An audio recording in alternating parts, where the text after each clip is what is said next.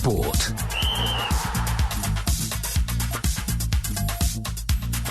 Good morning. Welcome along to Monday. It's the 15th of July, 5 o'clock on the dot. You'll be feeling it this morning. We're here to get through it all with you.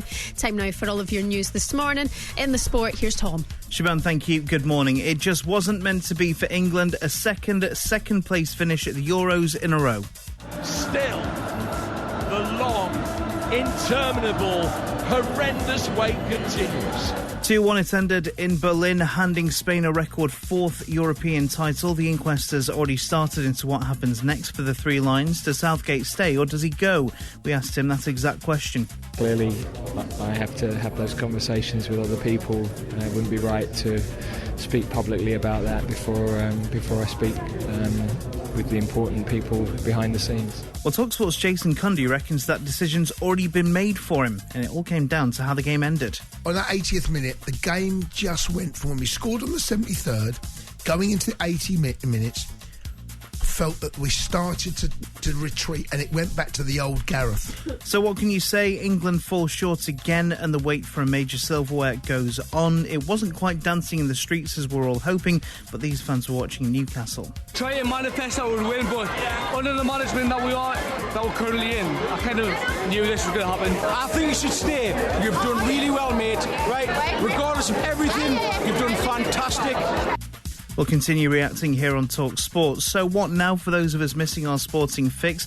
Well, we've only got 2 weeks until the Olympics start, which we'll bring you live here on TalkSport. And if you're wanting more football, the EFL season's back live with us in 4 weeks' time. TalkSport News. Well, heartbroken England players have been consoled by their families after their Euro 2024 final defeat. And in the US, Joe Biden's ordered a review of security at a campaign rally that saw an assassination attempt on Donald Trump thwarted. More with Emma at past. TalkSport weather with Quick Fit. Need new tyres? Get 10% off 2 or more Bridgestone Turanza All-Season 6 tyres and claim your free night away for 2. Book today at quickfit.com. Conditions apply. Showery rain moving northeastwards across England and Wales. There's a weather warning for rain covering the whole of Wales and much of the west. On 1089 and 1053 medium wave, on DAB, online and on your smart speaker. An early morning special delivery of sizzling sports news. Superb. Talk Sport. Early breakfast with Shabana Hearn. Morning, how are you today? Welcome along to the early Euros breakfast here on TalkSport. My name's Shaban, with you until 6 o'clock this morning, and then it's TalkSport breakfast with Jeff Stelling and Alan Pardew coming up for you here over the next hour with all the details. Good morning, Sam. You all right, mate? Yes, well, I'm just about all right, I think. Although it wasn't supposed to be like this, was it? Spain beat England in the final of Euro 2024, as we probably all know by now. And let's be honest, they were the best team in the tournament all along. But what now for England? We'll have the full post-mortem over their 2-1 defeat to Spain. Should Southgate stay on? Did Harry Kane have an injury? It did look suspiciously like it. And was the game there to be won at 1-1? We'll have all the reaction and take your calls. 03717 223344. Should this team be heading to the USA, Mexico and Canada in 2 years' time as the tournament favourites? And will they, with Gareth Southgate in charge? That's the big questions this morning. Sam, thank you very much. You were here last night, working late. Yes. The mood in the office is low today. The mood in a lot of offices will be low today. But yeah, I mean, ultimately, just what were your thoughts on the game? Well, I mean, I think England didn't really perform to their best at any point during the game, apart from that sort of 2 or 3 minute spell before they scored. They looked a bit brighter once Ollie Watkins came on. But then as soon as they scored, they regressed again. And you sort of think, you know, in the 2021 final of Euro 2020, as it was, that they scored and then they sort of sat back. And you thought the lessons would have been learnt. Well, they scored when they were, only levelling the game up. They weren't even taking the lead in this instance, and still decided to sit back. Brought Conor Gallagher on. They didn't sort of go for the jugular when Spain were there for the taking. Yeah. And in the end, they got what was coming to them. And you feel like they just never showed at any time during the game any kind of domination at all. You know, they didn't sort of really put it on Spain at any point. And in the end, the best team won, unfortunately. But it's really devastating because it did look like the game was there for the taking, all the way through. To be honest, I agree with you on that. Sam, thank you very much. Listen, it's all about you this morning. 03717 223344. You can have your say on how you're feeling about this whole situation with England, about Gareth Southgate. Please let us know your thoughts. 81089 if you would rather send a wee message. Looking at the back pages of the newspapers, well, it's front and back, as you would imagine today. Front page of The Sun is Prince William shaking hands with Harry Kane, and the headline there is "Next Time, Boys." Back page of The Sun: will the Spain never end? Harry, this is as painful as it could be. Pictures of Harry Kane, head in his hands. Looking at the back page of The Times this morning, one miracle too far, and showing that image of Southgate embracing with Declan Rice. England gave us unforgettable moments and fought to the very end, but now there are doubts over Southgate's future after a final that was one miracle too far. Back page of the Mirror this morning, the headline is "Dream is over. Express is going for Spain. Pile on the pain." And back page of the Daily Mail this morning, "Heartbroken. It's not coming home as England suffer another agonising Euros final defeat." And a picture there of Jude Bellingham, hands on his head, just the despair, the sadness on their faces. The Telegraph Sport going for a picture of Dani Almo celebrating and Jude Bellingham looking gutted next to him, and the headline simply being "The heart goes on," as England were beaten in the final of Euro 2024 by Spain. Cole Palmer, what a player by the way, his leveller swung the game back in England's favour, but they couldn't capitalise on the momentum. And then it was Oli Balazzo who scored late to give Spain their 4th European Championship. Their 4th.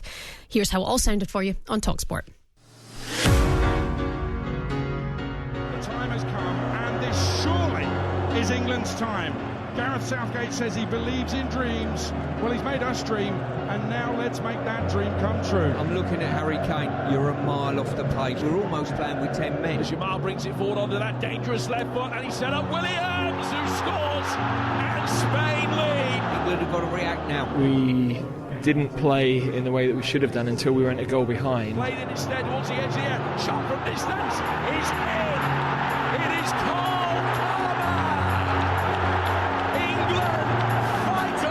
They'll find a way. I don't know how. They'll find a way. And then when we went to 1-1, that then was a similar situation. 4 minutes of normal time to go. It's 1-1. Spain working it back through the middle again. Oyarzabal with the layoff. Cucurella. Low ball in. Oyarzabal slides it in. An absolute killer of a goal. To lose a final is obviously devastating. It's happened again. It keeps on happening. When is this gonna end? I have to accept that we've come a little bit short tonight, and I think that outcome was fair. They were there for the taking, Spain. We were tearing them apart, and then we've gone and sat back. Still, the long, interminable, horrendous wait continues. We'll say a bittersweet goodbye tonight. You probably didn't want to have to hear that back this morning, and there'll be lots more of it today as the post-mortem for England it continues. And we have to speak about Gareth Southgate. Unfortunately, it's one of those days where there's been a lot of criticism of Gareth in the tournament over the last few years too. And it all comes down to what will happen, I think, today for Southgate after yesterday's performance. And after the game, he was low-key. He couldn't hide his disappointment, of course, and he spoke to TalkSport's Faker Others. Here you go. We didn't play in the way that we should have done until we went a goal behind. And then when we went to 1-1,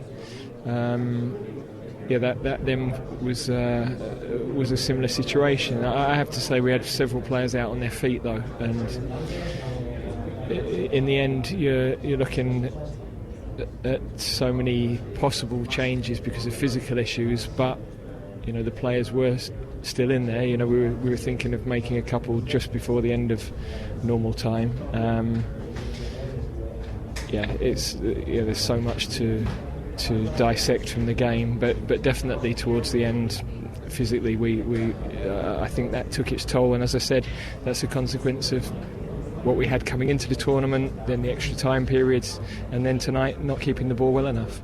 Although he suggested that he needs time to assess his future, Jamie and Jason suggested on the sports bar last night that the post-match interview represented the end for the England boss. This situation now is impossible for Gareth to stay on. It's impossible. You reckon? No, it's impossible. No, it's over. No, it's absolutely impossible for him to stay on. The FA now, he's got the contract till December. There's going to be there's some games coming up. I think in the Conference League or what's happening. There's games coming up end in November. Wow. Those games now, there needs to be a decision made.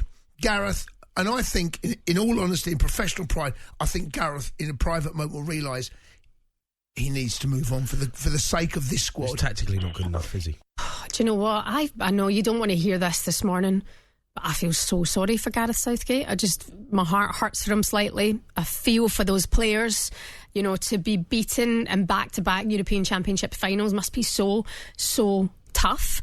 But you've got to hand it to Gareth Southgate in terms of the job he's done for England. You know, he has brought you some really happy times. 3 semis and 4 tournaments, 2 back-to-back finals in the Euros. The opportunity has been there to win silverware, and there was real belief from England fans going into this game yesterday. But also Gareth Southgate was never fully convincing. So I do agree with Jamie and Jason. I think this will unfortunately be the end of the road for Gareth Southgate in charge of England. You can let me know your thoughts on that, 03717 223344. And for any manager after a loss, how annoying is it that you have to go out and speak to us, that you have to come out and give these honest reactions and be level at the same time and not throw your toys out the pram or not be grumpy. And I think he just carries himself so well in all of his interviews that he does. But he's getting a bit of heat from his post-match interview with Faye last night. Thinking about making changes is something that he mentioned. Jude Bellingham cramping up. If you knew that about Jude, why was he still on the pitch? Spain deserving the win. Even hearing that is such a pain in the backside for fans. So this might be the end for him. He's done a brilliant job. He seems like a good guy. I do feel sorry for him, but I think England can be such a force with the right manager. You know, look at that Spanish manager. My goodness, look at him.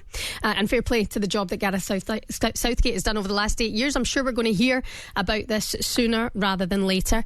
Would you like him to stay? Would you feel that it's time for him to go? 03717 223344. Faye also spoke to Harry Kane, who didn't deny that maybe he had been carrying a knock.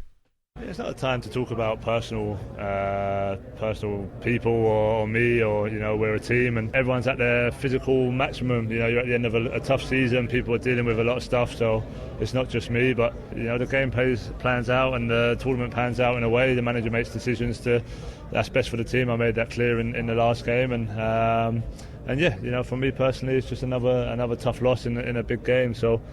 We're going to get as much rest as we can, probably a few weeks rest now, and then, you know, you have to dust off and go again and fight to get back here in the next World Cup. Not been himself this tournament, has he? Harry Kane. What has that been? Has he been carrying a knock? I mean, if he were to be injured, surely he wouldn't be there on the pitch. But it's not been happening for him. You wonder if it's the move. You wonder if it's something else involved there. Or, you know, watching the game with my husband last night, he was just very much so saying it's like his legs are gone. It's just like he's getting to that stage. Perhaps that's something to consider as well. But listen, looking forward, the future looks bright for England, and let's hope in 2026 they can turn a corner. Our live football host Adrian Durham, God love him, he launched into an impassioned, pained rant at full time last night. It's happened again. It keeps on happening. When is this going to end? When will it end? Or is it never ending for England? There's going to be some scrutiny, no question about it. There'll be some scrutiny about that in-game management from Gareth Southgate. And I think one of the telling things was he was going to bring Gallagher on, they score, and he keeps Gallagher on the bench. Why are you bringing on a bustling midfielder? Why don't you go and win the game? That will be the question. It may well get answered on the sports bar a little bit later on, when Jamie O'Hara and Jason Cundy will be taking your calls. But absolutely gutted up here. Absolutely devastated. I can't help but think we had it in our hands. When Watkins comes on, starts causing the problems. Cole Palmer comes on. They can't handle him. and he scores a beauty, and then we sit back again. I'd love to know if that was the management's instruction, but we sat back again. Wanted a 1-1, wanted extra time, wanted penalties.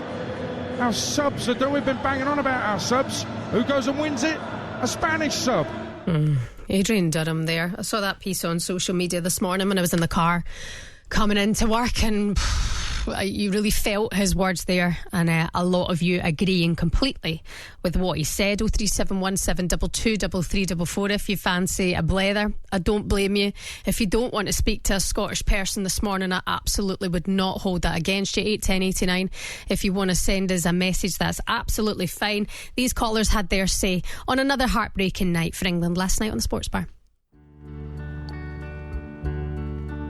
58 years. I feel the nation's pain right now. I'm just in pain. Again, since the hand of God Maradona, I've been waiting and waiting and waiting. Is it ever going to come home? Like, genuinely? And it's just pain, man. It's just pain. I've just got to talk about this manager. Southgate got the tactics wrong. That's what you should call it. Why is every other nation getting it together? We are not a one-star nation, and that sickens me. It really sickens me. Every time a tournament comes up, we're always the same. It's always like it's safe, and we do a little bit of attacking. You know, we do just enough to get through. But that safety, I believe that is just what's holding us back. In the final, we stood a chance of winning. But when it comes to it, he can't get us over the line. In big moments, we don't produce. We don't do it. Look at the teams are playing. If you can't beat them, there's something seriously wrong. It's Mickey Mouse. You look back to previous managers, they've had like Scodas and Fiats. He's had the creme de la creme. And they can't put like 5 passes together. Every position, we've got class. We've got class. He turns good players into bang average players. Everybody hurts.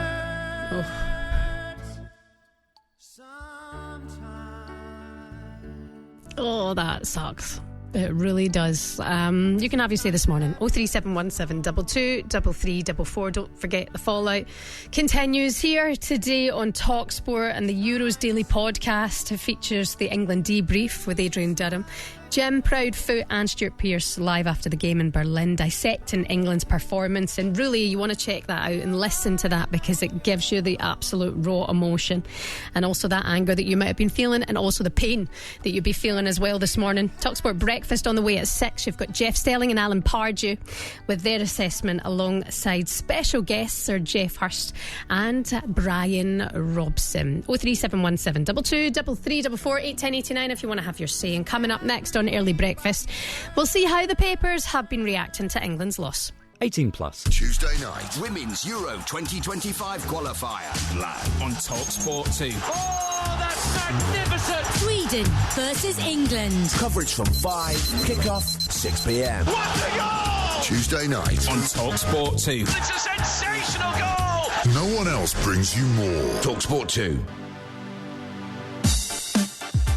Morning, you're listening to Early Breakfast here on TalkSport with Adrian Flux. Get a tailor-made quote for your commercial vehicle. Search Adrian Flux Insurance for the individual. My name's Shaban. Some of your headlines: Argentina have just won the Copa America following a 1-0 win over Colombia in extra time.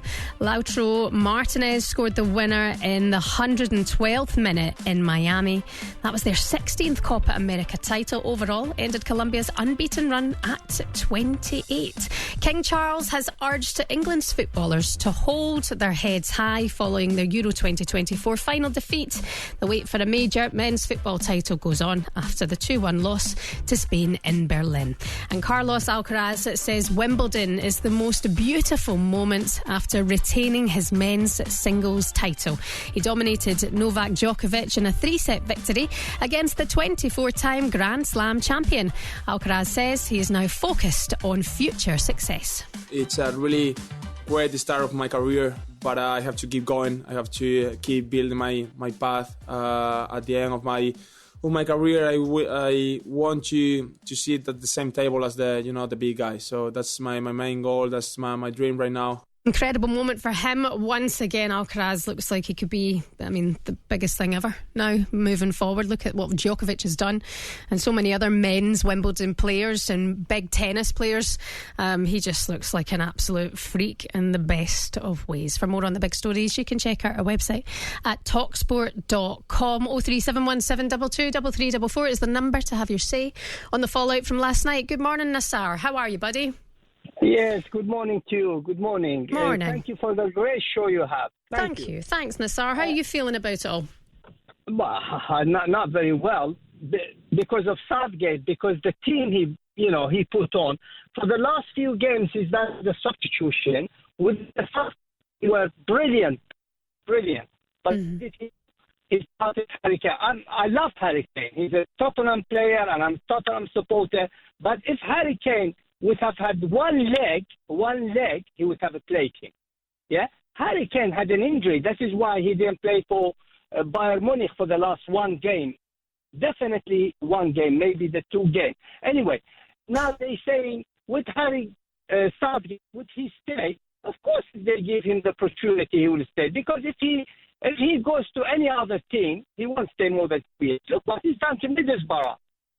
I don't know if any one of you remember, one of the supporters of Middlesbrough, he came in the front of the dugout, he tore up his season ticket and he throws it at them. Yeah. The first year he got them to 17th, I think, and the second year he got them relegated. Sorry, Nassar, do you want to keep him on? No? Are you Southgate out? I take it. That's what it says. No. We have got the best player with any other manager. Yeah, good manager, technician manager.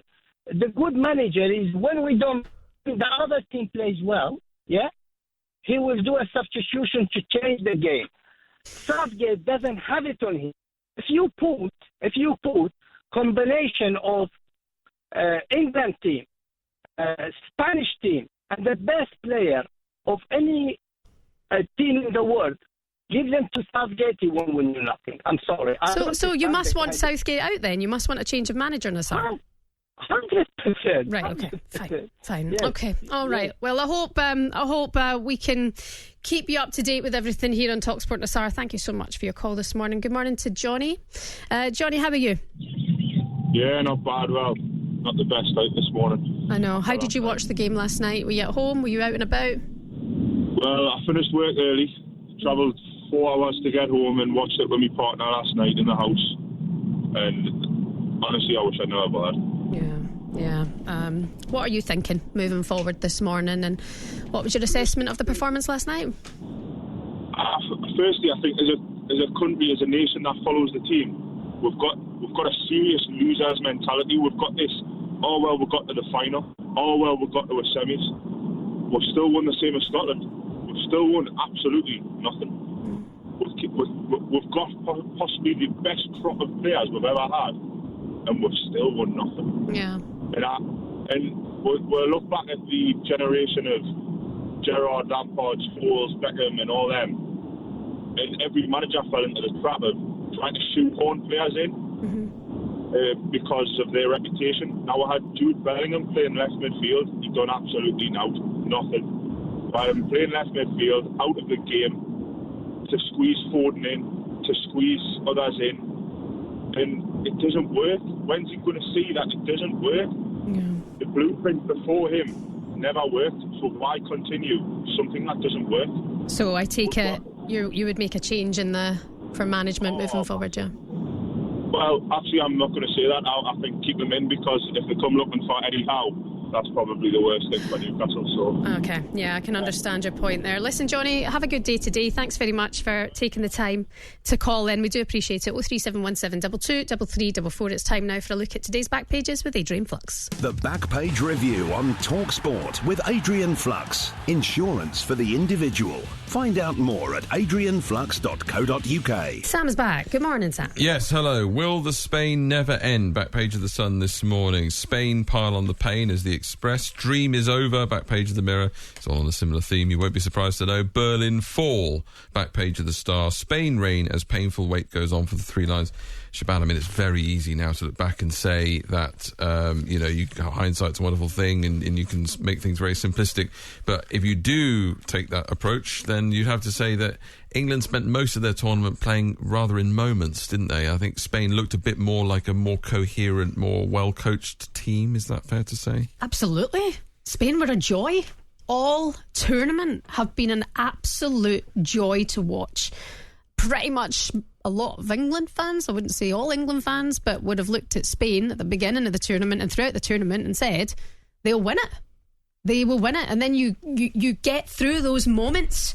You have those incredible moments in the tournament that get you to a final, and then you start to believe, because you go into a final and anything is possible. Anything can happen. And that's brilliant. That's what football needs to be throughout. You have to believe from the beginning. And I don't think there was belief in Southgate. I don't think there was belief, in the early stages of the tournament that England could win it. I think you've got the best crop of players to go and do it. I feel that it should have been their time. I really, really do feel that way. Such a good squad, good group of guys. But I was uninspired by Southgate. And that's not to come down on the guy. He seems like a great lad, great person, good team who respect him. But I think England now need a winner in the dugout. Simple. Yeah, it's going to be his decision, you think, isn't it? It's probably not going to be, because it seems like from the rumours and the reports we hear that the FA are going to want to keep him on whatever happens. But, I mean, the point I was trying to make at the top of the show, which I made a bit of a ham-fisted point, was that he was considering bringing on Conor Gallagher at 1-1 with the game going into extra time, and you think England had so much attacking talent. They brought Cole Palmer on, they brought Ollie Watkins on, all of a sudden things looked a bit sharper. Cole Palmer scored just after he came off the bench, and then Gareth Southgate's immediately thinking about reverting to type, going back to conservative again. And you think that doesn't really instill belief in those players, and it shows maybe, like you say, like the point you're making, that perhaps he doesn't have that winning mentality either, that sort of knows he's got the courage in his convictions to really take the game by the scruff of the neck and go for the jugular. It must be difficult. I mean, I could never begin to know what it's like to be in that situation, but when you have lost on penalties in the tournament before, and there's so much pressure on you from the nation to end 58 years of heart, to get the fans on side and bring everybody that happiness and really break that jinx against England, and it doesn't happen. Have the players risen to the occasion? There'll be a lot of people pointing fingers at Jude Bellingham today. Declan Rice is getting some fingers pointed at him, but yet those players, Declan Rice was just inches away with that header.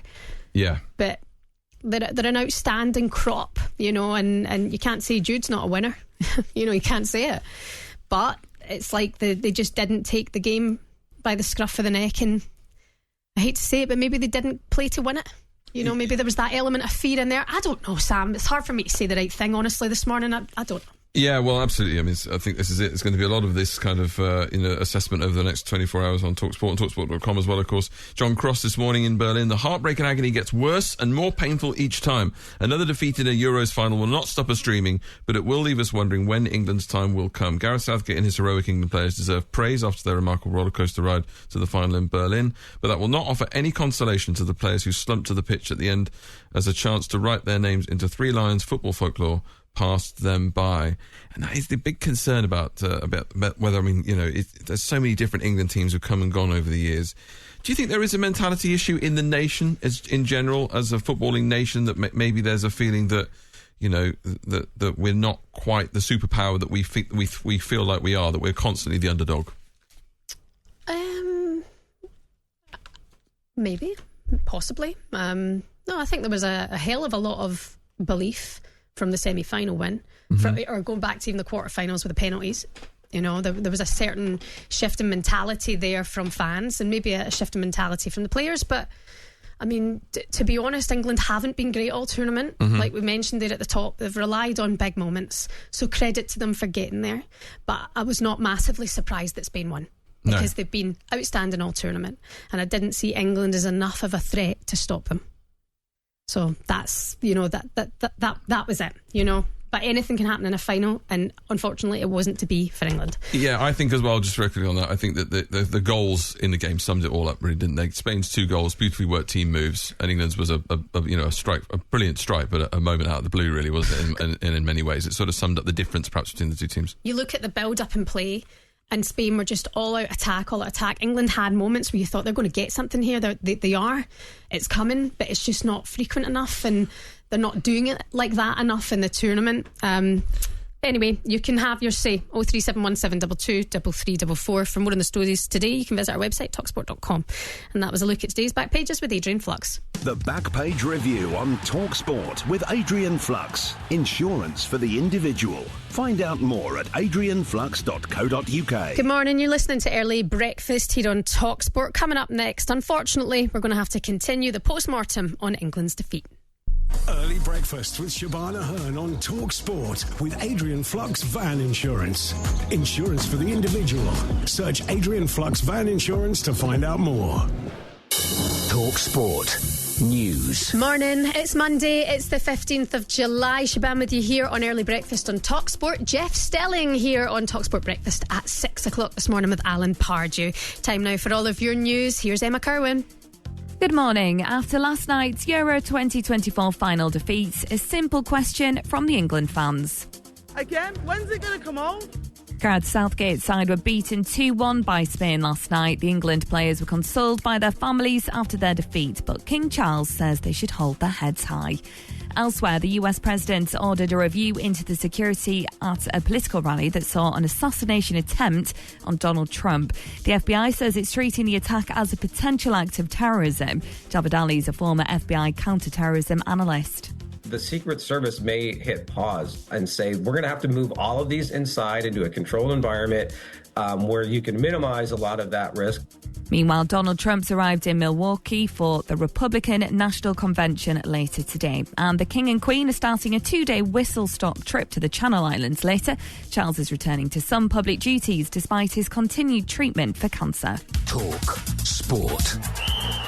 The inquest into last night has started as England failed to win another major tournament. The big question, does Gareth Southgate stay or does he go? Tom has more at 6. The summer transfer window is wide open. What a moment this could be. Get rapid reaction to all the transfer action. And would you believe it? TalkSport and TalkSport 2 have news of all the big name signings first. That was a moment of genuine quality. Get fast-paced feedback from our superior squad of footballing experts. Right the way up until the transfer window slams shut.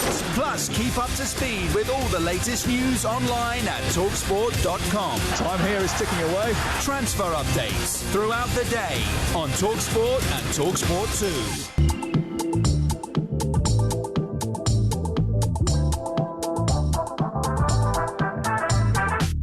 Morning, this is Early Breakfast here on TalkSport. My name's Shaban with some of your other headlines. Manchester United have completed the signing of Dutch striker Joshua Zirkzee from Bologna for around £36.5 million. The 23-year-old signed a 5-year contract at Old Trafford. On Saturday, Barbara Krejcikova became Wimbledon's newest women's champion. After a topsy-turvy final on centre court, she dominated the opening set to win 6-2 before opponent Jasmine Paolini levelled the contest. But the Czech held firm in the decider to add her 2021 French Open title to that. And England's 58-year wait for a major men's tournament trophy goes on after they were beaten 2-1 in the final of Euro 2024 by Spain. A late goal from Mikel Oyarzabal proved the decisive in Berlin. Prince William says it just wasn't meant to be, while Prime Minister Keir Starmer told Gareth Southgate's squad they made their country proud. 0371722 3344 is the number. A lot of you want to just have your say this morning and get it off your chest. Nigel, you're next up. How you doing, mate? Yeah, hi Shaban. Thank you. Yeah, could be better. Yeah. To be honest with you, I'm frustrated. But before I come on to that, I just want to say thank you to TalkSport for your shows and all the other shows. It's been brilliant listening right from 5 o'clock in the morning right through till midnight. That's really kind of you, Nigel. Thank you for saying that. That's a nice thing to say. Thank you for that. Right. Yeah, the reason I'm frustrated, Shaban, is because we keep doing the same thing again and again and again and expecting different results. Now, a previous caller has hinted at it. We have more than one striker in this country. So why do we act as if Harry Kane is the only striker we've got that can play for England and start the game?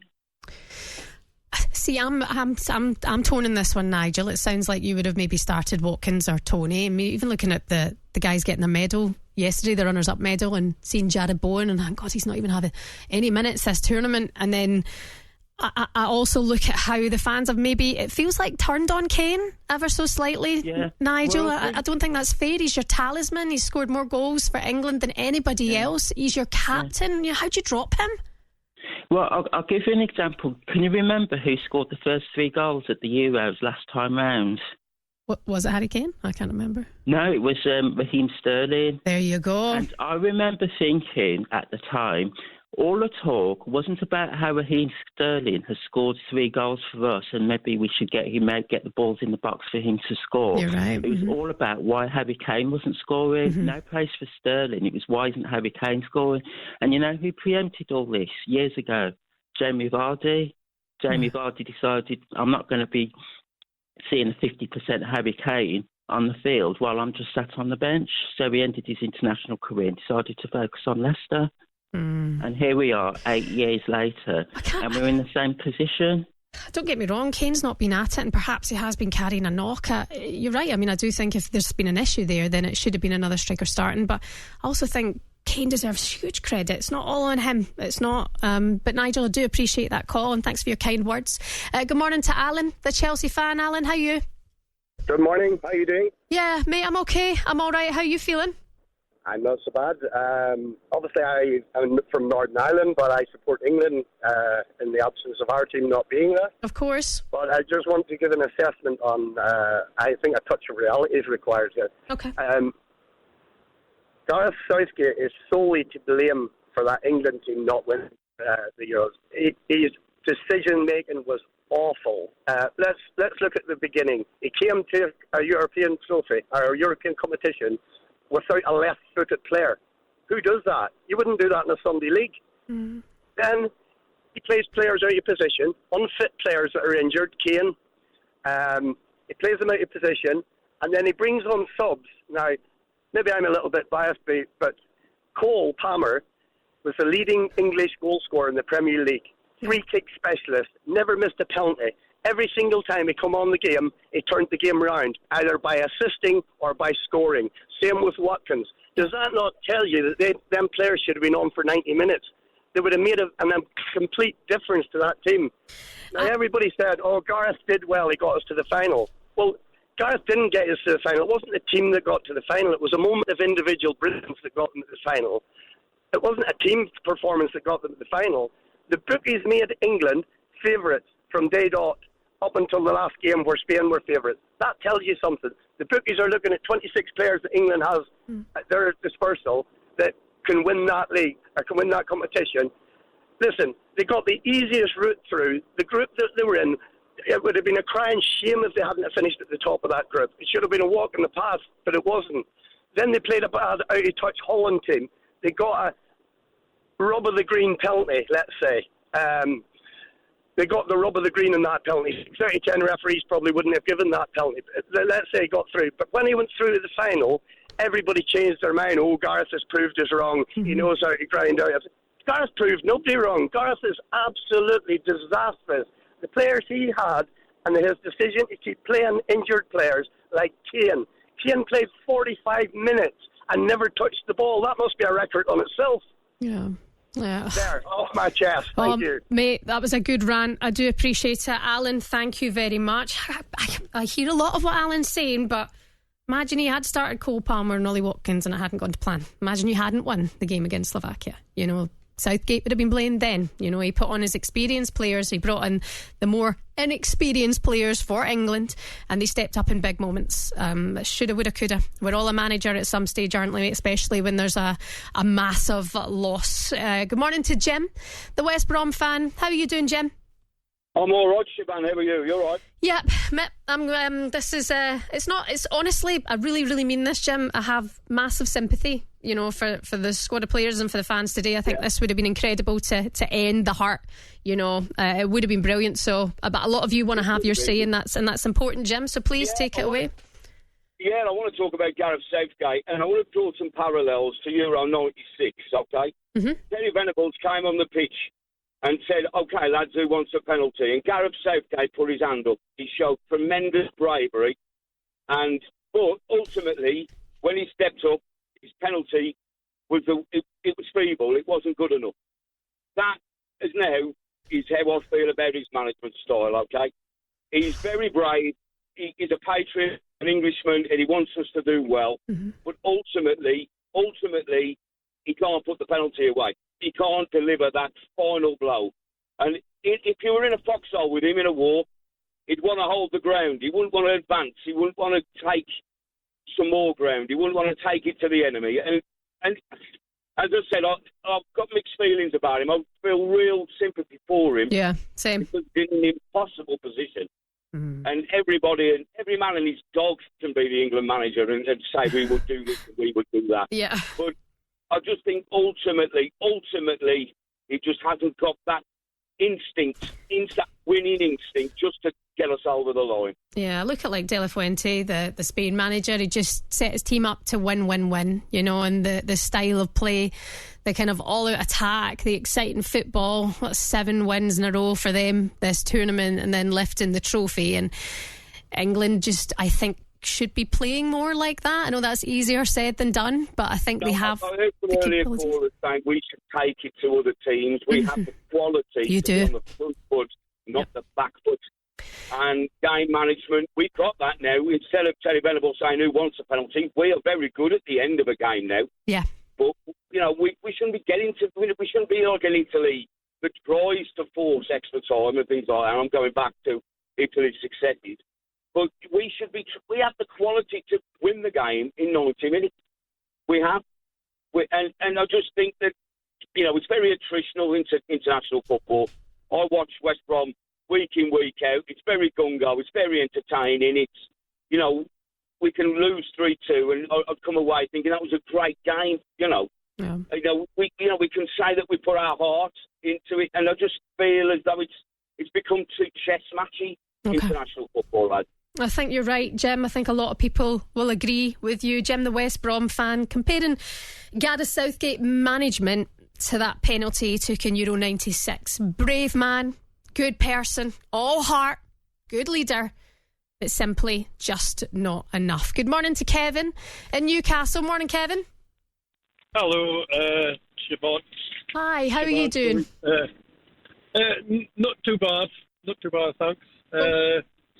Not a sympathiser with England, but sympathiser with Gareth Southgate, especially with the treatment that he's been getting from the fans on the run-up to the final. Yeah. No manager deserves that. English, Scottish, Irish, Welsh, doesn't matter which nationality you are. Mm-hmm. But, you know, the treatment that he got from the fans with the way that England played. I didn't watch much of it, but still, there's no excuse for it. Yeah. Also, the Jude Bellingham interview, the excuse of being tired, playing a lot of games. That's not an excuse. Yeah, you got beat by a better team at the end of the day, but you didn't play that well throughout the tournament, I felt.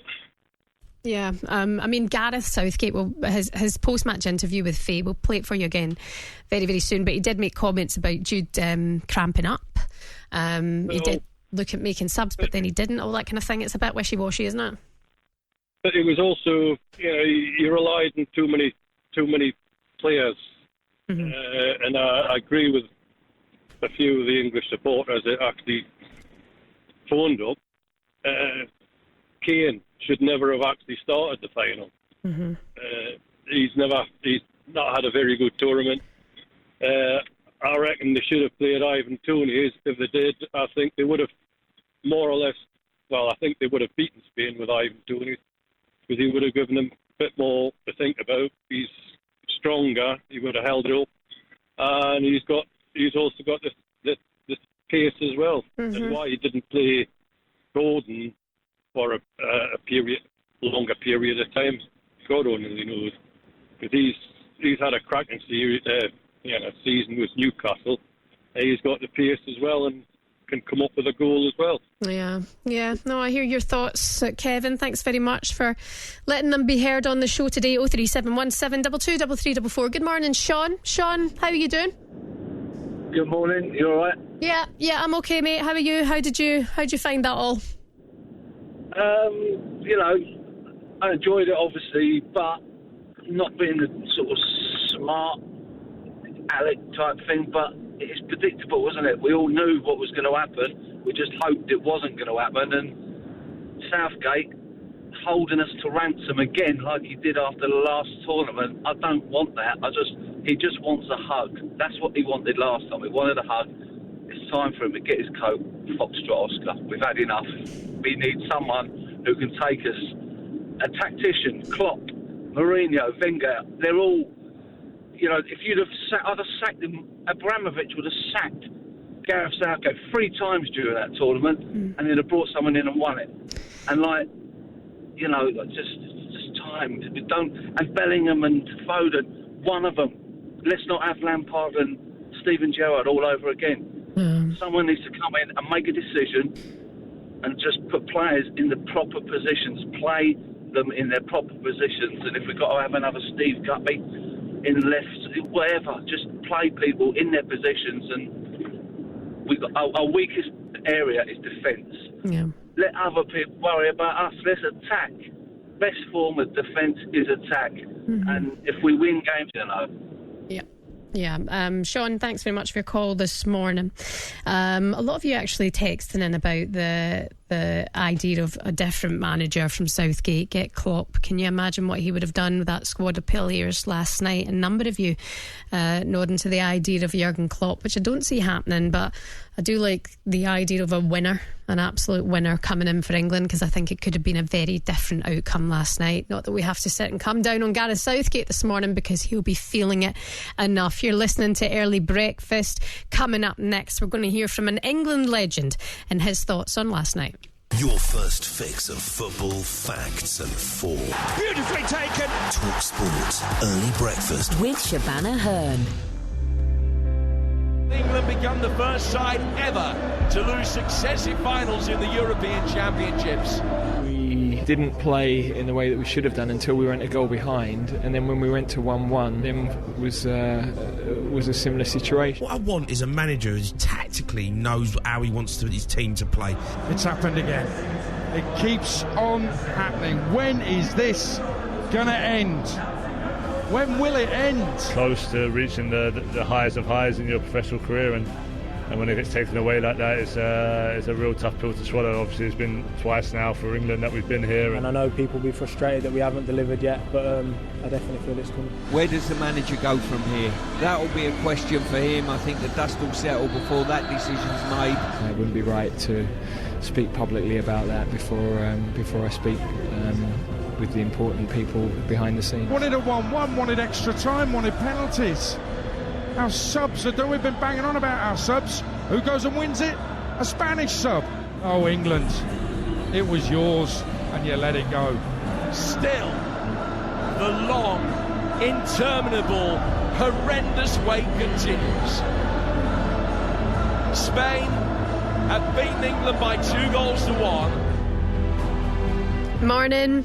This is Early Breakfast here on TalkSport. Jeff Stelling and Alan Pardew with you on TalkSport at 6 o'clock. My name's Shaban. It didn't come home.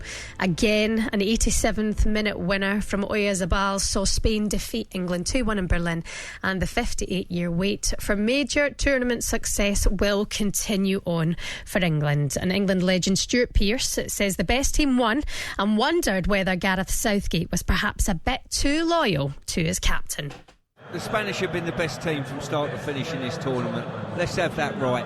And they've probably had about six players at least in their team that will be in the team of the tournament, or should have.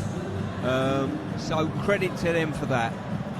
In this game, I think the loyalty that the manager's given to his captain has not paid off. I've got to say, Harry's been a magnificent player for us, but this weren't his tournament, and probably this definitely wasn't his game. You know, we lacked any drive until sort of we made that change.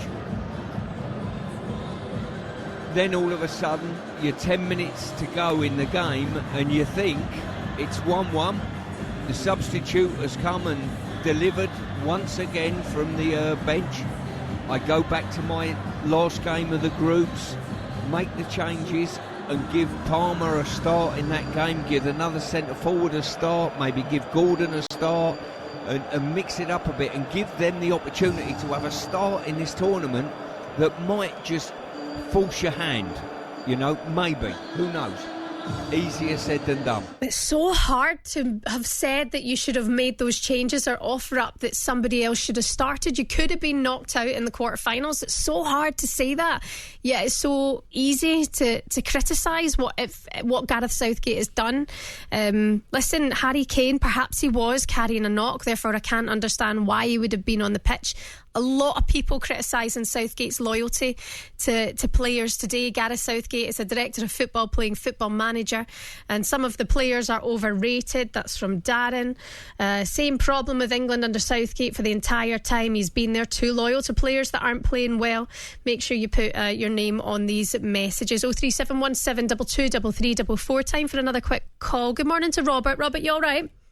Yeah, I'm all right, Siobhan. Good morning. Good morning. Thanks very much for taking the time to call up. What do you want to say? Are you Southgate in? No, I'm Cameroonian. Okay, sorry. Please continue with what you'd like to say. Sorry, Robert. Absolutely. What I was trying to say is about Gareth Southgate. If you look at his record as England manager, England has never had any game played without stress. I would say 3/4 of the matches that England has won, it's been stressful for the fans, stressful for the nation. He's never won any game convincingly. Okay. It's always through personal efforts from the good players that they have, and it's not about tactics. He's tactically inept. The second thing I wanted to say is about the manager, the next manager for England, because he's going to go. From the previous show, I heard them saying that there's nobody to look for as a manager for England. There's so many people. You have Sean Dyche, you have Sam Allardyce. These are people who have put their wits in the Premier League against serious managers like Arsene Wenger, all the top managers. They put their wits playing on using lower-rated teams, and they've done so well. You even have Graham Potter, who is a master's degree holder, who is out of job, and he's a smart thinking manager. Yeah. Who is out of job. So there's so many managers in England who would have done better than Gareth Southgate, who are forward thinking. Gareth Southgate is too conservative. Yeah. I mean, the thing is, Robert, it's one of those things, he doesn't put himself there. You know, he's been given that job. The FA have been loyal to Gareth Southgate. Absolutely. He's done brilliant in terms of, 3 semi-finals in the 8 years that he's been there. I mean, that's incredible. And then back to back. He should have gone ages ago. Listen to the previous callers. He should have gone ages ago. But he must believe if he can get to 2 finals that he can win it. He must believe in that. And considering he hasn't won for England, he must want to be that guy to change it. And I don't think it's going to continue from here. Don't get me wrong, Robert. I agree with you completely on that. Listen, your calls will be coming in all day today. I would say that you've been listening to Early Euros Breakfast with Adrian Flux, insurance for the individual. Find out more at adrianflux.co.uk. And TalkSport Breakfast on the way next with Jeff Stelling and Alan Pardew. On 1089 and 1053 medium wave, on your mobile and on your smart speaker. TalkSport. TalkSport Sports Update with Trusted Trader. Got what it takes to be a Trusted Trader professional. Apply to join the team and really build your business. Talk Sport. With the 6 o'clock headlines, I'm Tom Clayton. Good morning. There was no dancing in the streets or partying into the night. England fell short in another major tournament, meaning their hunt for major men's silverware goes on for at least another 2 years. Gareth Southgate spoke to TalkSport after the game. To lose a final is, it's obviously devastating. So, but I have to say, I thought Spain were the best team in the tournament, and I thought they deserved to win tonight. Well, ultimately, it wasn't good enough, according to TalkSport Supremo Adrian Durham. So I'm fuming inside about this, raging about it. It was there for the taking. So the big question remains this morning, does Southgate stay on as manager or does he step aside? Jude Bellingham gave us his thoughts. It's down to the manager and what the FA decide, you know. I've got nothing but respect for Gareth, giving me my debut in the squad, made me feel very at home. So that's it for the time being with our live football coverage. Don't worry, we'll soften the blow with the Olympics live on TalkSport starting in 2 weeks' time. If you're really struggling, be safe in the knowledge that we return with the EFL coverage in just 4 weeks. Now, away from the Euros, Argentina have claimed a second consecutive Copa America title. They beat Colombia 1-0 after extra time in Miami. And rounding off a perfect day for Spain yesterday, Carlos Alcaraz claimed his second consecutive Wimbledon crown. He beat Novak Djokovic in straight sets. There's more at TalkSport.com. TalkSport News. The King has led the praise for England's footballers despite their defeat last night, and Donald Trump says he's rewritten his speech for the Republican National Convention today with a focus on unity. More with Emma at past.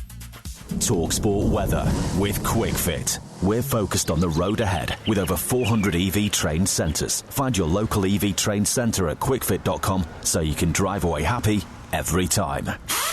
Showery rain moving northeastwards across England and Wales. There's a weather warning for rain covering the whole of Wales and much of the west. My granny visits Specsavers. No, Jeds. No, my daughter doesn't go to Specsavers. You're having a laugh. My sister goes to Specsavers. Specsavers? For my mum, it's out of the question. Dad? Oh, he hasn't been to Specsavers in years. If your loved ones can't make it into a Specsavers store, it's easy to arrange home visits. Our opticians are caring and highly trained. To find out if your loved ones are eligible, visit our website. The all-new TalkSport Superstar Breakfast. Here we go. Deep mind stories, hard-driven debate, and an incomparable confederation of world-class sports broadcast legends. TalkSport Superstar Breakfast. Here we go. Supersize your morning. The Superstar Breakfast with Jeff Stelling on TalkSport. Here we go. So a team with a schoolboy, a Chelsea reject at centre-forward, an old pro playing in Saudi at centre-half, a left-back who starts barely 50% of Chelsea's games and who lost the best player in the tournament at half-time, were still too good for England. Forget the Sir, it's still Gareth. Stand down the statue sculptor.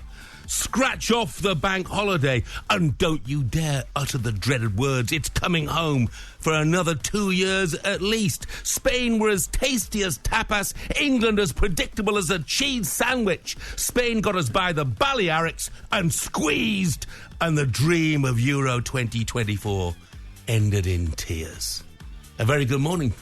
This is TalkSport Euro Breakfast with Alan Clark. Get the UK's best used car deals guaranteed. I'm Jeff Stelling alongside me for the next 4 hours. Former Newcastle, West Ham and Crystal Palace boss, Alan Pardew. Morning, Al. Morning, Jeff. Great start, mate. I'm just wondering what we should talk about today. Yeah, no, there's not much to cover, is there? Certainly some therapy needed, that's for sure. Yeah. I mean, look, we'll get into the gist of it all in a moment or two. Did we just run out of luck in the tournament? Oh, I don't know about running out of luck. I actually thought at half-time when Rodri didn't come out, oh, here we go again. Nice little bit slice of luck for Gareth and the boys. But it wasn't to be, and it never looked like it was to be. I think you said, and I said, right, just a little while ago off air that when the winning goal went in, you kind of, it wasn't like a massive blow. It was almost coming, wasn't it? It was almost, you knew it was like it's deserved. They were the better team, and it was awful really in terms of the feeling at the end. But the better team won by some distance. And you're absolutely right. Best team in the tournament. Look, they beat Italy, they beat Germany, they beat France. Yep. They beat England. They beat Croatia too. They beat Croatia, yeah. So, won every game. And they did it with style and flair and panache. Getting to the final and losing, Al, serious question for 5 minutes past 6. Getting to the final and losing, do we regard that as failure? Well, Well, I think if you look at our route, I think there's a sort of question mark about how we actually got to the final, because it all sort of fell our way. I mean, the one thing I would say about I'm not swerving the question, but Spain played the same way in every game, because I see it the live, 3 of them. So they played the same system. There was no magic dust. We knew what was coming up against us, and actually we just couldn't cope with it. And a lot of the teams couldn't cope with it. Maybe Germany was the only team that kind of took them to the wire and perhaps could have got something out of it. For us, I thought we were very, very fortunate to get to the final. Very fortunate. The Bellingham goal that got us out of a big, big situation was massive for us, and then obviously we got the late goals again. So I think for Gareth, this tournament, he had to change system. We didn't play the same way. He changed back for it again for the final. It just goes to show you that we wasn't quite nailed down, in my opinion, tactically as a team. Was changing the system again for the final, was that a mistake? Well, I don't know if that was a mistake, because Stuart Pearce and myself probably had the same view on that. I know, because we did the pre-show on Saturday, and because of the two naturally gifted great wingers that they had, if you went to a back 3 against them and give them any kind of room down the channels, I think you would have been in trouble. So I think that tactical point was right to go back to a back 4. Declan Rice sitting so deep, though, caused us all sorts of trouble again in terms that we couldn't get on top of their midfield. They had too much time, dictated the game for far too long. Okay. Yeah. Lots to talk about then. We'd like to hear your view. 81089 if you want to text us. I can guarantee I'll read out every single one that I possibly can in the next 4 hours after heartbreak once again for England. The time has come, and this surely is England's time. Gareth Southgate says he believes in dreams. Well, he's made us dream, and now let's make that dream come true. I'm looking at Harry Kane. You're a mile off the pace. We're almost playing with 10 men. Jamal brings it forward onto that dangerous left foot, and he set up Williams, who scores, and Spain lead. England have got to react now. We didn't play in the way that we should have done until we went a goal behind. Played in instead towards the edge here. Shot from distance is in. It is Cole Palmer. England fight on. They'll find a way. I don't know how. They'll find a way. And then when we went to 1-1, that then was a similar situation. 4 minutes of normal time to go. It's 1-1. Spain working it back through the middle again. Oyarzabal with the layoff. Cucurella. Low ball in. Oyarzabal slides it in. An absolute killer of a goal. To lose a final is obviously devastating. It's happened again. It keeps on happening. When is this going to end? I have to accept that we've come a little bit short tonight, and I think that the outcome was fair. They were there for the taking, Spain. We were tearing them apart, and then we've gone and sat back. Still, the long, interminable, horrendous wait continues. We'll say a bittersweet goodbye tonight.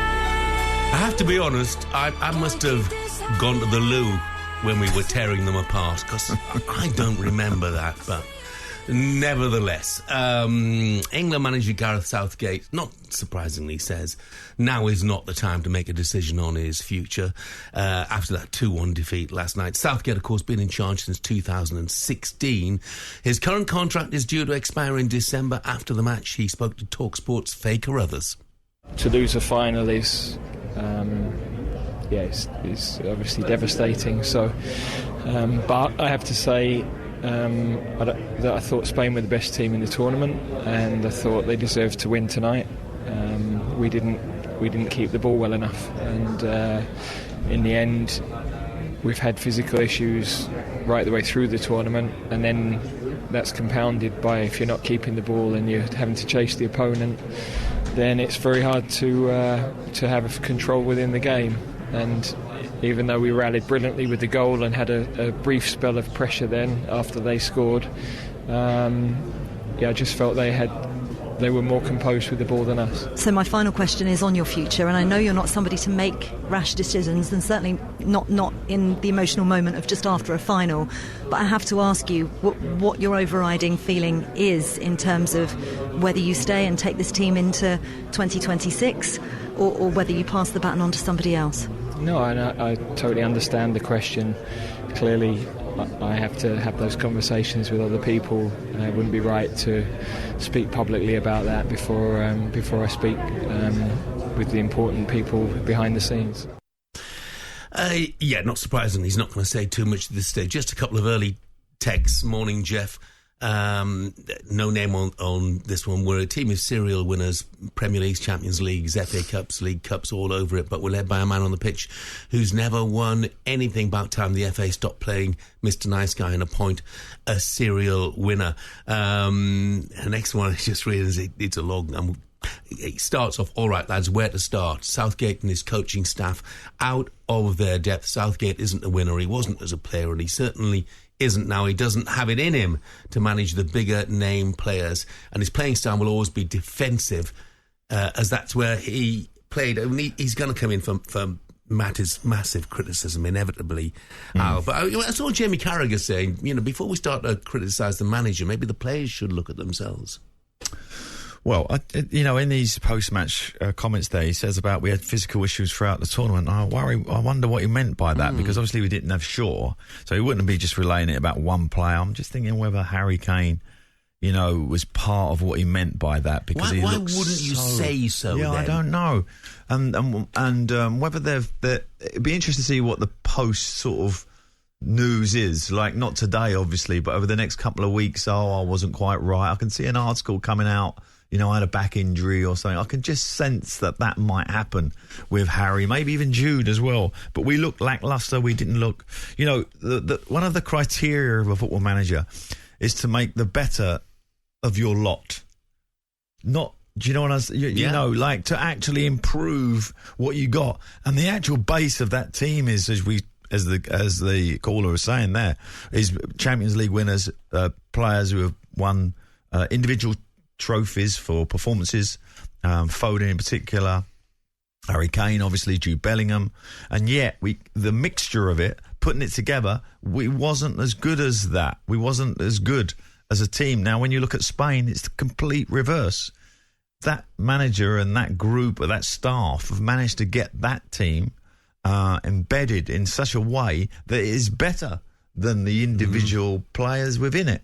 And I think that is the damning thing about last night's performance, because I can accept defeat as an Englishman, and we've got used to it over the years. Jeff, we're both the same, similar age. We've been through these tournaments before. We've been let down, but the performance last night was really, really kind of not at the level I was expecting. I was expecting a much better performance from us, a much better share of attacking intent, but it just didn't happen. A lot of you want to have you say, and needless to say, a lot of Scottish and Welsh opinions on this. Really? And they're up early, aren't they? Malcolm is a regular contributor. Malcolm will have had his alarm set so that he could text in at 11 minutes past 6, which is what he did. He said, "Not so cocky now, are you, Jeff?" Well, I'm still pretty cocky, actually, Malcolm. Do you remember me agreeing with Southgate on being honest in speaking about expectations? I said it was because of your arrogance. I don't think he means me specifically. No, that other nations hate England so much. What a brilliant result last night. So back into your box, England, the gift that keeps on giving, says Malcolm, the Celtic and Scotland fan. Coming up, we'll continue to, and I apologise as Scottish fans, but can't help but give a little dig back. England fans, let's hear from you this morning. What did you make of England's performance last night? Is it time now to move on from Gareth Southgate? Give us a call. 03717 22 344. Text us 81089. Coming up, we'll continue to dissect another disappointing night to be an England fan. That's next.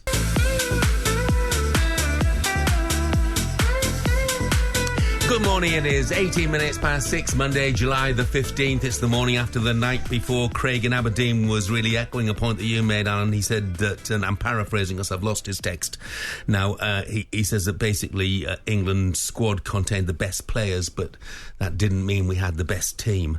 Another one here, individual moments have bailed Gareth Southgate out of this tournament. Now his luck's run out.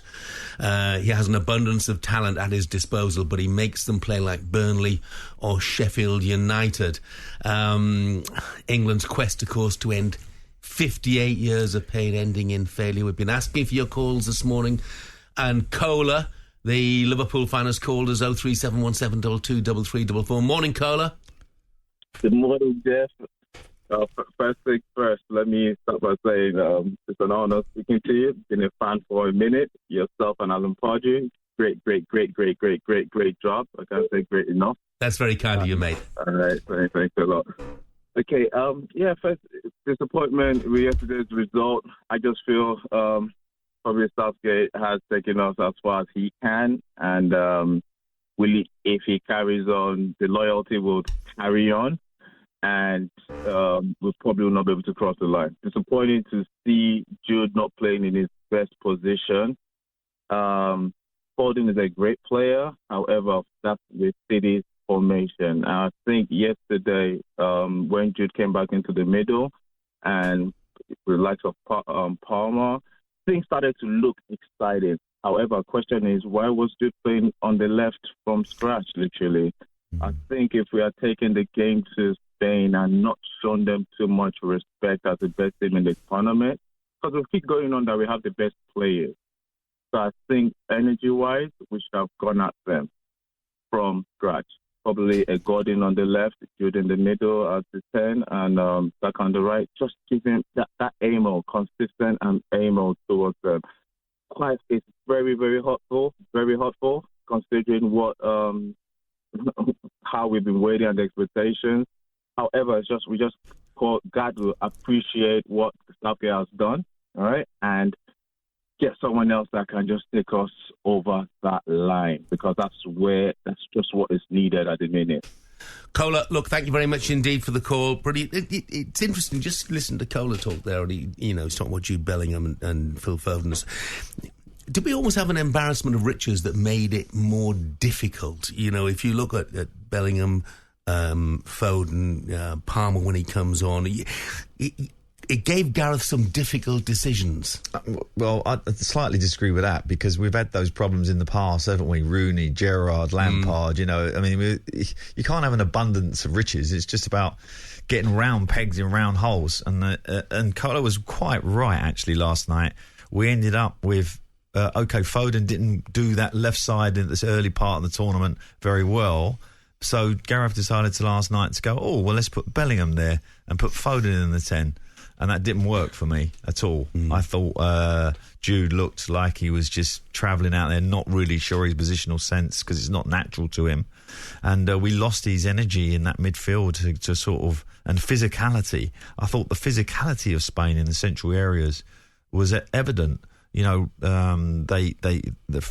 Ruiz was, for me, one of the stars of the tournament.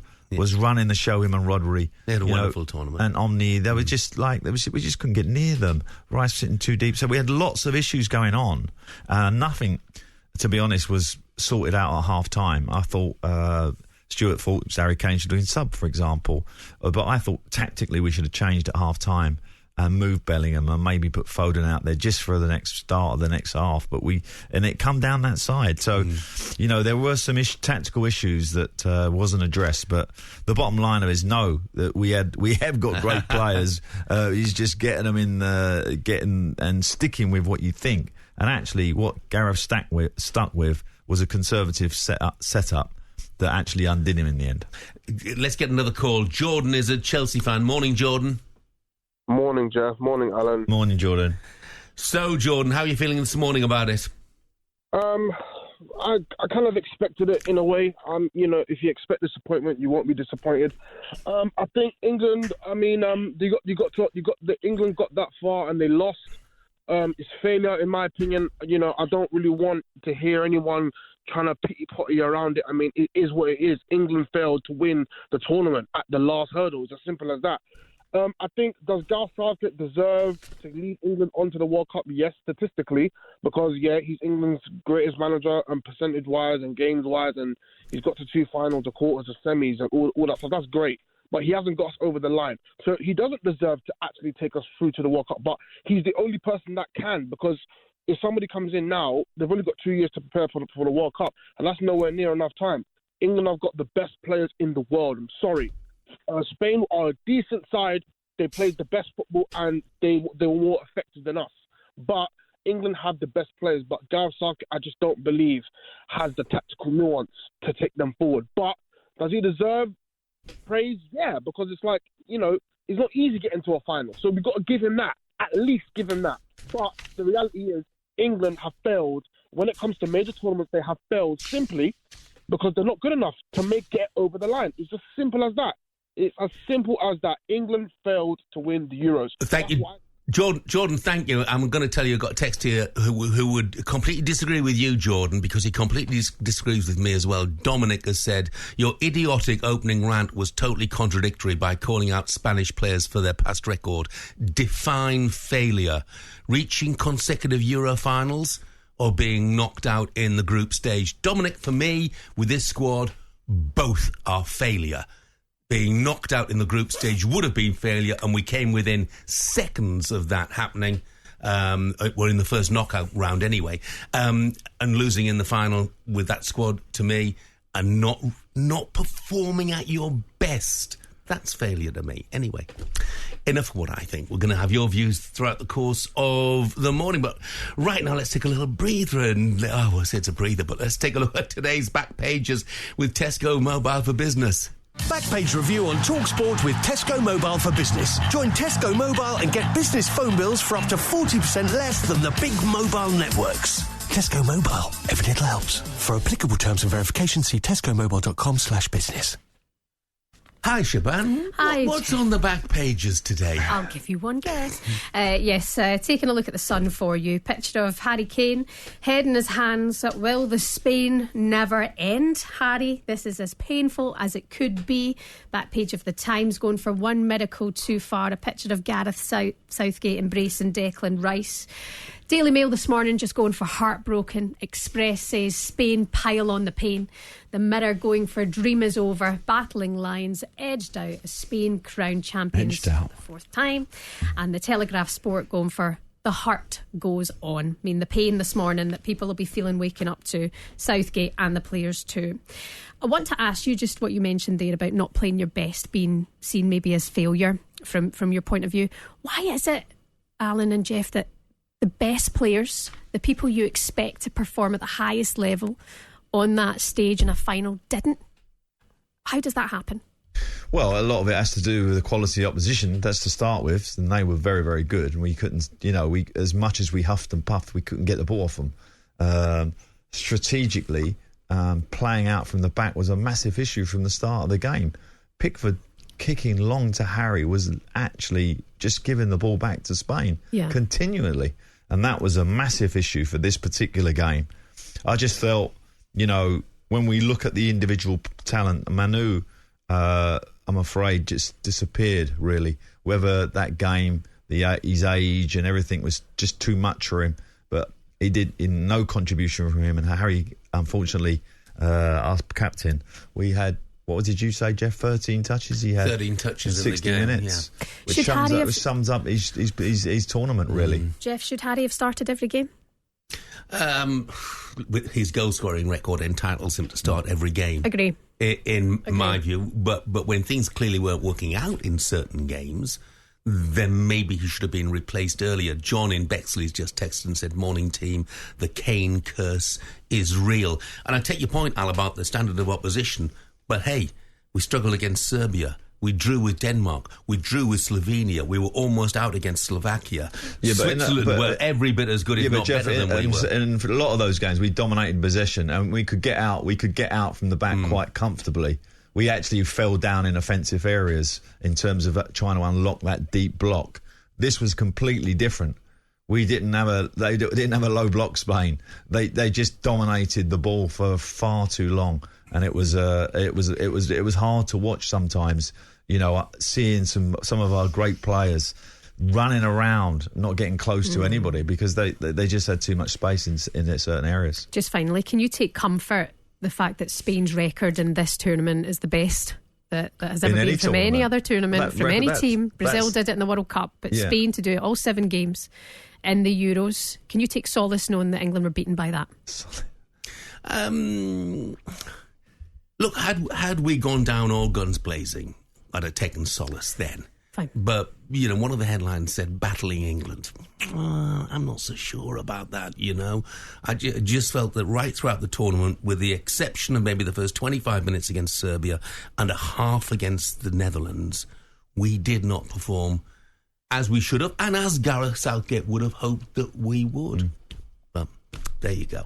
Our aspirations for this team, let's be honest, in terms of performance levels, have not been met. There's no doubt about that. In terms of results and getting to the final, you would say, okay, well, that's been met. But the actual performance and, you know, and taking pride, you know, when you're a supporter of your local club, whether it be Dulwich Hamlet or Manchester City, you enjoy the style that you win in. And if it might be Luton, it might be Sheffield United, it might be that direct style. It doesn't matter, but you enjoy that style. You couldn't enjoy this style that we played. It was hard watch. We have got one very happy listener this morning. Liam. Is it my dad? No, it's Liam. He's as happy as your dad. The very, very happy Wales fan. He said, keep the doom and gloom coming, Jeff. This is the best radio I've ever heard. Liam, you're out of order. Thanks. Thanks, Shaban. That was a look at today's back pages with Tesco Mobile for Business. Backpage review on TalkSport with Tesco Mobile for Business. Join Tesco Mobile and get business phone bills for up to 40% less than the big mobile networks. Tesco Mobile. Every little helps. For applicable terms and verification, see tescomobile.com/business. Coming up, we'll cross to Berlin to get reaction from Germany, and we'll also celebrate the brilliance of the Spanish. Just for a moment. Good morning, 6:33. Jill says, Jeff, I loved and agreed with every word of your opening rant. We have the players, the strategy, but an unfit captain and a conservative manager. So disappointed. And Jimmy says, I think Alan Shearer could be the next England manager. Probably won't happen, but I think he would be brilliant. The guessing game is well underway. Let's get some headlines with Emma Kerwin. Morning, Emma. TalkSport News. Good morning. The King has told England's footballers to hold their heads up high after their defeat in last night's Euro 2024 final. These fans were watching. To be honest, I thought Spain were the better team on the day. We've got world-class players, we need to use them, and we're just not doing it. They've done us proud once again. Prince William was in Berlin for the final and says it just wasn't meant to be, while Prime Minister Keir Starmer's told Gareth Southgate's squad they've made their country proud. Elsewhere, there are calls for unity in the US. President Joe Biden has addressed Americans after an assassination attempt on Donald Trump at the weekend. A former president was shot, an American citizen killed. We cannot, we must not go down this road in America.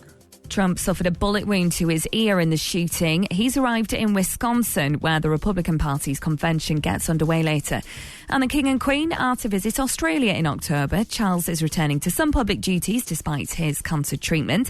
Today, the royal couple are heading to the Channel Islands for 2 days. Talk Sport. A morning of frustration and disappointment after England's defeat in Berlin. The big question today, does Gareth Southgate stay on or extend his time to the next World Cup? Tom has more at 7. It was the unexpected tournament of dreams. From hope came expectation. From expectation came belief.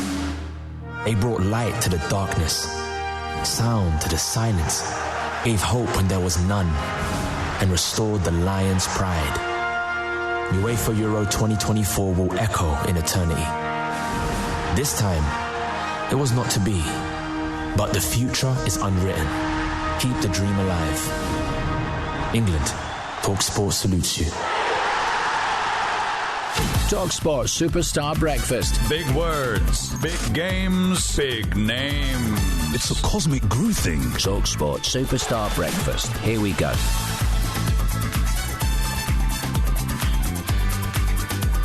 Good morning, 6:35. This is TalkSport Breakfast with the Arnold Clark app. Everything for your car all in one place. Download today. I'm Jeff Stelling. Alan Pardew is alongside me, and Pompey Frog says, I said it before the tournament, Southgate out, clueless, too predictable, boring, safe gate. And Anthony, good morning to you, Anthony. He's a big fan. He says, Jeff, what an idiotic opening. You are so outdated. There's a good reason television let you go. You'd be better suited to Radio 4. Radio 4? Now there's a thought, isn't it? Anthony, what an idiotic comment. Here at TalkSport, we're still right across the racing, so it's time for our tip of the day with former jockey Lizzie Kelly. Morning, Lizzie. Good morning. Hopefully you're not feeling too worse. Where the tip of the day is Culligran in the 450 at Newton Abbot. Good luck. Thanks very much indeed, Lizzie. Don't forget the TalkSport Tour is your home of racing with live commentary from up and down the country every single week. Back to the football now then at TalkSport. Caught up with some England fans out in Berlin after yet another Euro final defeat. He's done great for England, 2 finals, a semi-final, but I think it's time to go. I feel he's been unlucky. The better team probably won over the whole tournament, and we got lucky to get here, but we didn't take it. I think there's lots of reasons for to be optimistic and to have hope, and I feel like USA will come around real quick, and I think we've got this, we're building something here, and I feel like I'm positive. Didn't make substitutions quick enough. Kane, in hindsight, maybe shouldn't have started. Didn't look fit enough, but Spain ultimately deserved it. There's always going to be optimism. We have a great young team. We've got to take them forward. They've learned a lot in the last few tournaments, and we just carry on. We're England. We'll go again. We'll be there in 2 years, and we'll have the hope and the desire again. Listen, Gareth, 2 finals, 1 semi-final. Go and beat Sir Alf Ramsey's record. Go and take us to a World Cup final in America, and go and win it. Yeah, not meant to be for England as the Spanish triumphed in Berlin.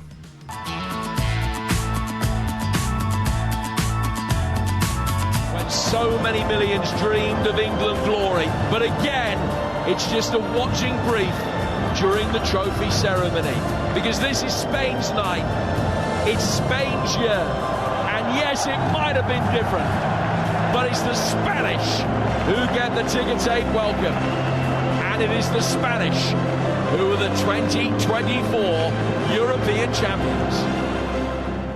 It's a wonderful triumph for Spain, and my word, they did it the hard way. They beat so many big sides. They beat Italy, they beat Germany, they beat France, and of course they beat England. Joining us now to give us a different perspective on that final, Spanish football expert Alvaro Romeo. Good morning to you, Alvaro. Hello, good morning, Jeff. How are you? Yeah, very good, but probably not as good as you. What were the celebrations in Spain like? Well, very big celebrations, because nobody expected this. I think that this is the most important thing about this win, that a month ago no one ever expected that Spain was going to win it. Everyone thought that France or England had better squad, therefore they were favourites over Spain, and we got it. And I think that the ecstasy of Spanish society is really, really big today, because, as I said before, this is something that came totally out of the blue. Was it fair to say that before the tournament, Alvaro, Luis de la Fuente wasn't necessarily popular with everyone? Yeah, well, he wasn't maybe famous, but I wouldn't say that he was, for example, unpopular. I think that he had his little reputation, who carved winning trophies with under-21 and under-19 sides, but he wasn't a big name. I agree with that. For example, he wasn't anyone like Luis Enrique in World Cup 2022.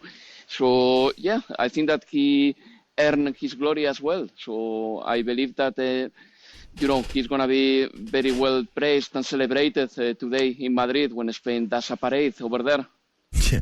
Alfredo, just a quick question on some of the individuals, right? Because, going into that tournament, what has been the biggest surprise for you in terms of the Spanish squad? Because Nico Williams, for English fans, wouldn't have seen a lot of him. Obviously, Yamal, we knew a little bit about with Barcelona. Olmo, Leipzig, number 10, who has been absolutely brilliant. Fabian Ruiz. I can name more or less the whole team. But for you, who's been the big surprise? Who's been the big surprise for Spanish media in terms of the squad? Look, great question. I think that Cucurella is one of the standout players, because I've seen him at Chelsea and he didn't offer this level. But maybe I am going to plump for Aymeric Laporte, because he came from Saudi Arabia. We were unsure about his fitness, and on top of that, before the tournament, he picked a niggling injury. And despite all that, he has competed very well throughout. So I think that Aymeric Laporte has been the man. Okay.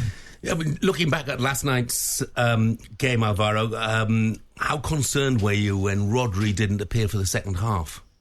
Very, because I know that Zubimendi is a very good footballer, but his performances with Spain had been a little bit shaky, and he didn't have a lot of experience anyway at international level.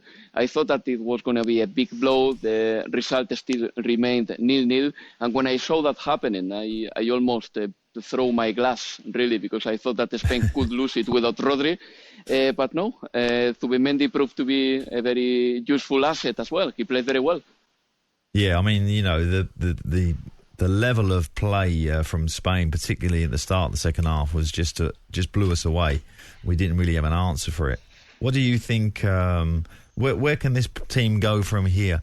I mean, in terms of the World Cup, they're obviously going to go in there now as one of the favourites, and all these young players. You're going to hope we're going to improve. So, I mean, it is looking great for Spanish football right now.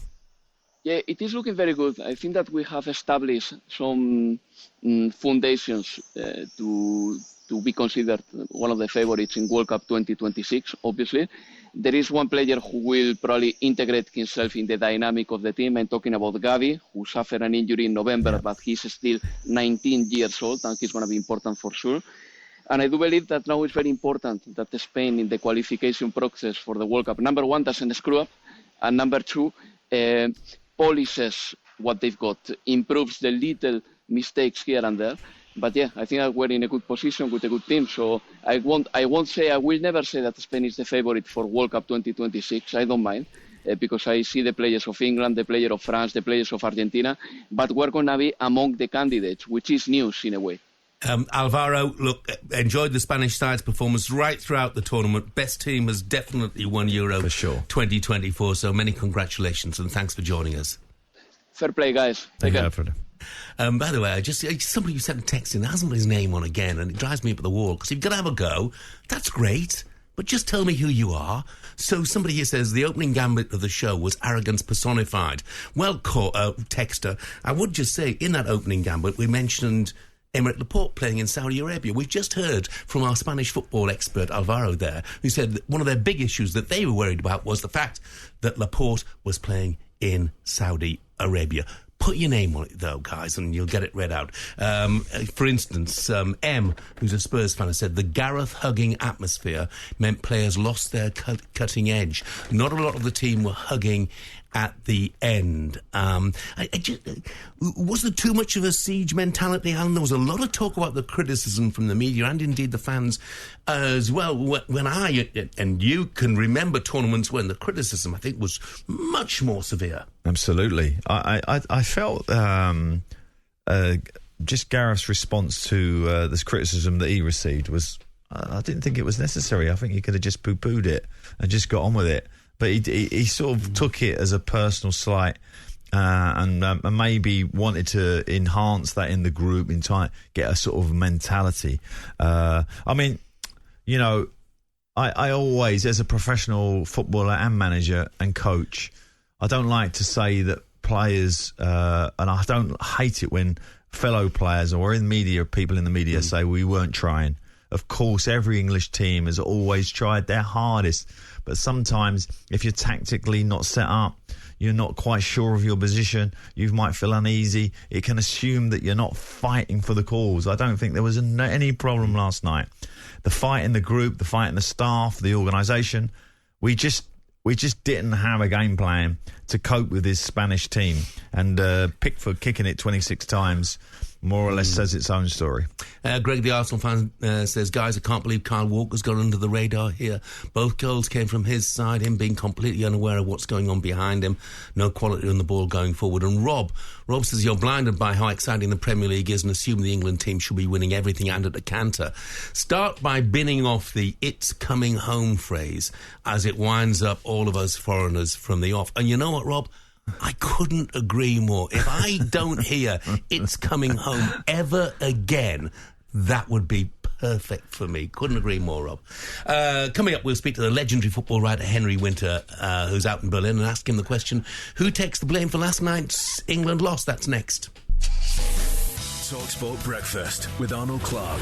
Part exchange your car and get an extra £500. Here we go! Good morning, this is TalkSport Breakfast with the Arnold Clark app. Everything for your car all in one place. Download it today. I'm Jeff Stelling. Alan Pardew is with me. Harry in Barnes has texted us saying perhaps not the best time for scrutinisation, but Foden, Kane must no longer be nailed on starters whether Kane was or was not carrying an injury. His time at the top table may have gone. Foden continues to disappoint in an England shirt. There are now better options. And another caller has been saying that a gent's gutted this morning. This is Joe, says, I've stuck up for Southgate, but if he's been playing Kane knowing he isn't fit, that is unforgivable. Let's look back at last night's action thanks to Burger King. Big Match Review on TalkSport with Burger King. Bring home the ultimate food satisfaction. Get your favourites delivered now. And talk of Harry Kane. Harry Kane said afterward England's defeat will hurt for a long time. 03717 223344. We want to hear from you this morning. Gary is an Everton fan. Morning, Gary. Morning, lads. You all right? Yeah, fine. How are you after last night? I honestly think if Gareth Southgate he'll regret sticking with Kane. I know he won't admit it, but we brought Ollie Watkins on a couple of times and it got us further up the field. We got a corner, which gives us another opportunity with our physicality to try and get a goal. But I just think he's stuck with Harry with his heart, not with his head. I'll be honest with you. And I think he'll regret that. If it's cold like today, he'll sit there this morning over his cornflakes and his orange juice, and he'll think I should have took him out and played Watkins. I really do. Do you feel, Gary, he should carry on? No, I think time's come for Harry now. I think you probably see a few drop off now, yeah. I think Harry's fine. Even when you've seen the clips of him insane, and he didn't look fit. He looked a little bit laboured and a little bit heavy. He looked a little bit of, and maybe injuries, ankles have caused up with him. He looked a little bit of father time has come to him. He's lost that little bit of spark that he used to have on the team. He looked like a QE2 10, and now I think Gary. Gary, look, thanks very much indeed for that. Joining us now for more is top football writer Henry Winter. Morning, Henry. Morning, Jeff. Morning, Alan, from a rather sunny but sombre Berlin. Yes, morning, Henry. Well, what did you make of the performance last night, Henry? Well, I mean, I take the point that Gary was just making about Harry Kane, but I mean, I watched every one of England's training sessions out here. I mean, Alan knows we're only allowed in for sort of 15, 20 minutes, but they do a lot of the sort of the sprints and the fitness work in that. And to my untrained eye, there wasn't an issue with Harry Kane. So, and I think in fairness to Gareth Southgate, which I'm not always particularly fair to him, I don't think that he would have deliberately said there was nothing wrong with Harry if there wasn't. I mean, Southgate doesn't play games like that. He's very honest.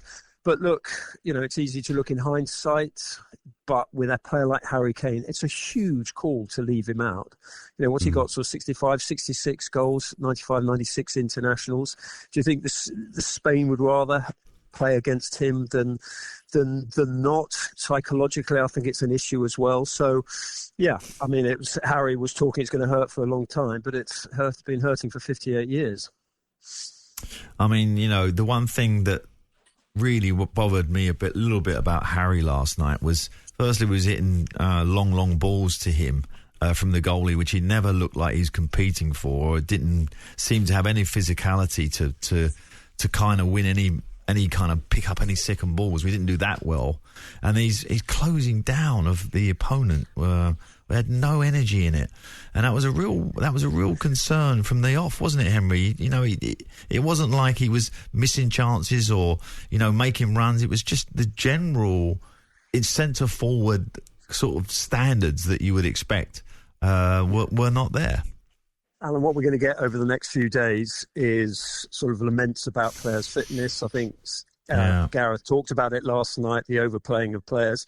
But you know what? A lot of those Spanish players have had long, hard, grueling seasons, and they still had the, the snap. And I know Rodri went off injured, but he's played 60-odd games this season. No one's played more football over the last 5 seasons since Rodri moved to Manchester City than Rodri, and he, I think, was voted Player of the Tournament. So, look, it's an issue. Jude Bellingham has played 5 times as many games by the age of 21 than David Beckham had.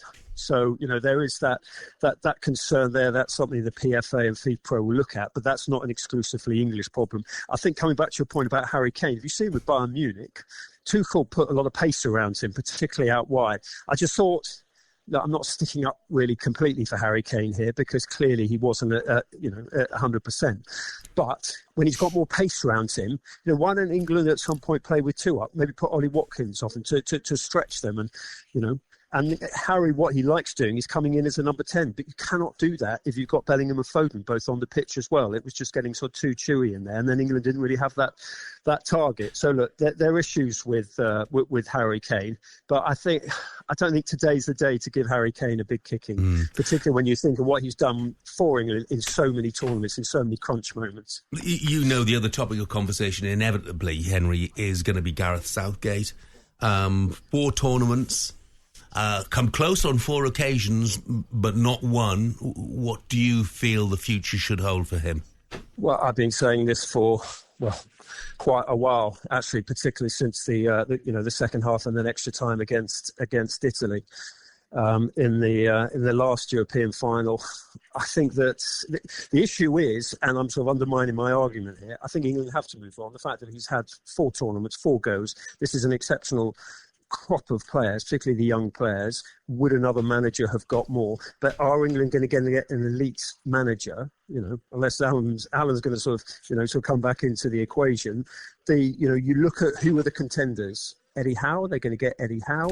Graham Potter is a contender. Lee Carsley, Birmingham-born Irish international, under-21s coach, which seems to be the theme if you look at Spain and England, promoting from within. But there isn't a sort of deep crop of players. Of managers. Alan may argue otherwise, but I think what we need to do is take this moment to look at why aren't we sort of developing more managers of this elite level? Is it because the Premier League, it's very difficult, the pathway's blocked there? It's a bigger debate, but it's all right. So I think England have to move on for him. He's had 4 goes, 4 tournaments, but who is the alternative, really? You can't be tempted than Alan Pardew. You wouldn't fancy a go at international management. Of course I would. But, listen. It's a difficult job. Henry's got a point, because the Premier League is now the world-class league, and therefore you get world-class managers who are coming. That pathway is getting blocked for English managers. I don't know how many we've got, 3, 4, whatever it is in the Premier League. Might be improved this year with the promotions. Eddie Howe and Graham Potter. If you look at Gareth, there's a lot of things you could say about Gareth, right, about tactically, but you can't question his professionalism, his standard, his respect for players, his media intelligence, his improved results. He's took us deep into tournaments. He's measured in what he does, and he's conservative, that's for sure. All that now is now down, and I think he's done a brilliant job, Gareth, for that. But tactically... I completely agree. Tactically... Yeah. Eddie Howe and Graham Potter both come from the same ilk. They both like to play out from the back. They both put the ball at risk much more than Gareth and play a much more kind of open game. And I think one of them, in the current world that we're in terms of a top-line manager, I think both of those have got a good shout for the job. Yeah, I mean, I completely agree with you. Completely agree with you. My one thing I would absolutely say about Southgate is that he leaves with his head held high. Absolutely. If he does decide to go. Yeah. I just think that he's taken the fear out of the shirt. The players like reporting again. The club cliques have gone. The relationship with the fans has been rebuilt after the nadir of Nice. So, yeah, hugely grateful to what he's done. But I agree with you. It's time to move on. Henry, thank you very much indeed. Safe journey home. Yeah, my pleasure. Safe journey, guys. Harry. Cheers. Texter here, we're going to get a lot of these. Jurgen Klopp, England is crying out for someone like him. And there's another one actually, which is an interesting shout. Mal says, "Morning chaps, who would you put in if Southgate goes?" Myself, I'd like Rob Edwards. I believe he can utilise the players we have. Look at Luton, never give up, always played nice football. Time to give someone new ago. Coming up, we'll hear an exclusive interview with Gareth Southgate himself and continue the discussion as to whether he's still the right man to take England forward. That is next, and that was a look back at last night's final in association with Burger King. Talk Sport. It's 1 minute past 7 o'clock. Nick from Oxford, you're talking my language. He says, what about somebody like Mauricio Pochettino? And Brian, thank you for your kind comments, mate. There you are. I did mention you. Let's get the headlines now with Tom. Thanks, Jeff. Good morning. We're all waking up to at least another 2 years of hurt. It'll have been at least 60 before England have a chance to win major silverware again after losing last night's Euros final. But regardless, Gareth Southgate told TalkSport the players should be immensely proud. They've got the country to a second final in 3 years. They've been amazing, but I have to accept that we've come a little bit short tonight, and I think that outcome was fair. Well, Gareth Southgate is himself the key topic this morning. Is that all from him, or will he stay with England until the World Cup in 2026? Harry Kane told us it's ultimately Southgate's decision. We've made it clear how much the players, love the boss and how much he's given to this country, and his record speaks for itself. We would have loved nothing more than to win this game for him more than anyone tonight. So that's it for the time being with our live football coverage. We do have Lionesses tomorrow night, but we also have the Olympics live on TalkSport starting in 2 weeks' time. If you're really struggling, be safe in the knowledge that we will return with EFL coverage in just 4 weeks. Now, away from the Euros, Argentina have claimed a second consecutive Copa America title. They beat Colombia 1-0 after extra time in Miami. Australia Test captain Pat Cummins will miss the one-day and T20 internationals with England and Scotland in September. He's being rested due to his packed schedule. T20 captain Mitchell Marsh will lead both squads. And rounding off a perfect day for Spain yesterday, Carlos Alcaraz claimed his second consecutive Wimbledon crown. He beat Novak Djokovic in straight sets. There's more at TalkSport.com. TalkSport News. The Kings calling for the England players to hold their heads high after last night, and a man's been charged with 2 counts of murder after the remains of 2 men were found in suitcases in Bristol last week. Emma has more at past. TalkSport weather with QuickFit. This summer, fitting new tyres is much easier than you think. At home or work with our mobile tyre fitting service. QuickFit. Drive away happy every time. Showery rain moving northeastwards across England and Wales. There is a weather warning for rain covering the whole of Wales and much of the west. Granny and Grandpa had their hearts set on getting Jess a drum kit for her birthday. And because they bought it on their Barclay card, they were rewarded too. It was music to their ears. Same can't be said for Mum and Dad. What you buy is your business. Rewarding you is ours. Search Barclay Card to find out more about our range of rewards cards. Barclay Card. Make money work for you. 28.9% APR representative variable. Subject to application, financial circumstances and borrowing history. T's and C's apply. The all-new TalkSport Superstar Breakfast. Here we go. The world's best connected morning spectacular. Hard-working, quick-witted morning dialogue. Master blended with breaking news from bootroom to boardroom. The Superstar Breakfast with Jeff Stelling on TalkSport. Here we go. Very nearly 5 minutes past 7 o'clock, Monday, July the 15th. Good morning to you. This is TalkSport Breakfast with Arnold Clark. Part exchange your car. Get an extra £500. I'm Jeff Stelling. Alan Pardew is with me. On the way this morning, we'll be joined by England legends Brian Robson and Sir Geoff Hurst as we continue to react to that disappointment in Berlin last night. Our very own Gabiag Bonlahor will give us his take on the performance, as well as Gareth Southgate's future. And we'll hear from some of our commentary team last night who brought you the game live on TalkSport. Al, where did you watch the game at last night? I was just at home, Jeff. Obviously, we had an early start here this morning, so I was very conservative in my drinking. There you go, ultimate professional. Excellent. I watched it in a bar. And the people who were in it, there were a couple from South Shields who were there who'd been down watching the Wimbledon tennis during the afternoon. A couple of bewildered Japanese tourists. There was one middle-aged lady with a cross of St. George draped around her. A bloke who spilt his Rioja, I promise you, when Spain scored the winning goal. And there were 4 policemen also there, right throughout. I can only think they were there to prevent trouble if violence broke out over the last remaining packet of pork scratchings. They weren't required, thankfully, but it was a very surreal sort of atmosphere, to say the least. No matter where you watched it, I did it, really, because the outcome was still the same. And, of course, that's where we start this hour, as the Three Lions fell short once again. The time has come, and this surely is England's time. Gareth Southgate says he believes in dreams. Well, he's made us dream, and now let's make that dream come true. I'm looking at Harry Kane. You're a mile off the pace. We're almost playing with 10 men. Jamal brings it forward onto that dangerous left foot, and he set up Williams, who scores, and Spain lead. England have got to react now. We didn't play in the way that we should have done until we went a goal behind. Played in instead towards the edge here. Shot from distance is in. It is Cole Palmer. England fight on. They'll find a way. I don't know how.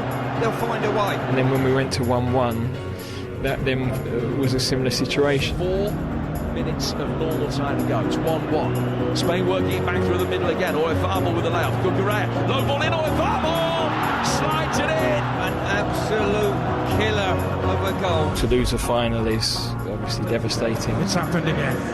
It keeps on happening. When is this going to end? I have to accept that we've come a little bit short tonight, and I think that the outcome was fair. They were there for the taking, Spain. We were tearing them apart, and then we've gone and sat back. Still, the long, interminable, horrendous wait continues. We say a bittersweet goodbye.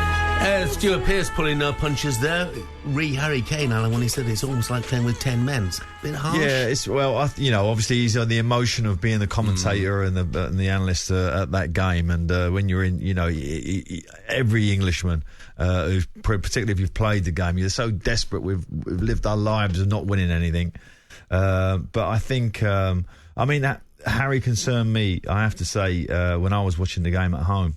He's just generally lacklustre kind of closing down issues more than anything else.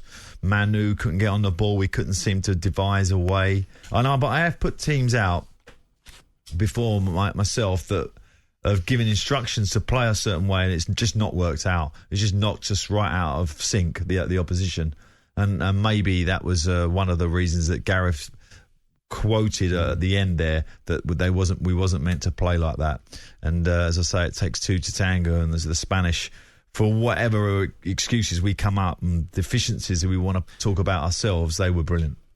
Quinn has texted and said Cole Palmer should have been our Yamal. You don't need big names, just the right players in the right position. Gareth got it wrong from the start. Well, of course, Gareth's been in charge since 2016. His current contract due to expire in December. After the match, he spoke to TalkSport's Faye Carruthers.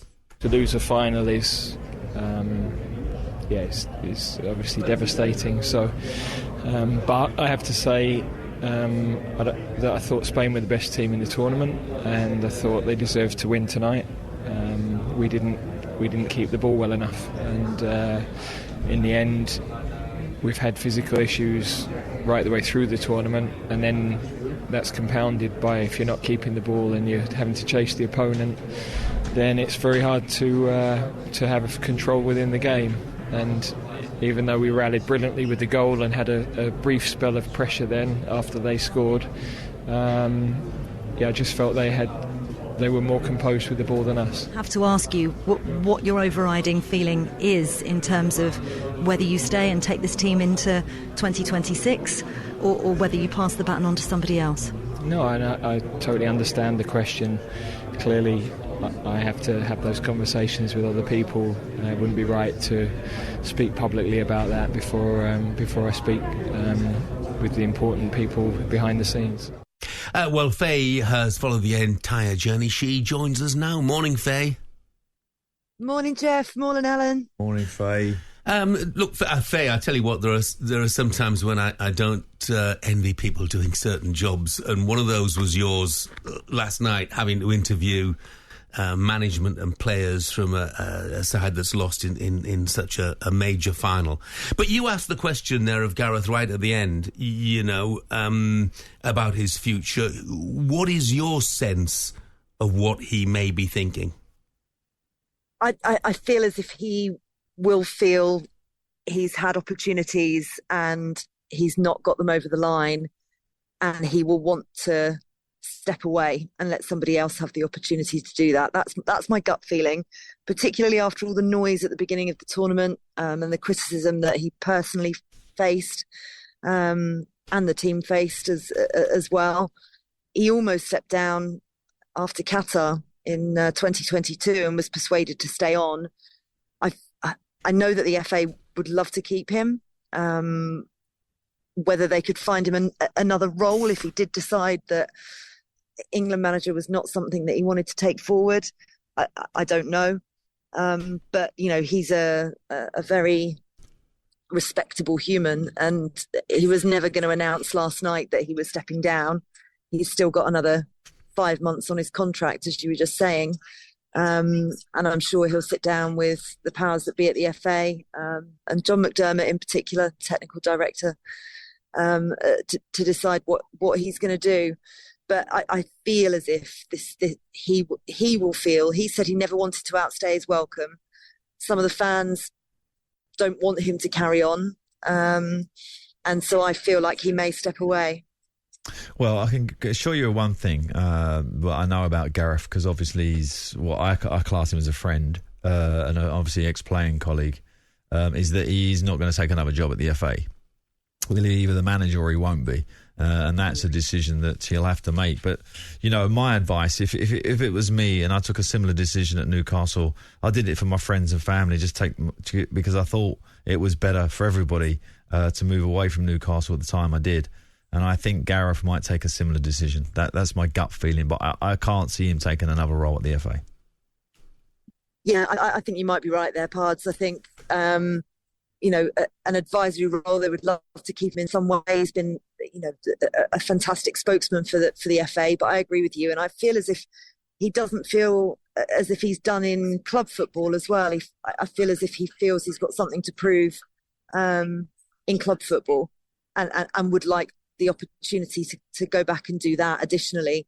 But obviously he needs a bit of time. It's been, 8 years of amazing success when you look back at what they've achieved. But ultimately he will see that although he has changed the culture, massively improved English football, and will be looked back as a success, at the moment he is going to feel as if he's failed because they fell at the last hurdle for the second European Championship in a row, and that's going to hurt and that's going to take time. And you'll know this, Pards. I don't know how quick it is to bounce back from a disappointment like that is, as hard as it has been twice, and it feels like he's had to bounce back from a lot in his life anyway. So yeah, I agree with you on that. Yeah, and I also, I think some of the criticism, particularly from fellow players, I think the Gary Lineker comment, particular in that blog that he did, or whatever, that show that he does, the podcast, yeah, that really hurt him, I think. And when basically the spokesman for BBC comes and says something like that, I think that was tough for him.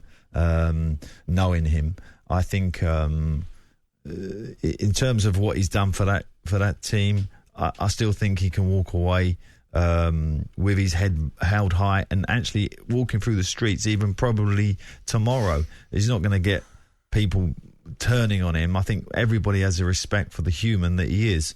I think what we do need is a different look to the team, a different strategy, perhaps a less conservative strategy going forward. That would be my view. And I think if I was sitting at the FA, that would be there's two things on the agenda for me. One, you got to win a trophy for the next manager, and you got to give us a style of play that gives us a better chance of winning it.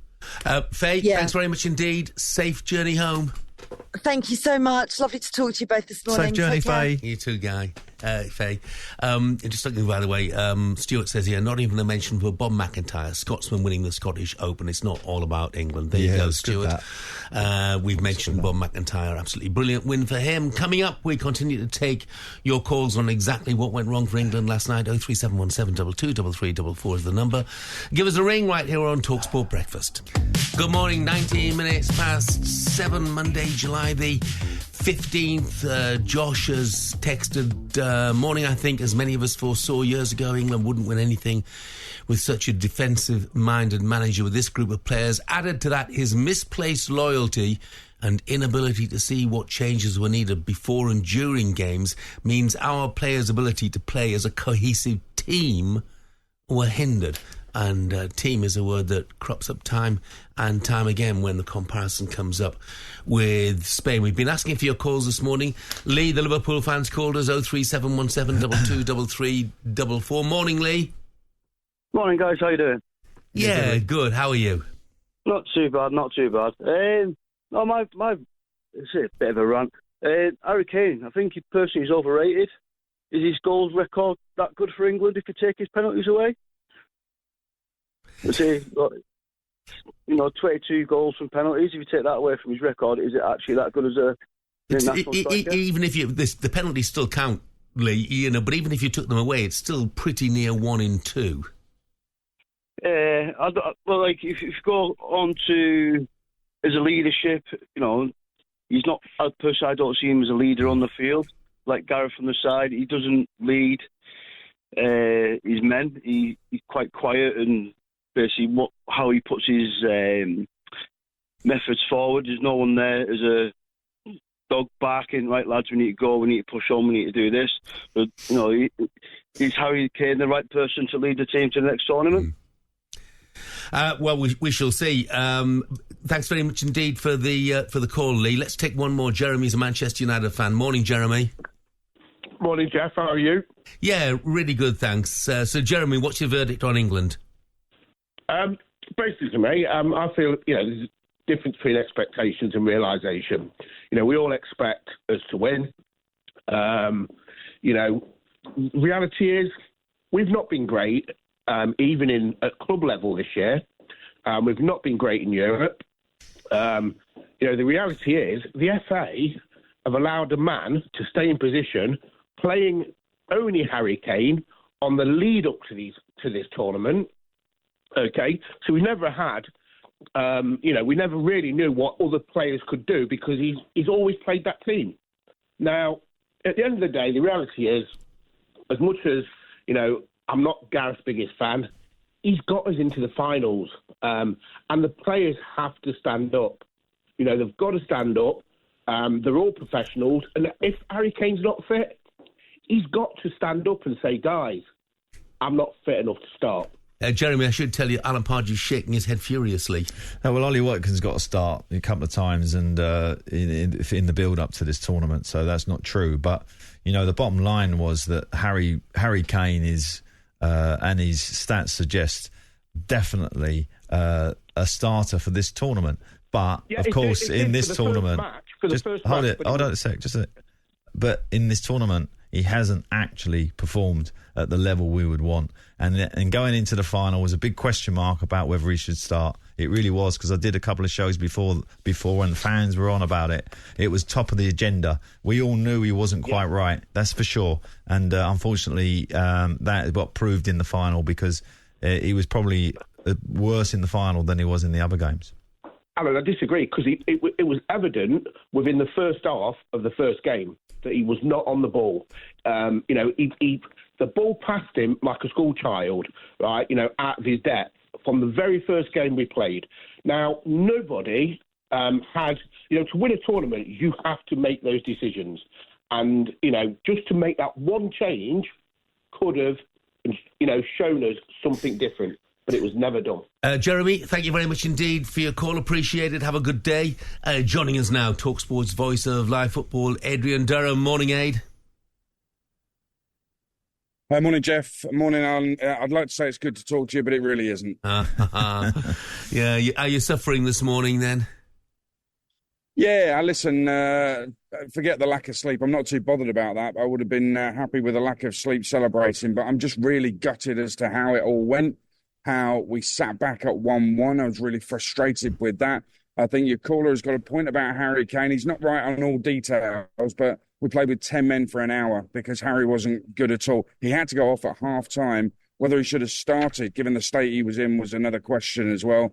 So there's all sorts of questions levelled at Gareth Southgate, as there have been when we've gone out, albeit deep, in tournaments in the past. Do you think, Aidan, looking at the number of calls and the number of texts we're getting here now, and inevitably people are very critical of Gareth Southgate, would fans have been more accepting if we'd lost in the final, having played with flair and style? Yeah, because if you think about the tournament as a whole, even though we've got to the final and we are nominally runners-up, we weren't the second-best team in the tournament. It's just the way the draw fell. We definitely weren't. We're probably maybe even fourth or fifth, you could possibly say. So we've got to the final. Let's make the most of it, and they didn't do that. Now, we haven't got battered in terms of the scoreline, which is a real bonus, because it could have been embarrassing last night. I think if they'd have really gone for it instead of protecting a 1-0, I think that we could have been embarrassed. However, we've got back into it, and I thought that they were wobbling massively. So I thought that Cole Palmer's goal really set us on the front foot. And then whether it was the players, and I'd love Alan's view on this, I don't know if it's the players or whether it's the manager instructing them, they sat back and thought they'd called a truce with Spain, saying, let's go to extra time. Well, Spain had no such ideas of a truce. They didn't want extra time. Their fullback, their left-back's getting forward to cross for the winner. So we should learn from them. And I don't understand why we haven't learned already. Well, just going back to your point about that little spell, and it was a little spell, by the way. It wasn't a big spell. We had a little spell where we scored. And at that moment, I was the same as you, hoping that we were going to step on and carry on that kind of momentum that we had. Unfortunately, it happened against Holland as well, if you remember, when we took the lead there or got back in the game. We sat back for just straight away, and it's almost like... And I have about an issue with Declan Rice in this English team anyway, that he sits too deep. He sits... So we can't engage the midfield. We kind of lose a midfield player with him covering in front of the centre-backs. And then he did it again last night. Now, I don't think that's an instruction from Gareth.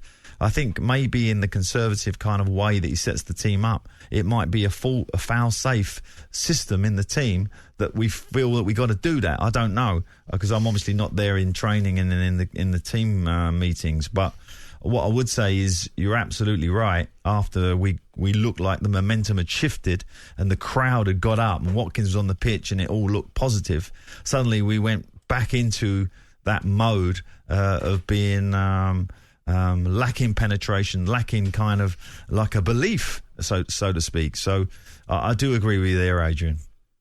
Yeah, and I think listen, you might be right in that the players have that mentality, but after all this time, the manager should have got that out of them. You know, yeah. And what about his press conference, Rice? They said to him, what was your biggest thing that you remember from the first final against Italy? Was the way we sat too deep and didn't get push on them. That was actually what he said. We don't want to do that in this game, and we went and did it again. Yeah, and listen, in terms of, you're right, it was a very brief spell, but Cole Palmer had been on the field 2.5 minutes and scored a goal. That, to me, that's when you're saying to the players, keep going forward. We've got them on the ropes. If we don't get a winner, we'll at least go to extra time, but keep attacking. Basically, we asked them, can you score a goal? And the answer was yes, they could, and they won it. Mark, the West Ham fan, is just really agreeing with you here, Ed. He says, embarrassing, should have gone for it, mate. Gordon, Eze, Bowen on the bench. Just have a go, especially when we were on top. They were reeling.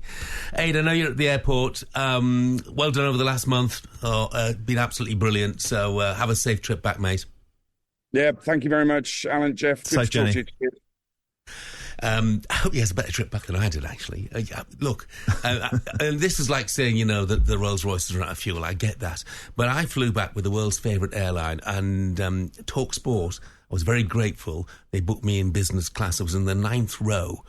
By the time the service came to my row, the 9th row in the entire plane, there was only one meal available Do you know what that meal Jeff, was? In terms of what's happening this morning. No, you know what that meal was? Smoked carrot. And the man next to me said, smoked haddock? I said, no, smoked carrot. The world's favourite airline. Grouse over, 7:28. Coming up, we'll continue to take your calls on the TalkSport Breakfast England fan therapy couch, because that's what it is this morning. Therapy. 03717 223344 is the number. We'll be joined by the Villa legend, Gabby Agbonlahor. That's next. TalkSport Superstar Breakfast. Here we go. Cracking cheese, Gromit. Big words, big thinking, big names. Boss, it's the TalkSport Superstar Breakfast. Here we go. Good morning, very nearly 7:34, Monday, July the 15th. This is TalkSport Breakfast with Arnold Clark. Get the UK's best used car deals guaranteed. I'm Jeff Stelling. Alan Pardew is alongside me. Adrian Jennings in Cornwall says he saw a clip of the dressing room last night before the game. Players walking around on their phones. Where's the focus? Not professional. Southgate must go. And Paul, the Evertonian, says Southgate has to go. Wasted the build-up to the tournament. Didn't take a backup left-back. Didn't sort central midfield. Experiment with Trent Alexander-Arnold. Change formation. Didn't make subs until behind. Very lucky to get past Slovakia. Time for change. The BBC have made a change. They've dropped their racing tips after 40 years. But here at TalkSport, we're still right across the runners and riders. Here's former jockey Lizzie Kelly with her tip of the day. Morning, Lizzie. Good morning. Hopefully you're not feeling too worse. Where the tip of the day is Culligran in the 450 at Newton Abbot. Good luck. Yeah, very best of luck with that one. Don't forget that TalkSport 2 is your home of racing. We've got live racing for you pretty much right throughout the week from up and down the country. Time now for TalkSport's breakfast menu. The TalkSport Breakfast Menu, brought to you by Just Eat. Order today for your chance to win from thousands of prizes like a luxury holiday, £1,000 cash and loads more. 18 plus, £5 minimum spend. Terms and conditions apply. Did somebody say Just Eat? And now, later on this morning, we're joined by a man who did manage to win a major tournament for England.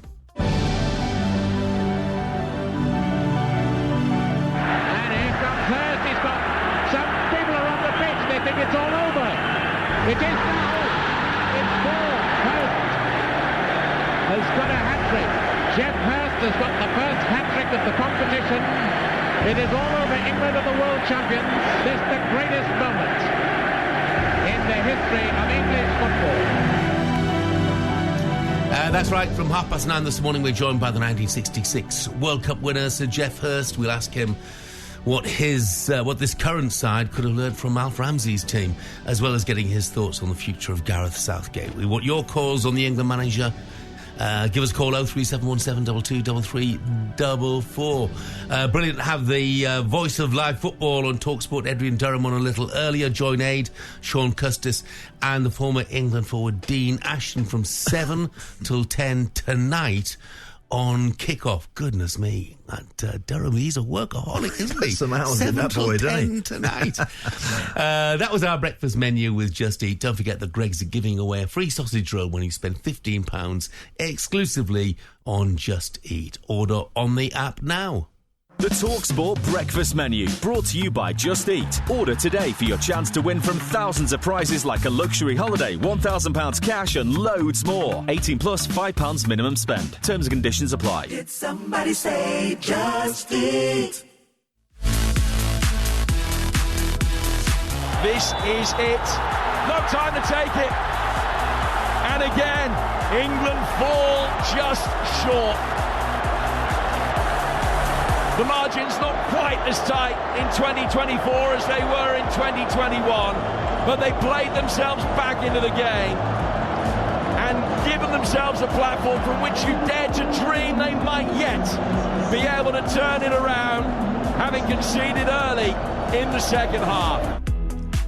England beaten 2-1 by Spain. Joining us now to look back on it all is the former England and Aston Villa striker, Gabby Agbonlahor. Morning, Gabby. Gabby, good morning. Good morning, chaps. How are we? Yeah, we're fine, thanks. Good morning, mate. chaps. How are we? Yeah, Gabby. Hiya, Gabby. We got you now. We're okay, mate. So, what did you make of the performance? I think first half we looked okay. Jeff, if you look at defensively, first half, I thought we were organised. We made it hard for Spain to get through us. But second half, especially when we conceded, it was just like the players froze, giving the ball away. How many misplaced passes did we place in that second half? And once again, players didn't turn up, especially Harry Kane. Would you have liked to see, I mean, I know you're an Ollie Watkins fan, would you have liked to see Watkins at half-time? I just think, like, Harry Kane's been like this all tournament, Jeff and Alan, and, you know, everyone talks about Gareth's been good with maybe some players been left behind and he's made big decisions. The big decision was Harry Kane looks shattered, he looks injured all tournament.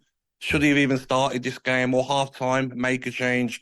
But let's be honest here, Spain demolished us second half. The chances they had, Yamal had 2 chances he should have scored, Olmo had a chance, Morata had a chance. And isn't it refreshing to watch a striker run their socks off like Morata for 65 minutes and then make a change? Harry Kane done nothing all game again, running around like he's protecting himself, like he's injured or like he's got another big game in 2 days. It was really strange to see him stay on for that long. Yeah, I mean, you know, saying the lacklustre display that he put in just does smack of something going on in the background all through the tournament, as you say, and the final just compounded it. I mean, the problem, though, Gabby, was really like trying to keep possession, wasn't it? I mean, we really did look like we lacked ideas in trying to control the game. In fact, I was actually quite happy when I think we had a sequence of about 7 or 8 passes at some stage in the second half, and I thought, wow, that's a relief. But why is that, Alan? Why is that? Because we've got the players. Yeah. You can't tell me we haven't got the players to play the same way Spain do and keep the ball. I mean, look at Ruiz, for me, player of the tournament. Yeah, and me. He dictated the game, and when we get the ball, it's like we were getting into Kyle Walker and playing long balls, which Harry Kane's never going to hold up. Why can't we? Is it a problem from, you know, the bottom to the top? Are we not coaching our kids all the way up to get on the ball and make it happen? I think we are, because I hear that we are. No, there's definitely not that. I mean, I just think that the setup of whatever Gareth put in place, remember we went from a 3 back to a 4, you know, and what did he have? 1 day's training in terms of one session to perhaps find a route to get through Spain's press, but we just never looked like playing through their press at all. As I say, I can't think of one time when we cut through the lines and had a break on them. When we passed it, it was basically when we got in their half and we kept it around the back a bit. We really, really struggled for a strategy to actually pass through them, but they didn't. They was the exact opposite of us. They passed with ease. They passed through our lines if we pressed a little bit, but our pressing was poor. It was, you know, strategically, it just didn't work out. I'm sure as Gareth perceived or however they set up, it just didn't work. But don't you think, Jeff, we've been saying, going to the games and watching other teams and watching England play, listen, we've got to the final, yes, but I'm watching the game yesterday, I'm like, I don't want Bellingham getting the ball there. I want Gordon or Eze getting the ball there, or Rashford or Grealish. Do you know, I want Saka making runs in behind. I want my striker not coming too deep and being a menace. Morata absolutely worked our centre-halves ragged. He was the menace up there, holding the ball up, making runs in behind. That's what strikers do. They find a way. Even look at last night, the Copa America. Argentina, they find a way to win tournaments. Now we're going to get caught as a country. We're going to get that same banter. Serial losers can't find a way over the line. We're getting it already from Scottish and Welsh listeners, that is for sure. And to me, guys, I think Southgate's done a decent job, but it's time to go. You know, he's had 4 tournaments. He's had 4 tournaments, Jeff Allen. I don't care who his mates are. He's had 4 tournaments. This group of players should be winning tournaments. We haven't got over the line. We've had the easy route to the final. We haven't performed for the whole tournament. Yes, against Switzerland for part of the game. Netherlands first half. But we didn't do anywhere near enough to win a tournament. Simple as that. So it's not about being knighthooded. I don't know whose idea that is. Are we knighthooding people for failure? Was it the failure in your eyes in the end, Gabby? 100%. We didn't deserve to win the tournament. We had an easy route to the final. Whenever we play someone decent, we lose. Same old story. So what happens next? New manager comes in, doesn't win it. He gets knighthooded. I'm not having it, Jeff. Sorry, Jeff. I'm not having it, mate. Like, he's done a decent job for England. There's loads of positives. I get that. But he finally hasn't got over the line. We play someone decent. We don't get a result. Same old story. Southgate, thank you for your service. No knighthood. Goodbye. Simple as that. Gabby, brilliant. Thank you very much indeed, Sorry, mate. guys. Enjoy your morning. You have a good day, pal. Cheers, boys. I just want to mention a text from Del from Braintree. He's a West Ham fan. He says, "Hi, guys. Just wanted to text and remind you how the media, including TalkSport, put down all the West Ham fans last season for saying David Moyes had to go because of the negative football he was playing. And yet spring forward a few months and the media, including TalkSport, are saying exactly the same thing about Gareth Southgate. How ironic. I'll leave you with the words with which the media so happily kept telling the West Ham fans, be careful what you wish for." And, Del, I get the point, and I put my hands up and said I was one of those saying, be careful what you wish for, because David Moyes has done a good job. The only thing I would say, Del, is the situation is slightly different in that Gareth Southgate with England has got this plethora of attacking riches, brilliant forward players, and West Ham's options were much more limited in that sense. That's my only defence. And by the way, Del says, P.S. love the football played by West Ham when Alan Pardew was in charge. Oh, well, that's very kind of him. Thank you. And actually, they had good strikers at West Ham. And I tended to agree, actually, with West Ham fans in that they definitely needed a bit more positivity around that team. And I certainly agree that around England as well. I think the setup that Gareth and Gabby, obviously, on a massive rage this morning. He hasn't had any coffee, or he's had too much coffee. But, in terms of... That's my alarm, Jeff. But that's my normal alarm. What time did you think you were starting? No, that's my normal alarm. Like, for my normal life, not starting on here. But, I think... I do agree with him that I think Gareth really needs to sit down with his friends and his family and say he's done a brilliant job. Go to one side and let's have someone new. I've actually got a managerial list. I'll give it to you later. Okay. Barry, the Spurs fan, he knows how to put the cat among the pigeons. He said the FA already have a successful manager who knows how to make timely changes. Serena Wiegman. Coming up, we turn our attention away from the football just for a moment and ask, has the guard changed in tennis? That's next. Our reporter Angelina Kelly caught up with a host of England fans as they exited the Olympia Stadion last night. Here's a taste of their thoughts. I'm one of the few that actually really respect Southgate. I'm coming off what my dad told me, who's been around for a lot longer than all of us. And he's basically said that Gareth Southgate is the one manager that really took England to where we are now. What I think really is that third time's the charm, okay? We'll win next time. It's fated. Sum that up for me in one word. Difficult.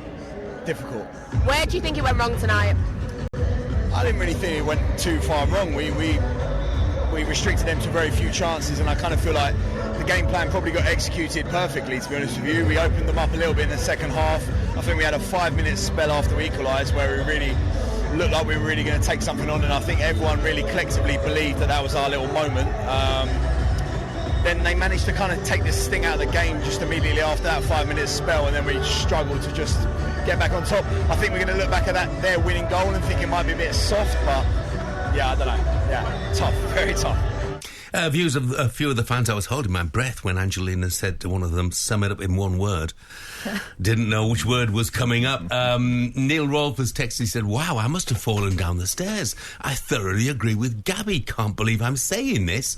He says, Southgate is being praised when we've had the easiest route in ever. We should have won it. Now, speaking of Scotland fans, which we weren't, but Scotland fans have been delighting this morning in England's failure. So have some Welsh fans and some Irish fans as well. So, Shaban's not delighting in England failing. I know that for a fact. I absolutely am not doing that because I've learnt my lesson when you do something like that. But actually, last night in Glasgow apparently was like Guy Fawkes. I'm not even kidding. Apparently there was fireworks going off everywhere in places just because we're salty. But I'm looking at social media this morning for you, Jeff, because I know you hate to do that. And it's not, Alan, the most encouraging place to go off the back of a loss or seeing something. There's always someone there to criticise your performance. The top trend on X this morning is hashtag Southgate out. And that's not nice. It's not nice for anyone, but that's where he is on social media this morning. I had a few trends like that in Newcastle, which I managed to survive. It just sucks. Social media sucks on things like that. Is he always going to be known, Gareth Southgate, as a nearly man? Well, unfortunately, these two finals, what an opportunity to actually rewrite the record books, and it hasn't happened. And both times we've come up short in a conservative manner, which has helped his cause. I mean, I said to you earlier, I think what he's done for this, from what he found to what he's done now, is a marvellous job. But I think it is time. And I personally hope, as a friend of his, that he walks away now, because I think he can walk away with his head high. And if he goes on to club management and does a good job, people will never forget about this, but it'll fade, deep into their memory somewhere. And then what happens next? Because the other trend going around this morning is hashtag Klopp. Yeah. Number of people saying with Klopp at the helm. He's on my list for replacements. I've got a few on my list, but I think people need to look out the box a little bit, because if you look at the 3 trophies that have just been won: Champions League, Real Madrid, possession-based side; Spain, Euros, possession-based side; Argentina, Copa America and World Cup, possession-based side. It's where the modern game is, and that's where we got to go. So who is on your list? I've got number 1, Pep. Go and get the best. He knows English football. He's at Man City. I think we could prize him away from there. He probably needs a new challenge. I've got Klopp. I've got Arteta. I've got Potter. I've got Howe. And I've got Mourinho. And I've got Sean Dyche. Interesting combination. Yeah. Sean Dyche. Pep there, Sean Dyche there. Because I think Pep is the best. Why not go? It's England. We probably pay more than any other national manager. I think why not go and get him? What about the England factor? Being an English manager, knowing the country, knowing what the people want. Yeah, but I think if you've worked here, it's different. Okay. And you've worked with English players. Pep's been here for 5, 6, 7 years. And he knows it. He's worked with English players all the time. Forget about, his current squad might be made up of 24 internationals from around the world, but the academy and below is all English, mainly. And what about when it get to a final? And he's up against his own country in a final. I don't think that's good. No, it's perfect. I mean, you look at Jurgen Klopp, and he's an honorary Scouser. He knows exactly what people want there, and so I would have no concern. We've adopted them. They're adopted Englishmen, in my opinion. Okay. There you go. Another trend going around this morning, Jeff, is hashtag Player of the Tournament. Of course, Rodri won it. Lamine Yamal won it for Best Young Player.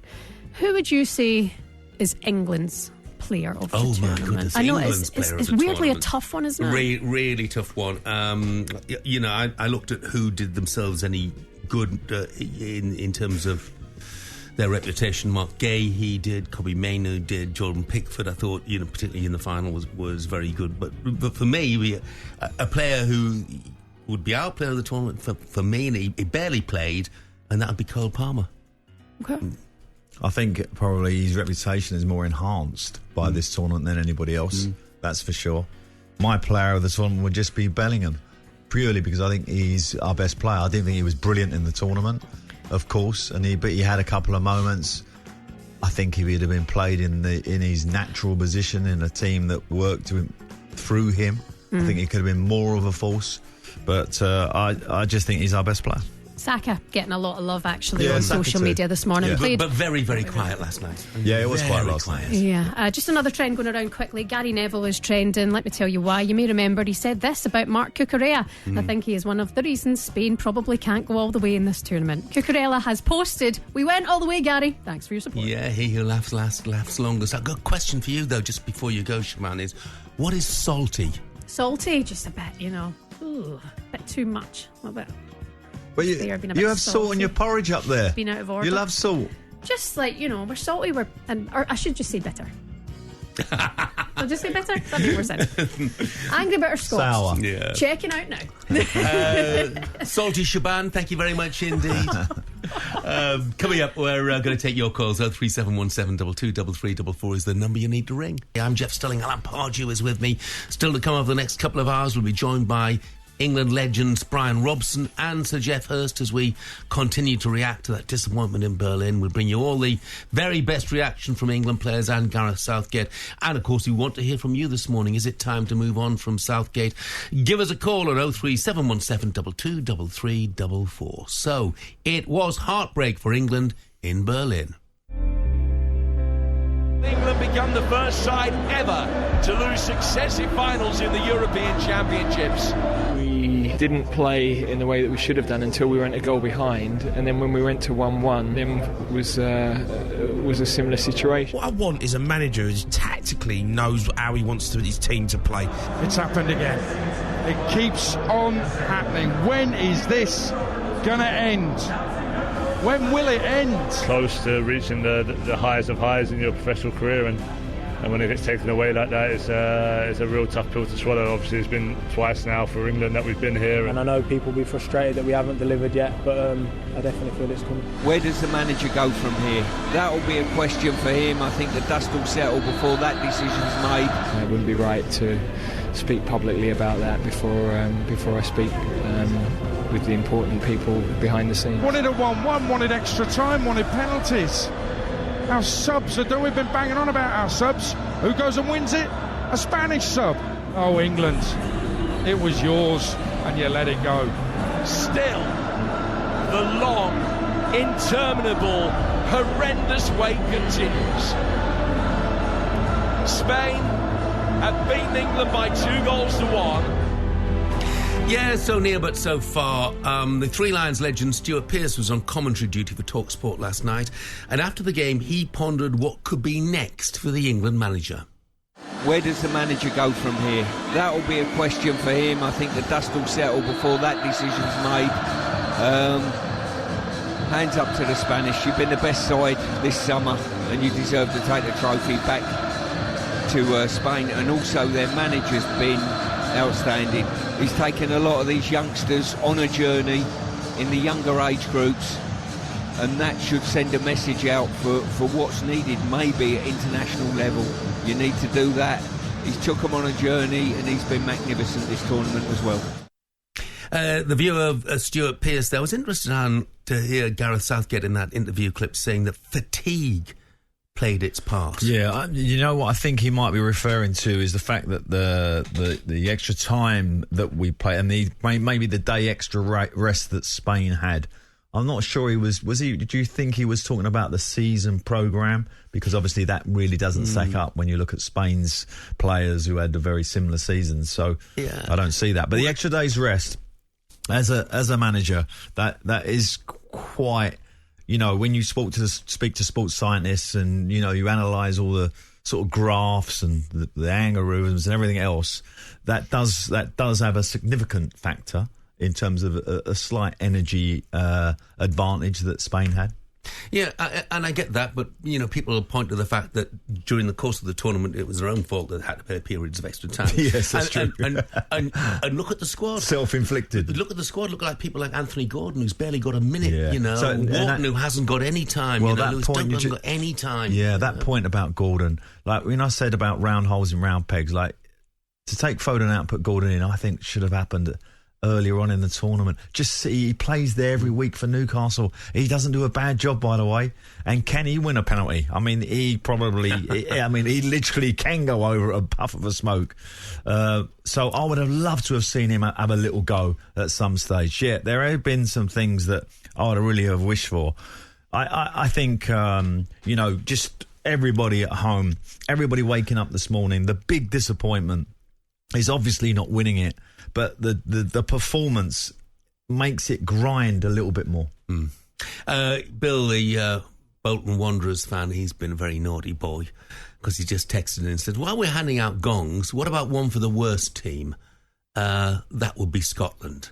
That's what Bill, the Bolton Wanderers fan, says. Let's get to some calls, shall we? 03717 2233 44 is the number to ring. Dave, the Spurs fan's given us a call. Morning, Dave. How you doing, guys? Yeah, how are you this morning? Well, same old, isn't it? I mean, to be honest with you, I've got no great expectations. I'm a Spurs fan. You can't have any, can you? The first two games, he has an experiment with Trent on the right. I mean, an experiment at a major tournament. It's just ridiculous. And we have got the most fantastic crop of players, attacking players, probably I would say in the world at the moment. And I don't blame them. I blame Southgate. He's just absolutely clueless the way he sets that team up. And to me, it looked yesterday like we'll get to 1-1 and we'll beat them on penalties, is the way it looked to me. I don't know what you think. Well, Alan, I mean, let me ask you about the experimentation. We got two friendlies, just before we head out here. Why weren't we trying Trent Alexander-Arnold in midfield in those games to see how it worked? I mean, he's obviously done it for Liverpool on occasions, and he's done okay in there. I mean, for me, he's a right back, and he's a very, very positive right back that you would actually question defensively at times, but certainly not going forward, because the actual improvement of the team with him in possession and his quality in the final third might have taken us up a level, and we sacrificed some defensive quality. But for me, central midfield was never him. I always said from the start of this tournament that the number 8 should have been Bellingham, because I think Bellingham can do the number 8 next to Rice, and that leaves room for Foden to be the 10. Dave, thank you very much indeed for that. Let's hear from Kaz, who's a Newcastle fan. Morning, Kaz. Morning, boys. Great show. Thank you, mate. Morning, Kaz. It was great when you were Newcastle manager. You give it a right forward, trying to build a decent team, look good time. You don't get the credit you deserve. Oh, thank you. What did you make of last night? Well, right, a bit of a rant. 27 games, I think it is, was played against top 10 teams, 4 wins. Southgate, he is what he is.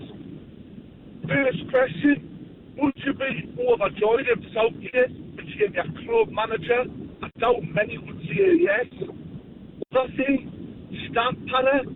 Everyone goes on about goals and not losing games. It's all right when you're playing Faroe Islands and San Marino and getting hat-tricks and this, that and other. Next point, his excuses. Experiment with Trent. That's basically trying to hang the lad out to dry. Next point, we haven't replaced Calvin Phillips. I mean, Jesus. Kaz, look, we've got to let you go because your line is absolutely terrible. Yeah. But I mean, look, the point is, you've got to win a tournament now. You've got to have to beat a big team or more somewhere along the line, and we do struggle to do that. I mean, I'm a different type of setup. My teams, my teams would always have more risk in them than Gareth. I'm probably the other end of the scale to him, but his setup is very much conservative. There's no getting away from that. When fans say, and we have callers say he has one eye on defending because he was a defender, he does a little bit, and the security of Bellingham playing him on the left, chasing back the right back. Do we really want perhaps the best player in the world at the moment doing that? So there are question marks about the setup of the team. We can't get away from that.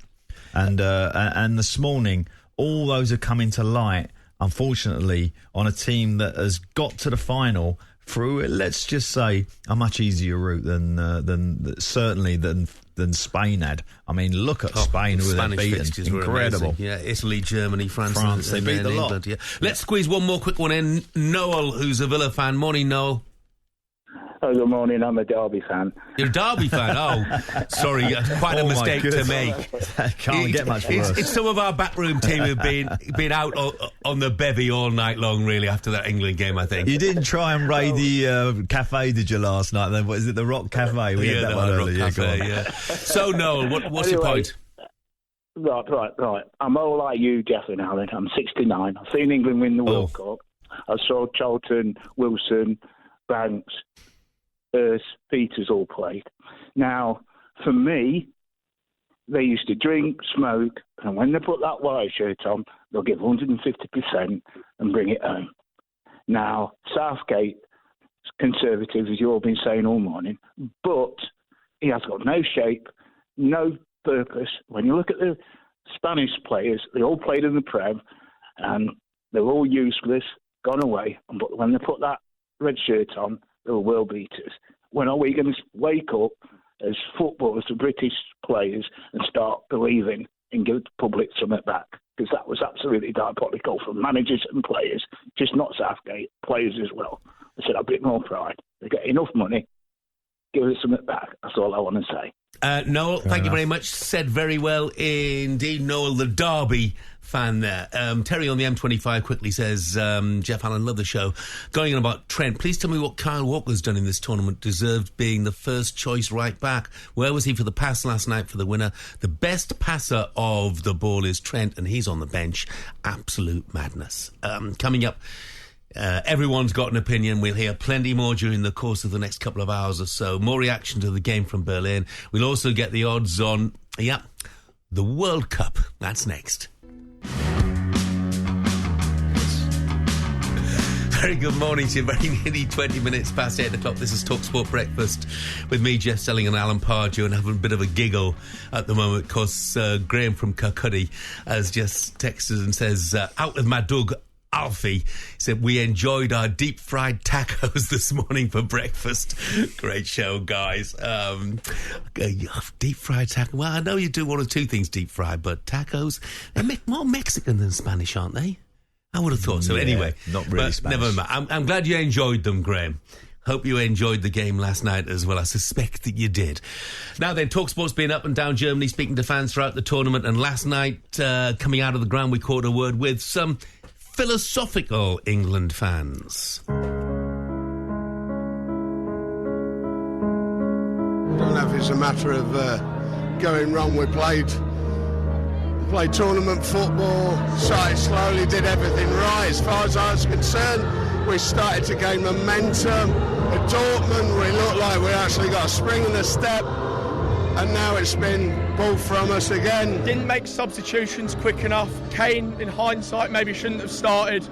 Didn't look fit enough, but Spain ultimately deserved it. I've always been a believer. I have followed England for 19 years, and I have never seen an England fan base and feeling like we've had for the last 8 years. So Gareth, to me, is the best thing we've ever had, and we should give him all credit. If he goes, he goes. He'll go out in a blaze of glory, even though he didn't win. If I was better than Gareth, I'd be in the position, right? Gareth's a good coach. Yeah, everybody has an opinion. Tom the Gooner's got an opinion. He said, this tournament almost reminded me of Sven and the issues he had trying to fit Scholes, Lampard and Gerrard into the same team. Yeah. Southgate should have been brutal and dropped Foden when it wasn't working. I feel this tournament was also missing Jack Grealish, who has the ability to create something out of nothing. England, always the bridesmaid, but never the bride. Bill in Portsmouth says, what about Poch as England manager? Bill, we're going to start a campaign for this because I'm absolutely right with you. And a text from everyone in Scotland, which I'm sure is not the case, and it basically says, Viva España. Right, let's get the latest odds with Coral and Simon Clare. The Coral Daily Download on TalkSport with Coral. We're here for it. 18 plus, begambleaware.org. Simon, good morning. Good morning. Listen, great show this morning. Really good show. Looking over the ashes of England's defeat last night. I was actually watching it with my daughter and 20 of her 18-year-old friends. Goodness. And it was great fun. The despair and the disappointment at the end was tough.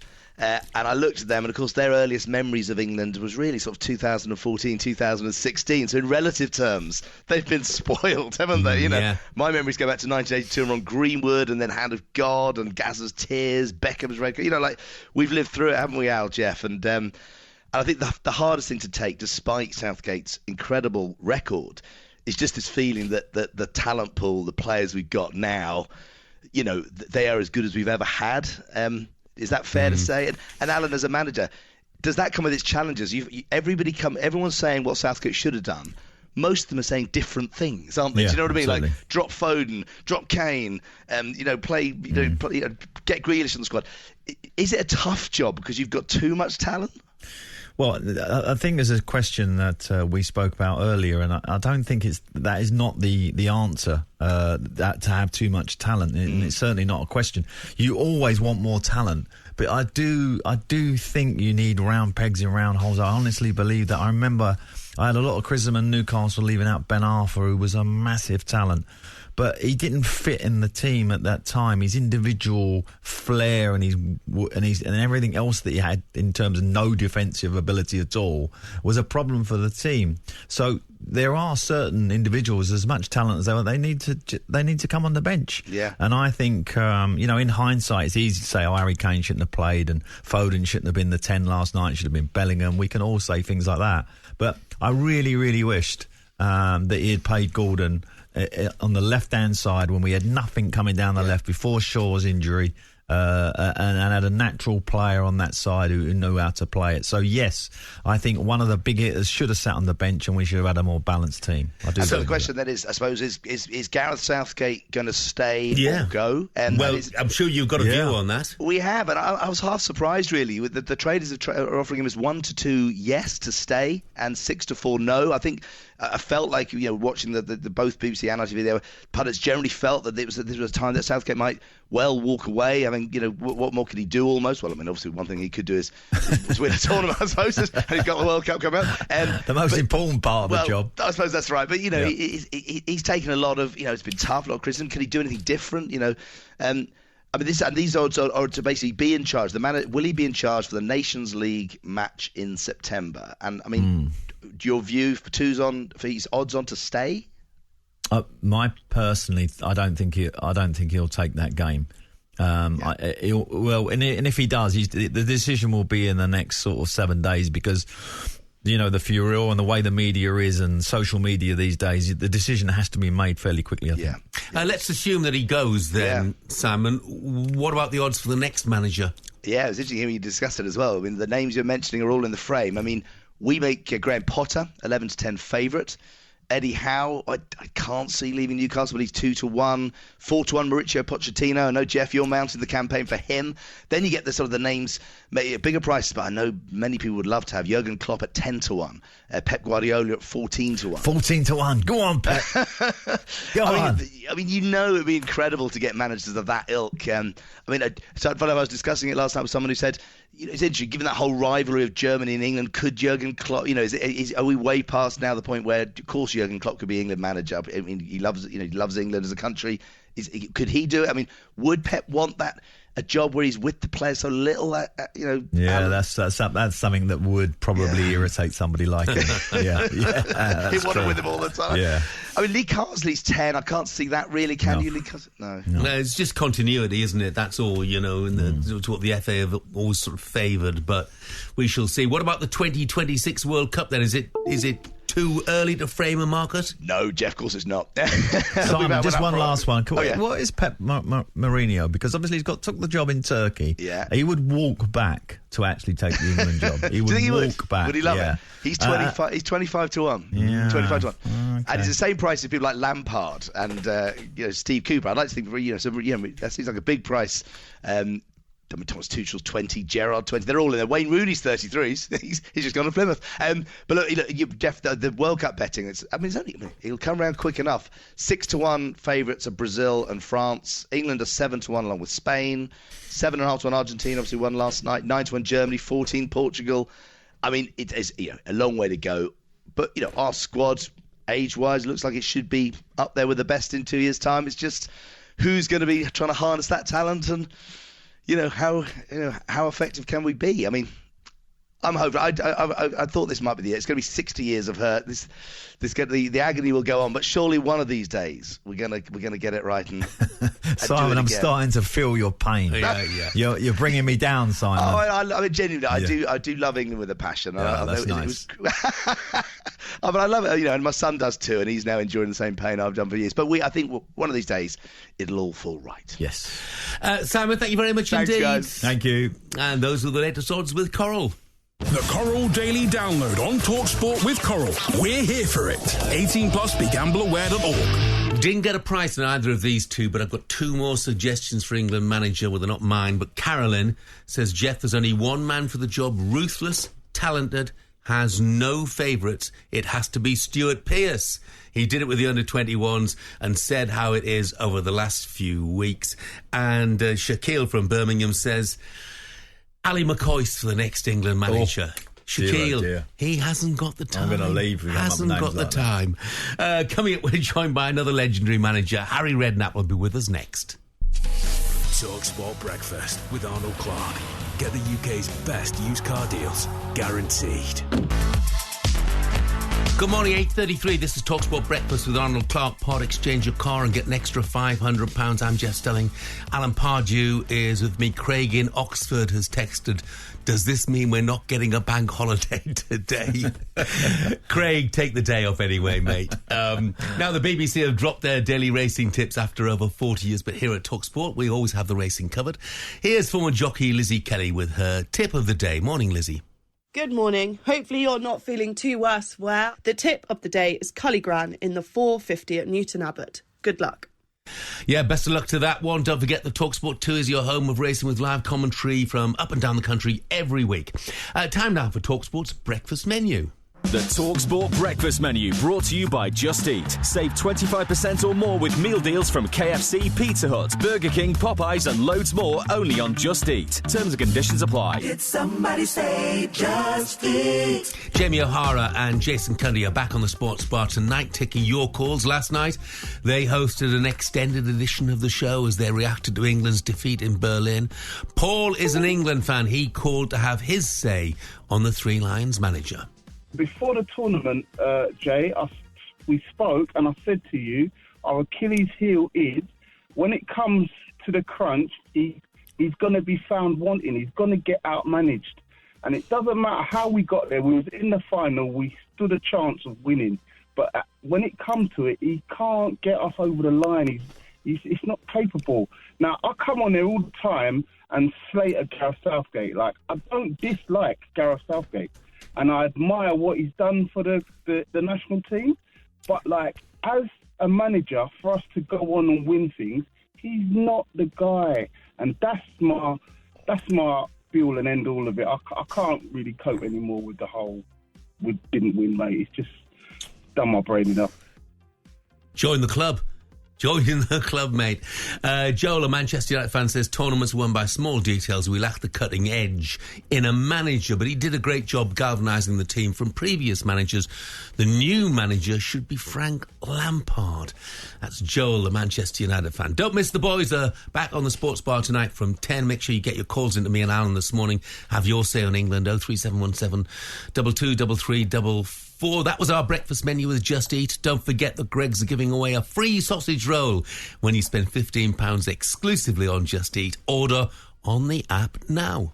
The TalkSport breakfast menu brought to you by Just Eat. Save 25% or more with meal deals from KFC, Pizza Hut, Burger King, Popeyes and loads more only on Just Eat. Terms and conditions apply. Did somebody say Just Eat?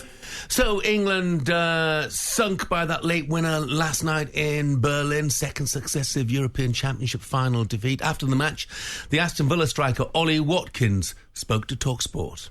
So difficult, you know, the hard work that's gone in from the team, obviously all the staff, just even in base camp for the last 7 weeks has been unbelievable. The preparation to get us where we have got to today is, second to none, and we just fell short. I'm not sure what happened. It's a bit of a blur, to be honest. After our goal, I really thought we were going to go on and get a second and win it. But somehow they come back and scored, and yeah, it's so disappointing because it's an amazing group of lads. We've all individually had unbelievable seasons, and it's just a shame that it's just not meant to be. And Al, I think Ollie Watkins is one of those who did his reputation no damage. No, that's right. The finishers, Tony and the boys from the bench, all did what was asked of them. So their reputations will only enhance. I thought what was impressive after we got that equaliser and we had some momentum, how Spain grabbed it back off us by just getting control of the game, of the ball. They didn't really attack us for a period there. There was about a 2-3 minute period where they just kept it from us, almost taking the sting out of us. That's game knowledge, that's real kind of... And that is from a young team. This Spanish team is not a team that's won the tournament 4 years ago. This is a new team. That was massively impressive by them. And as Ollie says there, and I've been in that situation as a player, sometimes it is a bit of a blur. You get interviewed after, you don't actually understand what happened. How did that happen? Why didn't we go on and win that game?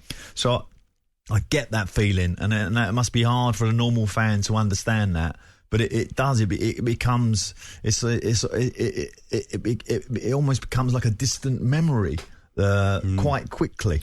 So they'll all be sitting down. All those England players and the staff will be looking back on that game and kind of going, "Wow, if we only had done that different, or we'd done this." Roy, who's in Payton in Devon, says, morning chaps, the last England manager to win anything significant had previously been manager at Ipswich Town. Yes. So why not poach Kieran McKenna for the job? Failing that... Bit early for Kieran, but he's a contender later on. Failing that, he said, how about another Ipswich superstar? Not Terry Butcher, I mean Alan Brazil. Well, the tournaments would be fun. Let's put it that way. Might not last long, but they would be fun. Joining us now for his reaction is legendary English boss, Harry Redknapp. Morning, Harry. Good morning, guys. Jeff, Alan, how you doing? Hello, Harry. Good, thanks, Harry. Were you disappointed, Harry, that we didn't take the game to Spain more? That we haven't really taken the game to anybody in the entire tournament? No, we hadn't really, as you say, Jeff. I think we went into the final with hope that we might finally turn in a performance, and we might have our moments in that game. But as Alan just said, in terms of controlling a football match, we never did that at all. And Spain have got that ability to do that. And when we did equalise, as Alan said, they got wrestled back control of the game again, kept the ball, moved the ball, and really they could have scored 3 or 4 goals in that. The keeper made some great saves. But over the whole tournament, if we're honest, we were more than fortunate to get to the final. We hadn't really played. If you look back on it, we had a good half against Holland and bits and pieces, but in the main, the balance of the team, for whatever reason, it just didn't look right. It was a team with no pace in it, really. We have no pace. We can't really stretch anybody. The outside right, Saka's the only one we might get balls. Sometimes he runs behind, but when he gets it, he can gut people. But there was nobody. There was no pace in the team. It was a team of played at a slow pace because there was no one really that could lift the tempo of the game quickly. And yeah, we got what we to get that far with the way we played. I think we were quite fortunate, really. I mean, just on Harry Kane, Harry. Obviously, you know him better than probably most of us. What I mean, it looked like. There's this rumour that he's had an injury or something, but he just didn't look himself, did he? The whole tournament, let alone last night. What do you have a view on him?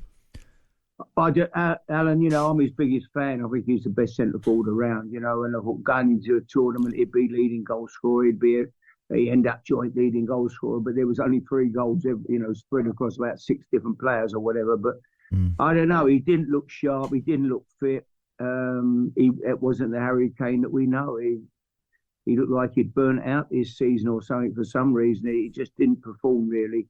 But I thought maybe he might give Tony a chance up there. He might bring something different. I know it's not pace again, but he brings something different. Yeah. Ollie Watkins, when he's come on and give us a bit of pace about the team. But the balance of the team it's just not looked right. We've tried to fit people into positions. We had Foden started out wide left where he don't want to play really, and then we end up yesterday. We look lopsided. We don't look. I don't know. There was the team. I think it lacked balance and it certainly lacked pace. Yeah, that's when you have to say we're both past managers in the Premier League, we both think the same thing there. The lack of balance in the team was evident, particularly down that left side. I mean, just question generally on the Euros, Harry. There's an interesting thing just on a tactical sort of managerial front was the lack of involvement of the main striker in all the teams.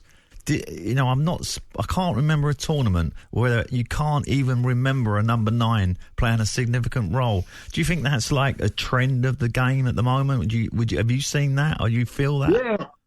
I mean, when you look at, the top scorer getting 3 goals.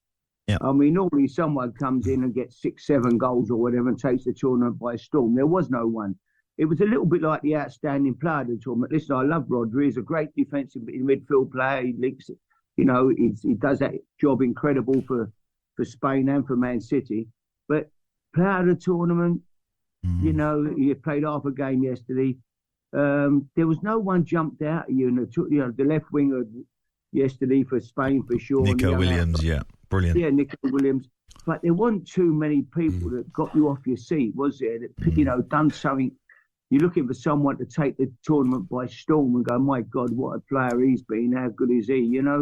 Normally someone bursts on the scene, but there was no one. I thought it was, for us to get to the final, playing the way we played, there was a short, and I don't mean to be a killjoy, there was a shortage of real qualities, apart from Spain, in that tournament. Yeah, it was I agree. Team. Look at Holland. Look at their players. Where have all the great players gone? I don't know. At the moment, you look at that tournament, and there weren't too many incredible talents that jumped out at you. As I say, you looked at the Dutch, you looked at the German team. You go back a few years, and you look at the players that were around at these teams. Look at Italy now. What's happening? Where are the great... Look at Italy, can't produce any players. I don't know. We've got good players, fantastic individual players, man for man. You wouldn't swap our squad with anybody. But building a team out of that group isn't easy. Maybe you have to sacrifice 1 or 2 of your better players and get a better balance to your team by bringing other people in. Harry, Lee on the Isle of Wight's texted and he says, read Gareth Southgate. He said he just doesn't have the technical coaching ability to deal with these big games. He obviously really cares, but he just doesn't know what to do. What do you think about the future for Gareth Southgate? What should he do? I don't know what Gareth would do. I mean, it's harsh, it's difficult. And, listen, 2 weeks ago when he was still on that touchline, a minute ago, he'd have given anything to have got to this final. I mean, he was going to come back and really be ridiculed, wasn't he? If we'd have gone out, was it Slovakia or Slovenia? I forget. It was one of those two that nearly knocked us out. And we rode that disaster. We got lucky, scored a last minute goal. What does he do now? I don't know. I think it's a difficult one. I personally, I thought he'd probably going to manage a Premier League club somewhere, but I don't know. At the moment, there's not many clubs available, and so I think he'll probably take his time, run his contract out till Christmas or whenever it finishes, and make his decision then. But maybe it is time for a change. But when you look round, Eddie Howe. After Eddie, you're struggling to find too many candidates for that job, really. I think it's difficult. Harry, Craig in Oxford's just texted and said, how about one last ride from Harry Redknapp? No, I definitely don't need the aggro now. No, I've been off to play golf today, Jeff. It's much more relaxing. Brilliant. Harry, look, good of you to join us. Have a good round, mate. You're not playing against that Bandit Pulis. Are you playing that Bandit Pulis again? Yeah, I always play him. Yeah, he keeps beating me, though. That's trouble. Brilliant. Look, have a great day, Harry. Boys. Cheers, Harry. Bye. England... Dell, biased Blackpool supporter, says England curveball for manager. Dell, it certainly is. Ian Holloway, he says. Time for change. Coming up, we continue to take your calls on 03717 223344. And don't forget, Jeff Hurst live with us from around 9:30. That's coming up. It's 10 minutes away from 9 o'clock, Monday, July the 15th. This is TalkSport Breakfast with me, Jeff Stelling, and Alan Pardew. Some of the headlines that you're waking up to this morning. Argentina have beaten Colombia overnight to win a record 16th Copa America. Captain Lionel Messi was left in tears when he had to be replaced midway through the second half, but was celebrating his country's third successive major tournament by the time it came around to the final whistle. Manchester United have signed Bologna and Netherlands striker Josh Zirkzee in a deal worth £36 million. He signed a 5-year contract. And England manager Gareth Southgate says now is not the time to make a decision on his future. England losing by 2-1 against Spain last night. TalkSport's voice of live football, Adrian Durham, was in Berlin for the game and said it's not just the England manager whose future's in doubt. Manager's future will be the subject of questions. Some players as well. Kyle Walker possibly You got to look at, he was persuaded to stay with the England camp after the last World Cup by Gareth Southgate, and you wonder if there is a future there. Harry Kane with his injuries as well. Is he going to be the regular number 9? Is it going to be a different captain if he's not the regular number 9 as well? Interesting, a lot of conversation revolving around Harry Kane. He wasn't the only underperformer, by the way. Rocker from Catterick Garrison's text and said, "Morning, guys, great show on a sad day. Southgate couldn't make the big decisions when it was needed. Kane shouldn't have started. We could all see that. Big decisions." He said Alf Ramsey not playing Jimmy Greaves, Fergie dropping Jim Leighton for Les Seeley. They had the bottle to make big decisions, and they were winners. That's an interesting point, isn't it? When you paid the big bucks to make the big decisions. Yeah, I mean, I still think 95% of managers before that game, even though Harry hadn't played well, would have started him. Yeah. I'm pretty sure of that. He changed him at 60 minutes, so, other than half-time, is probably the time to do it. But I think there was a lot more issues other than Harry Kane going on. Yeah. What were the other issues that you saw? Well, this thing with Declan Rice sitting far too deep for me. The whole tournament, he's been far too deep, particularly when we're at level or in the lead. He just detaches himself. And I was a central midfield player, and if you're one short in there, you can't get near anyone. And Manu yesterday, bless him, what is he, Manu? 19? 19, yeah. 19. He was just running around. He didn't know where he was. He was detached from everybody. I felt so sorry for him. But, and obviously the left side being Bellingham, was it going to be Foden? But it was Bellingham on this time. That didn't work. Foden in the 10 was ineffective. So there's lots. It wasn't about Harry Kane and it wasn't about Gareth. There was a lot going on there. Yeah. Steve, who's an Owls fan, just said, harsh to blame Gareth all the time. Only one team can win a tournament, and the bloke has got us to 2 finals, which nobody else has done. If he's a failure, then every other manager since 1966 has been a huge failure, and we've tried a lot of big-name managers in that time. That's from Steve, the Owls fan. Let's get back to the phone lines. 03717 223344 is the number to call. That is what Nick, who's a Manchester United fan, has done. Morning, Nick. Morning, guys. So, Nick, what do you got to say? Constantly hearing, we've got the best players, we've got this, that, right? Every time England lose is because they come up against a team that has got a guy in the middle of the park that has been in the mix for the Ballon d'Or. We lost to Croatia, it was Modric. We lost to Italy, it was Jorginho and Verratti. Correct. We lost it was Rodri and it was Fabian Ruiz, right? The issue is that Declan Rice cannot pass, right? He doesn't play as a 6 for Arsenal. He was playing there because Partey was injured, and they signed Jorginho for £12 million to do that job, right? The players are gassed because we've got no control of the ball. We've got no control of the ball because we do not have a world-class guy like a Kroos or a Rodri or a Jorginho in the centre of the park. And I feel like English football doesn't value that position. Like, we had Michael Carrick, he didn't get caps. It's not a position that we produce. Like, I watch old videos, like Roy Keane in his later career, like in his prime, he was so good at just sitting there. You've got like Vitinha at Portugal. These players are valued by other countries. You had Mbappe saying, he has to drop deep because he doesn't have Pogba to find him anymore. And it's just, you've got all these world-class attacking players, but if you haven't got a guy in the middle of the park who can find him, you can have Pele and Ronaldo and Cruyff up front. It doesn't matter. And Declan Rice, his passing, you've got to be honest, he is nowhere near the level of Rodri, Kroos, Ruiz, and that's not a criticism of Rice, because he's a number 8. He needs to be playing as a box-to-box midfielder. And we don't produce these players. Like, we don't have them, we don't value them. And everyone's piling on Southgate and Kane and all the rest of it. And it's like, you lose every game to Ballon d'Or contending central midfielders. And we have absolutely nothing on the shelf that is anywhere near anything like these top boys like Kroos. Well, let me just step in there because you're spot on, in my opinion, in terms of that being such an important role to build the play. And Declan Rice, you're right, he did get moved in the Arsenal team. And I think probably Arteta moved him because he has this tendency to sit too deep. I don't think it's his lack of technical ability, because I think he's technically a good player, and I think you're right. In the England team, a number 8 is probably a better position for him. But Michael Carrick's a great example that we didn't use enough of, and a pass, and somebody who can dictate the game. It's such an important part of the modern game. And Rodri does it for Spain in such a way that it looks calm, it looks casual, and it might just be a pass to a centre-back or to the full-back, or even sometimes back to the goalie. But he has control of he's dictating the pace of the game. And that's something we didn't have last night, and we've not had it in the tournament. And it's something we desperately need.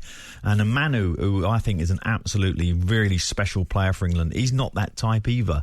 I think you're spot on. It's a player that we desperately need. Stephen makes a similar point. He says the 6 has to be a deep-lying playmaker, not a tackling machine. Yeah.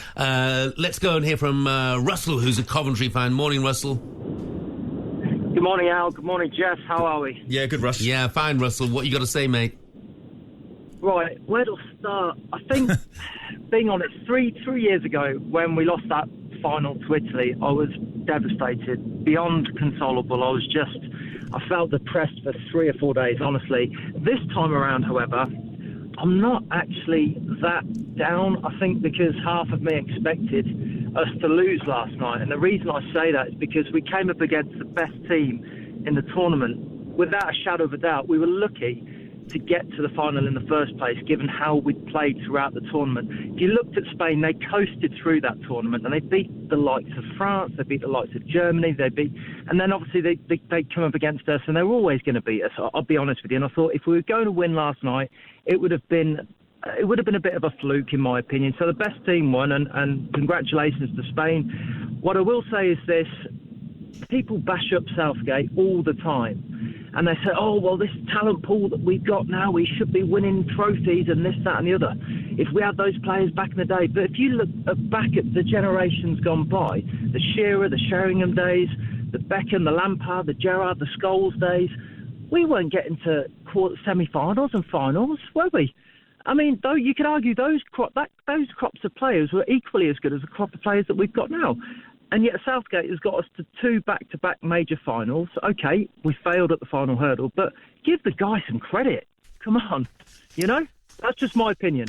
I think that what people look at, though, Russell, is the fact that we played Serbia, Denmark, Slovenia, Slovakia, Switzerland and the Netherlands to get there. You know, we had such a glorious opportunity with that run to the final. But look, thank you very much indeed for your call. Russell's not too downhearted. I think Sean, the Aston Villa fan, is. He said, I've just got home from Berlin, gutted, too many players below par in the whole tournament. Yeah. Of the main starters, Walker, Stones, Trippier, Shaw, Rice, Foden, Bellingham were all below their best, and Kane was dreadful. Said, we need a manager to get the best out of these players. Time for a change.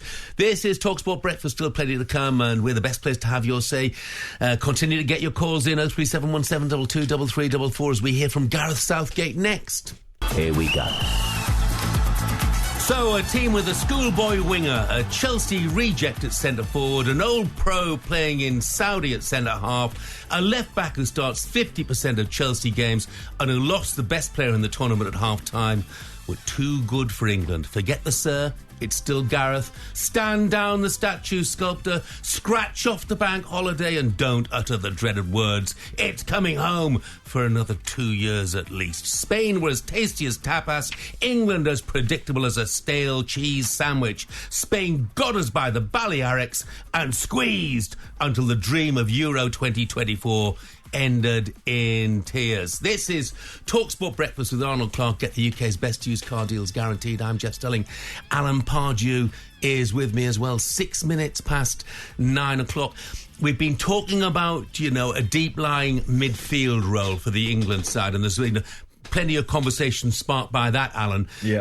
Macca, the Liverpool fan, says Wharton is exactly the type of player we need in the deep midfield role. Controls the ball, gets his foot in, always looking forward. Shame he didn't get a chance. And another text has come here.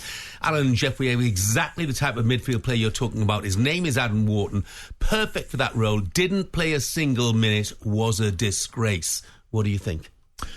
Too early for Wharton this tournament, in my view, because he had, what did he have? Well, half a game for England as experience going into it. You could argue. We played Kobbie Mainoo. But Mainoo probably had more games in the Premier League than Wharton did, if I'm honest. But Wharton is an outstanding talent. He's someone I know well. Obviously, he's on my doorstep at Crystal Palace. Great signing for them. He has potential to fill that position, and he is kind of. He's a passer that makes the game look easy, exactly like Michael Carrick. Whether he gets to the level of Michael Carrick, we'll have to wait and see. I hope he does. But could he have come on in some part of this tournament? Yeah, I think he probably could have. Would he have started? Gareth would have started him? No way, because of the lack of experience. Just Gareth wouldn't have gone and took a risk like that. But I think that the guys who have called in about him are spot on in terms of potential. For sure. Yeah. And by the way, guys, I wasn't having a go at Kobbie Mainoo. I thought had a good tournament. He enhanced his reputation, just got a bit lost in the final, but he wasn't alone, was he? Yep. Still to come this morning, Sir Jeff Hurst will help us continue to make sense of last night's Euro final defeat to Spain. Get your voice on the show as well by calling 03717 223344. What would you have done differently? England, of course, falling short once more in Berlin. England become the first side ever to lose successive finals in the European Championships. We didn't play in the way that we should have done until we went a goal behind, and then when we went to 1-1, then was a similar situation. What I want is a manager who tactically knows how he wants his team to play. It's happened again. It keeps on happening. When is this going to end? When will it end? Close to reaching the highest of highs in your professional career, and when it gets taken away like that, it's a real tough pill to swallow. Obviously, it's been twice now for England that we've been here. And I know people will be frustrated that we haven't delivered yet, but I definitely feel it's coming. Where does the manager go from here? That will be a question for him. I think the dust will settle before that decision's made. It wouldn't be right to speak publicly about that before I speak with the important people behind the scenes. Wanted a 1-1, wanted extra time, wanted penalties. Our subs are doing. We've been banging on about our subs. Who goes and wins it? A Spanish sub. Oh, England. It was yours, and you let it go. Still, the long, interminable, horrendous wait continues. Spain have beaten England by 2-1. Yeah, goes from Nico Williams. What a tournament he had. What a touch he has. And Mikel Oyarzabal consigning England to defeat. We thought when Rodri went off, that was a big plus. But Oyarzabal comes on. He was fantastic, Alan. He was, yeah. And he's actually in possession, was probably more influential. He was cutting us to pieces through the lines. But, you know, that technically that's... When you think about Spain, when you think back about all the tournaments they won, you have to. And Iniesta was in the crowd last night, wasn't he? Of course, that midfield area is where they are specialists. Yeah, it's the one department you've got to be better than we were last night. If you're going to beat Spain in that particular area, that's where they're masters. Yeah, Andrew from Bromsgrove. I was only thinking yesterday watching Spain that we don't have a proper ball-playing midfielder who can be our link between defence and our attacking players. We need a Harry Winks type player who hardly ever loses the ball, is comfortable in all areas of the pitch. Be a big season coming up for Winks. England is crying out for someone like him. Now then, a lot of talk about Gareth Southgate's future. Of course, Southgate wouldn't be drawn on any talk about his future post-match. Yeah, look, I think that's not... I totally understand the question and understand you need to ask it, but I need to have those conversations with important people behind the scenes, and I'm obviously not going to discuss that publicly first. Without a doubt, England have got some fabulous young players, and you know, even the young ones now have got a lot of experience of tournaments. many of this squad are going to be around in 2, 4, 6 years, 8 years' time, and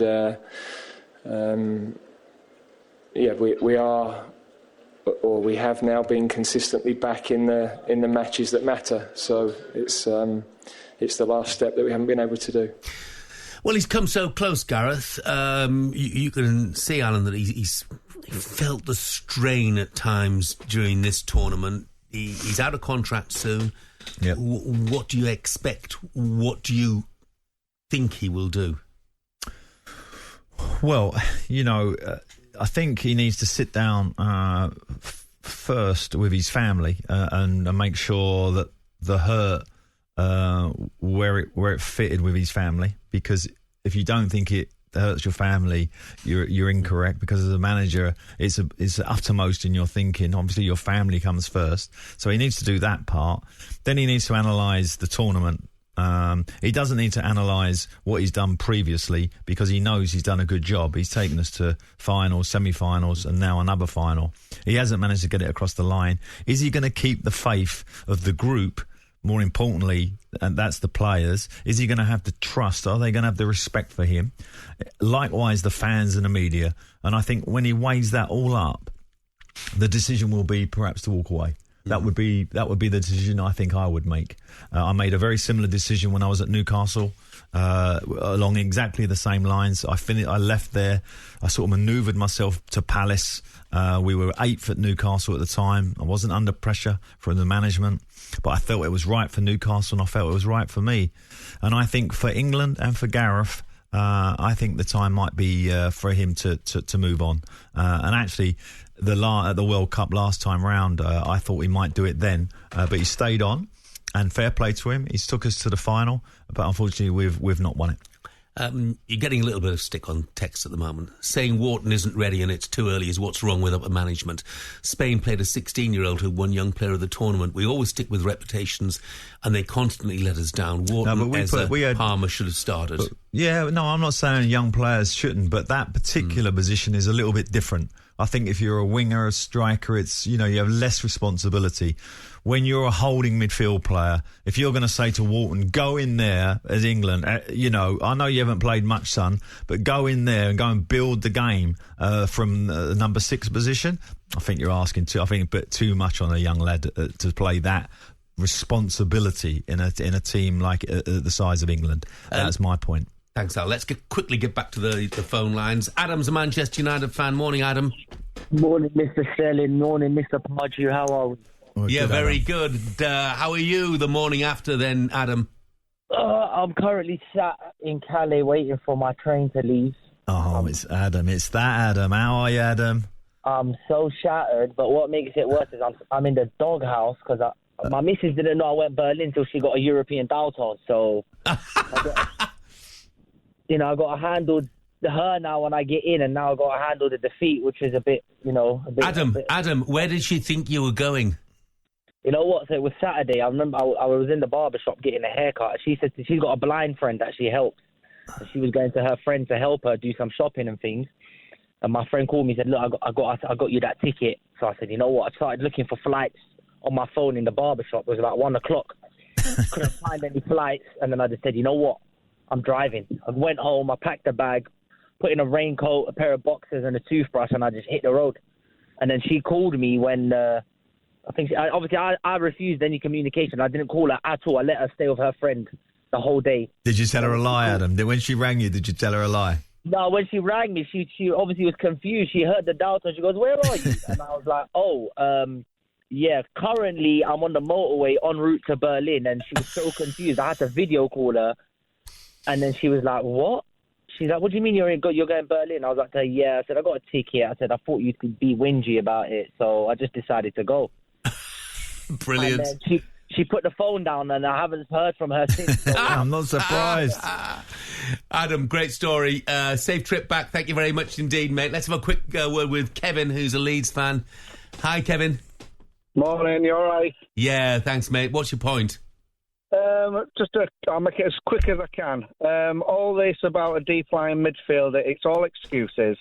England, the reason we have not walked away with that trophy, which, let's be honest, we should have done, is because we have the best players in the world that play attacking football. They've earned the reputation as the best players in the world because of that style of football, whether it's from Man City, Real Madrid. Gareth Southgate's turned them all into defensive, low-block, passing players. You've got caged lions wanting to run free and play attacking style football, and you can see the frustration on your likes of Bellingham. Kane shouldn't be playing, and the reason Spain have gone and won it is because they are the only team in the tournament that's looked at what they've got and the talent that they've got, and they have played to their strengths, and they have committed to it and played football as they want to play football as a team, which is attacking and fast. If we had that same mentality and looked at what we've got going for us and stopped whining about what we haven't got, we have enough talent in that team to have outscored every team in this tournament if we'd have just relaxed and played the type of football we are used to.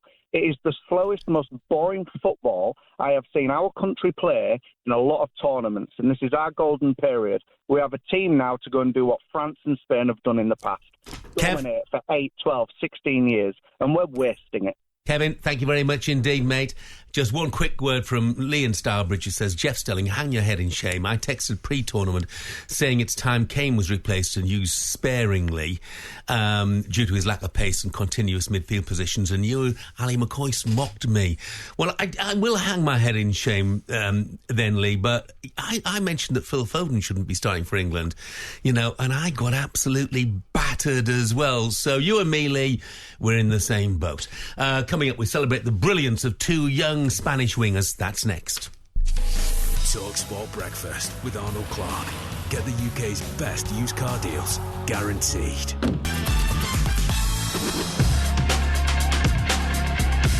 Spain come forward at the other end with Nico Williams. He's got Oyarzabal up with him, but he rides a defender, goes alone, and Nico Williams makes it safe for Spain. Talk to Yamal, 25 yards out, right of centre, left footed corner!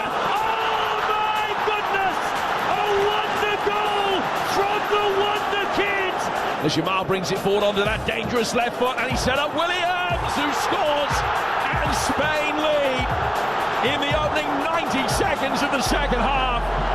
One young winger setting up another. Good morning, this is TalkSport Breakfast. I'm Jeff Stelling. Alan Pardew is alongside me. You heard there about Spain's dazzling young wingers. And their performance is helping towards fourth major tournament success for Luis de la Fuente's team. Williams scored a couple of goals. His contribution was massive, really, throughout the tournament. Lamine Yamal, 16, celebrated his 17th birthday during the tournament. Pards, how good were those two?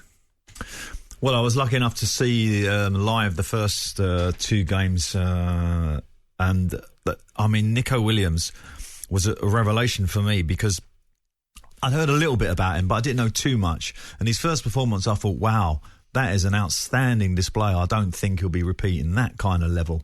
And then they played Italy, and he was even better.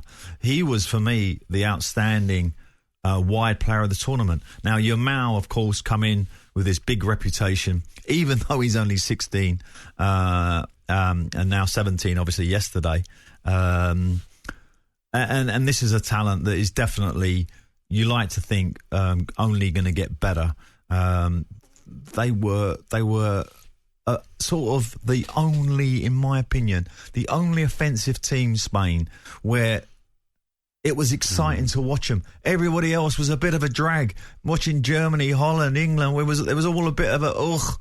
But Spain was actually a joy to watch. And in Fabian Ruiz, the PSG midfielder who doesn't get a game, only towards the end of last season was he playing regularly, was outstanding as a number 8. Then Omni come in at number 10, and it was a great balance to an offensive line. And but Nico Williams and Yamal, superb. And I actually just written down here Real Madrid's front four, right?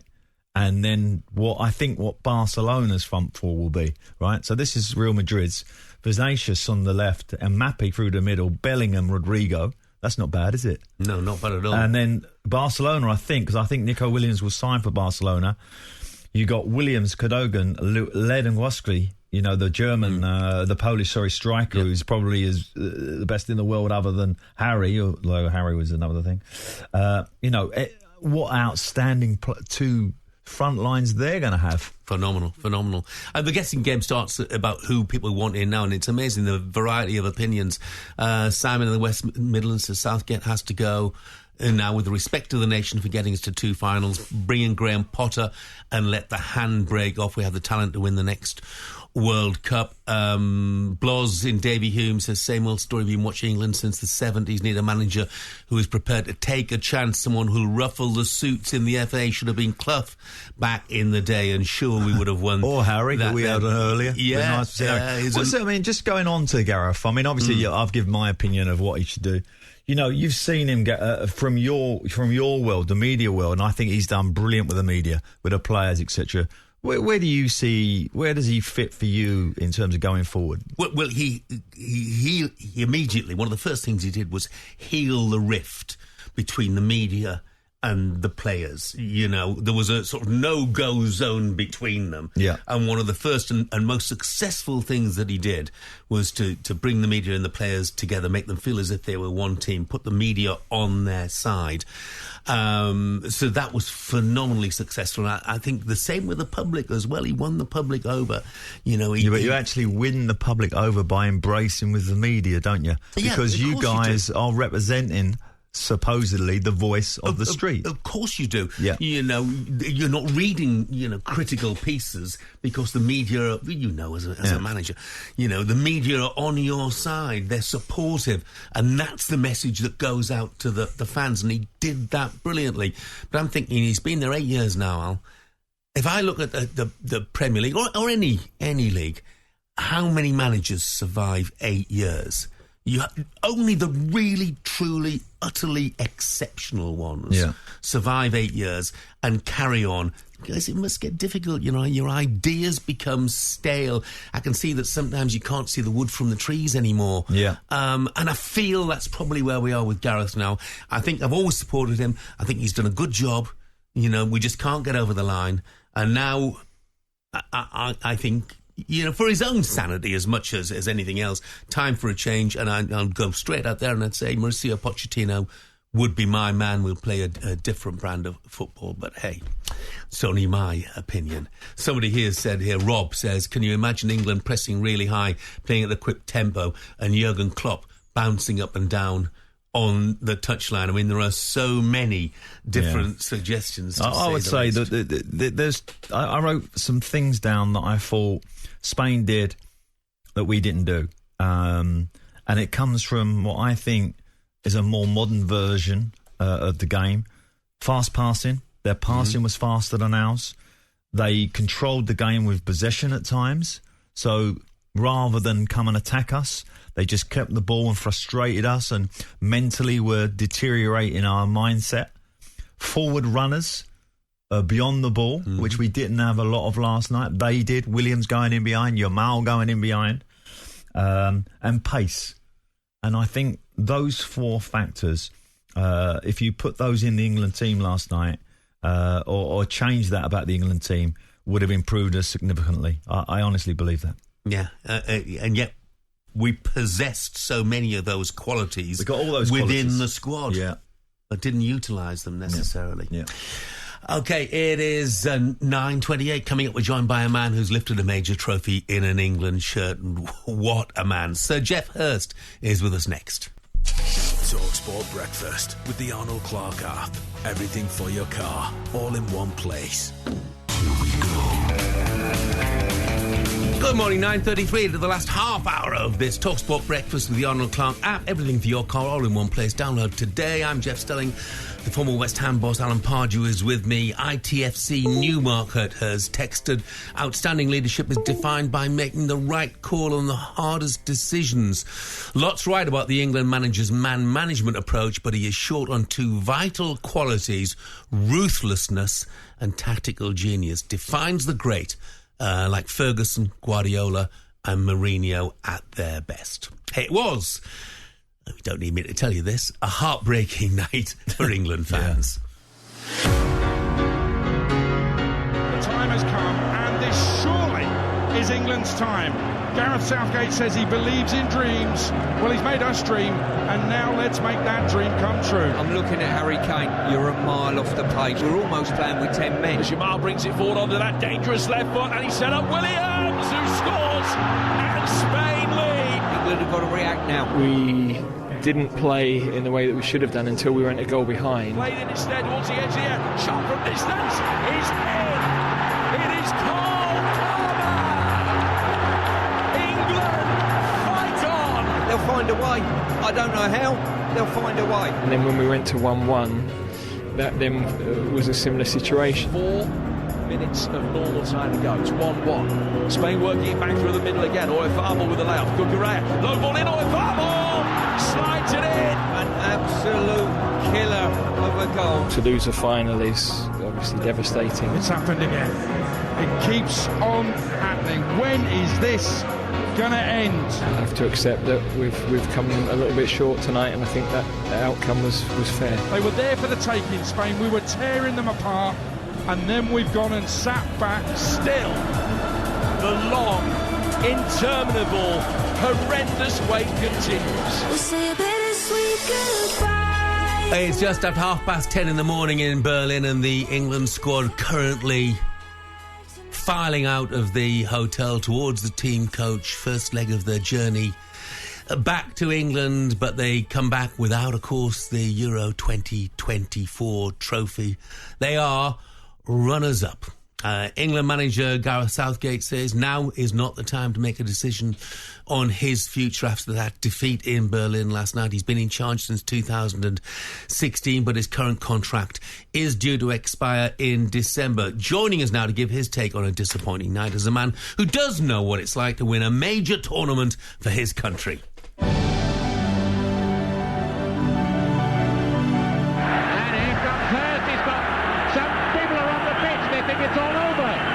It is now. It's for Hurst. Has got a hat-trick. Jeff Hurst has got the first hat-trick of the competition. It is all over. England are the world champions. This is the greatest moment in the history of English football. What a moment it was, and thankfully I'm old enough to remember it. It's a very good morning to the 1996 World Cup winner, hat-trick hero Sir Jeff Hurst. Morning, Jeff. Good morning. I'm old enough to remember too. Morning, Jeff. Yeah. Hello, Alan. Hi. I think I remember it almost as clearly as you, Jeff, but only almost as clearly as you. Only almost. Yeah, absolutely. What did you make of last night's performance, Jeff? Well, initially, of course, it's a bitterly disappointing result. To get beat in the final of any competition when you've got that far is bitterly disappointing, not just from me, but from all the millions of English fans. But you've got to look at this game in a wider context over the years. Under Gareth Southgate, semi-final of the World Cup, 2 Euro finals, magnificently better than we've seen prior to that in more recent years, going back to our time. I think, so I will get over this game. The players will get over this game quite quickly. I've been there, I've lost games, important games. They'll get over it. We'll all get over it. I think what he's done is a fantastic job. And you've got to take in context, we played a fantastic Spanish team, winning all 7 games the first time that's been done. And we only just get beat with, 5 minutes to go with a winning goal. So overall, I'm not a negative person. You can't be negative to represent your country, and I won't be negative when people talk to me. It's been overly fantastic. And I think, and I'm at Young's FC now in London, these young kids. It's interesting, quite amazing, really. Look at these young kids, and the investment in clubs of this nature from the National Lottery has been fantastic. And some of these kids are not far short of playing for England. They're only about 4 or 5 years younger than Kamal, the 17-year-old who scored a great goal in the semi. So that's quite remarkable. So the long-term football in this country with that investment, for me, is fantastic. And should Gareth Southgate keep a job? For me, the answer is yes. I'm not necessarily sure whether England will decide them. I think they may look like they want to keep him, but it's more like what Gareth has done. And the criticism he gets, we always get at the top level. Well, in any club. We've seen Klopp leaving Liverpool, one of the magnificent league teams, leaving. It looks tired and it's impressively difficult. And now Gareth manages the national side over 6 or 7 years with what he's gone through. So it wouldn't surprise me at all if he decides that at this point in his career, he decides that the national team, enough is enough. Yeah, I think the decision will lie with Gareth. I think you're right, Jeff. It's a pleasure to have you on, by the way. Thanks, Alan. And his stats are actually quite incredible in terms of following him. Okay, so there's a couple of things missing. You might say a bit more style, a bit more possession-based football, and obviously to win something. But these are his stats: 83% of games he didn't lose, 89% of games in major tournaments he didn't lose. In 8 years, he lost only 22 games. I mean, that's whoever follows him. Those stats are going to be hard to achieve, but I do feel that it's the manner of this particular tournament that has actually put a little bit of a stain, which I know, knowing Gareth, I think it's going to hurt him a little bit. And as I say, I think his decision will be with himself, and I think. You're right, Jeff. I think if it was the FA's choice, I think it'd stay. Yes, I've always done no argument, done a fantastic job over a long period of time in the results and where he's got to. But I think it will be with Gareth eventually to decide whether he wants to continue. I think we're all a little. You can be, a little bit disappointed about maybe the way we progressed through the tournament. But football, as you know, football is about results. Yeah. Sometimes you can play badly and win a game. Sometimes you can play really well and lose a game. But it's at the end of the day, particularly not over a season, it's about the results that count for winning championships, cups, European Cups, Euros and World Cups. And sadly, unfortunately, on the day, we made a hell of a game of it, only got beaten in the last 5 minutes against a great side. So, as I say, having been there and done it, I'm not negative. You can't afford to be negative as a player or a coach at the top level. You've got to withstand the criticism you get. You get that in football. I remind people, when we won the World Cup in 1966, we drew 0-0 with Uruguay, and we were booed off the field, and that was winning it. Yeah. So that sums up football for me. Between the average performances, that was a bit of a war, Jeff, wasn't it? Wasn't that? I remember I was only 5 at the time, but I remember looking back on the highlights for the tournament, and was that all sort of confrontational stuff going on? Was it a tough mainly game? With Argentina? Uruguay, that was Argentina. Okay, Uruguay. The first game, they didn't want to come out and play. They stayed in their star box for most of the game. So Argentina was Rattan, wasn't it? Yeah, Rattan, Argentina. You're referring to was the war. Yeah. And most of our group of players would argue that at the time when I talk about the medieval times, when the game was a lot more aggressive and violent in those medieval times, that game, most of our players would regard that as the most vicious and nastiest game they'd probably ever played in that quarter time against that very tough Argentina and good Argentina side, which we only managed to sneak away, 1-0. Jeff, I'm not sure if you ever counted the number of touches that you had in a match, but Harry Kane, 13 touches in the final, only 1 in the opposition box.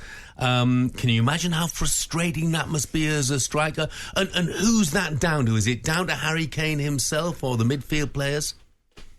Well, I think it's overall about the structure you're playing, and Harry was left alone and trying to get out to him and being well marked with good defensive groups. What I found was interesting as a striker, particularly, I mean, he contributed to the team, and there were some aspects of the earlier games, where at some stage he was actually in our defensive third of the field, helping the defence, which I found very strange as a striker, because I never went anywhere near the defensive third of the field when I played. No. So that the styles change a bit. Overall, Harry has been a fantastic captain and leader, and I wouldn't criticise him. Didn't get many touches, but that's also part on the way we played as well. Maybe cautious. Gareth Southgate said we could have played a little bit more adventuresome in some of the earlier rounds. But the important thing, if you try to be too adventuresome and get caught on the break, as we did twice last night, really, cautious of that. And so he was a little bit more cautious about retaining possession and taking our time to get to the opposing areas. Jeff, thanks for your time. It's always a pleasure to talk to you, even on a day like today. No, it's even more of a pleasure today, because at least he's the winner. Jeff, listen, we'll get over it. Players get over it. Yeah, absolutely. Onwards and upwards. Yeah, good luck, Jeff. Thanks, Jeff. Thank you, lads. Thank you. Good luck. So, as far as England are concerned, it's 2 years down the line now to the next chance of success in the World Cup. I remember that. You know, maybe, West Ham fans have got a point. Last time they won it for us, we have no West Ham player in the no West Ham players in here. Patrick, the Tottenham fan, has just texted us, said England lost the final on the evening of the semi-final because from then on, all Southgate's efforts were on how to stop Spain rather than how Spain are going to stop England. And that's a theory that a lot of people have expounded this morning as well. It's 9:44. Coming up, we're joined live by a man who is probably pretty happy this morning. No, that's harsh. Ali McCoist is next. Manchester United have signed the Bologna and Netherlands striker Josh Zirkzee in a deal worth £36 million. He signed a 5-year contract at Old Trafford with the option of a further 12 months. I'll be honest, I don't know a great deal about him, except he had a decent season for Bologna last season. And their then manager, Thiago Motta, praised him to the heavens. Yeah. Which might be something to do with the price. Yes, slightly. But Man United is becoming very Dutch. There's a lot in the group now. Would that worry you a bit? Well, I don't know. You've now got Dan Ashworth there. He knows the world market. You'd like to think they're getting the right players in. The recruitment is absolutely necessity at Man United. Of all places, they need some quality in that team because, it lacks that. And hopefully, knowing the market in Holland, knowing the players and the Dutch players and the staff that they've got in, that they're making the right calls. Yeah, so Josh Zirkzee signed by Manchester United, £36 million or thereabouts. And that was a look at the latest transfer news with Crown Trade, always a quality finish. Breakfast Transfer Bulletin on TalkSport with Crown Trade, delivering excellent coverage. There were big problems at the Copa America final overnight as Argentina took on Colombia in Miami. TalkSport's Shabana Hearn has more for us. Remember the unsavoury scenes at Wembley in July 2021 at the Euros finals? Fans storming the stadium without a ticket. Well, similarities occurred last night at the Copa America final at the Hard Rock Stadium in Miami ahead of Argentina's win over Colombia.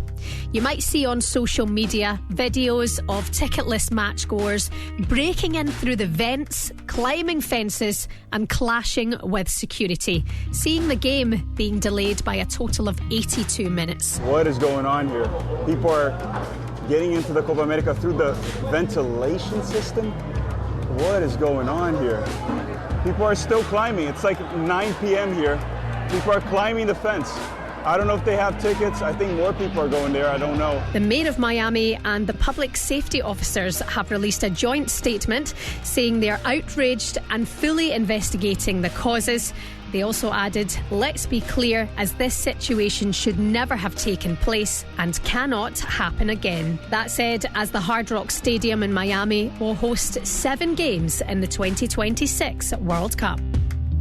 Yeah, 2 years to sort themselves out, you would say. Look, for more on that story, head over to TalkSport.com. Let's head back to Berlin, shall we? Final reflections, really, on what's happened to England. And the last word is going to go to a Scotsman. And that Scotsman is Ali McCoist. Morning, Ali. Good morning, boys. How are we this morning? Rather dejected, I would imagine. No, dejected us, never. How's your head? Do you know something fine, Jeff? Actually, in a quiet night, believe it or not. Obviously, things didn't go according to plan for all the guys that I was working with. So we just come back to the hotel. There was obviously a little bit of disappointment, a little bit of reflection. And to be brutally honest, mate, I had an early night, and that was it. But I didn't think England deserved it, mate, to be honest with you, Jeff. I don't know what I haven't been listening to a lot of the show this morning, but I just felt nothing in it first half, really. I thought it was a poor first half. Yeah. Which kind of summed up the tournament overall, really. And then second half, I thought Spain were better and probably deserved to win the game. And the thing is, boys, if you win 7 games in the tournament out of 7, you got to deserve to lift the cup. Yeah, and the manner in which they played, Ali, as well. I mean, they were a joy throughout. I mean, forget about, yesterday and England getting beaten, how we all feel. They were brilliant in those other games, and they They only beat Italy 1-0, but they tore them apart. And we know, and you know, Ali, it's not easy to get at the Italians, and they could have scored 3 or 4 that night. So I think they warranted the win. I think they deserved it, and I think it was a great advertisement actually for us to sort of go, maybe we should play a little bit more attacking like them. No, absolutely. I mean, I think. I wouldn't say for a minute it's the greatest Spanish side that we've seen. No. But it was an excellent one, and it was the best team in the tournament with the most flair. They were easiest on the eye with the 2 wide boys, obviously Yamal and Williams, good to watch. Rodri had a good tournament. I thought they were slightly fortunate, isn't probably the right way it should be put. But when Toni Kroos had the tackle on Pedri, I think Spain, believe it or not, actually get better when Dani Olmo came into the save from RB Leipzig. Mm-hmm. Yeah, and I agree with that. In a bizarre way, it was a kind of break they got, if you know what I mean. But no, I don't think, looking back, fellas, I thought the group stages were at best average. Jeff, you and I had a good discussion about it. I thought they were average. I thought the tournament definitely gets slightly better once you got to the knockout stages. But if you beat Italy, if you beat France, you beat Germany, you beat England, and I think we've got to hold our hands up and say the best team won it. Yeah, there's no question, Coisty, about that. And when you look back at the tournament as a whole from an English perspective, yes, we got to the final, but I mean, tell me, and this is something we haven't discussed. It's an English perspective, but a Scottish view. Yeah, Scottish. Well, he's almost been adopted by us, almost. I've adopted square sausages and things like that. So look, but over the piece, Ali, then, I mean, which England players would get into a team of the tournament? Believe it or not, your left centre-back, mate, who incidentally, I'm not sure if anybody's mentioned, I thought he had a great tournament, Mark Gahey. I thought he was probably England's best player. But having said that, I don't know if you guys think it or not, I think he actually switches off for the winning goal. Ali, I slightly, you know what I think? I think he should have just let him go. Because he was always behind, he should have just let him go, and he would have been offside. That was a slight error, as you say, in perhaps our best player in the tournament. I think you're right. Yeah, I definitely thought that. I thought he was your best player in the tournament, and bizarrely, I thought your second best player in the tournament didn't get more than 25 minutes in any game, and I thought that was Cole Palmer. Yeah. I thought it was excellent just about every time he came onto the pitch, guys. And it'll remain a mystery how, for me watching England, how he didn't get more game time. And obviously, you'll have been talking about it all morning. For the life of me, I don't know what the problem was with Harry Kane, but there certainly was one. What's your view as a Scot then of the England manager? He's been there 8 years now. Ali, he's got a few months left on his contract. Do you think he'll carry on? Would you want him to carry on? Sorry, I lost you there, Jeff. Could you repeat that one? Sorry about that, mate. I was just asking about Gareth Southgate, basically. Do you think he'll carry on? Yeah. Do you want him to carry on? Well, do you know something? I think if you look at his record, you can't argue with it. I genuinely don't. 2 European finals, a World Cup semi and a World Cup quarter-final, you can't argue with it. But sometimes in any job it is time to move on. And I probably feel that it is time for Gareth and the FA to part ways. And I think it's probably right now time for somebody new. Now, in an ideal situation, there would be somebody absolutely ready, absolutely available, and would be a number one choice. I'm not sure that's the case. I think you're probably looking at a couple of guys. Eddie Howe would be an obvious one that would come into the running. Would he be interested? I don't know, because he's in a project and everybody talks about, Potter as well. I'm not sure that would go down too well with the fans. So I probably think that Gareth has run his course. I would accept that. I do think he's done a fine job. Who's next, I don't know. Ali, thanks very much indeed, mate. It's been a long old haul for you out there, I know that. So safe trip back. Enjoy being back home for a while. Thanks a lot, boys. See you soon. Take care. Good luck, Ali. And that is the question, isn't it, that's going to be asked everywhere now, because the players just go back to their day jobs. But what happens to Gareth Southgate? Do you think we'll know a decision relatively quickly, Alan? Yeah, I think we will. I think knowing Gareth, he'll make that decision quickly himself and talk to the FA and come to a conclusion.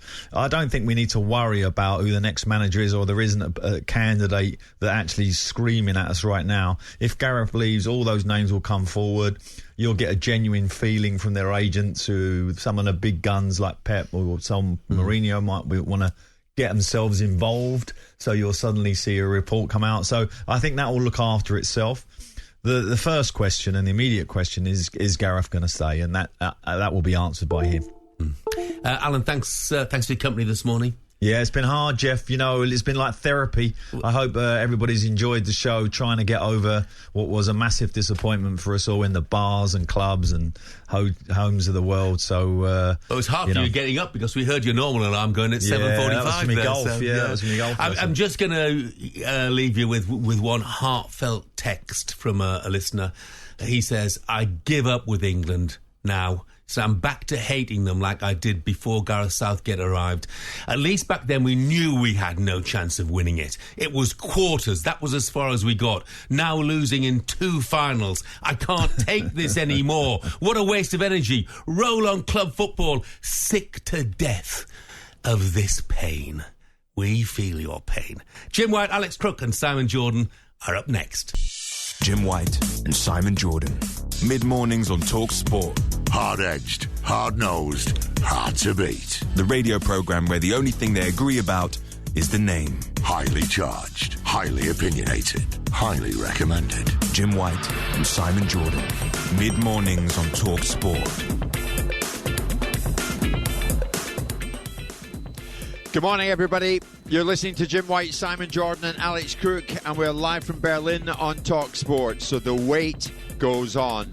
Another familiar story of going close plays out here in Berlin as England lose late on to Spain in the Euros final. Is it ever coming home? Have England become the ultimate football bridesmaids? Or, after 2 consecutive finals, would it be wrong to frame this as failure again?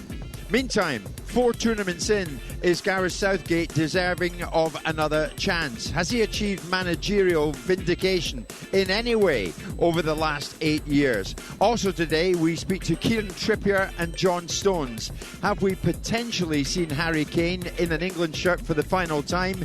Spain, are they perfect European champions? The Jadon Sancho exile is now over at Manchester United. A good move, or do Leopards never change their spots? And are we truly seeing the changing of the guard at Wimbledon?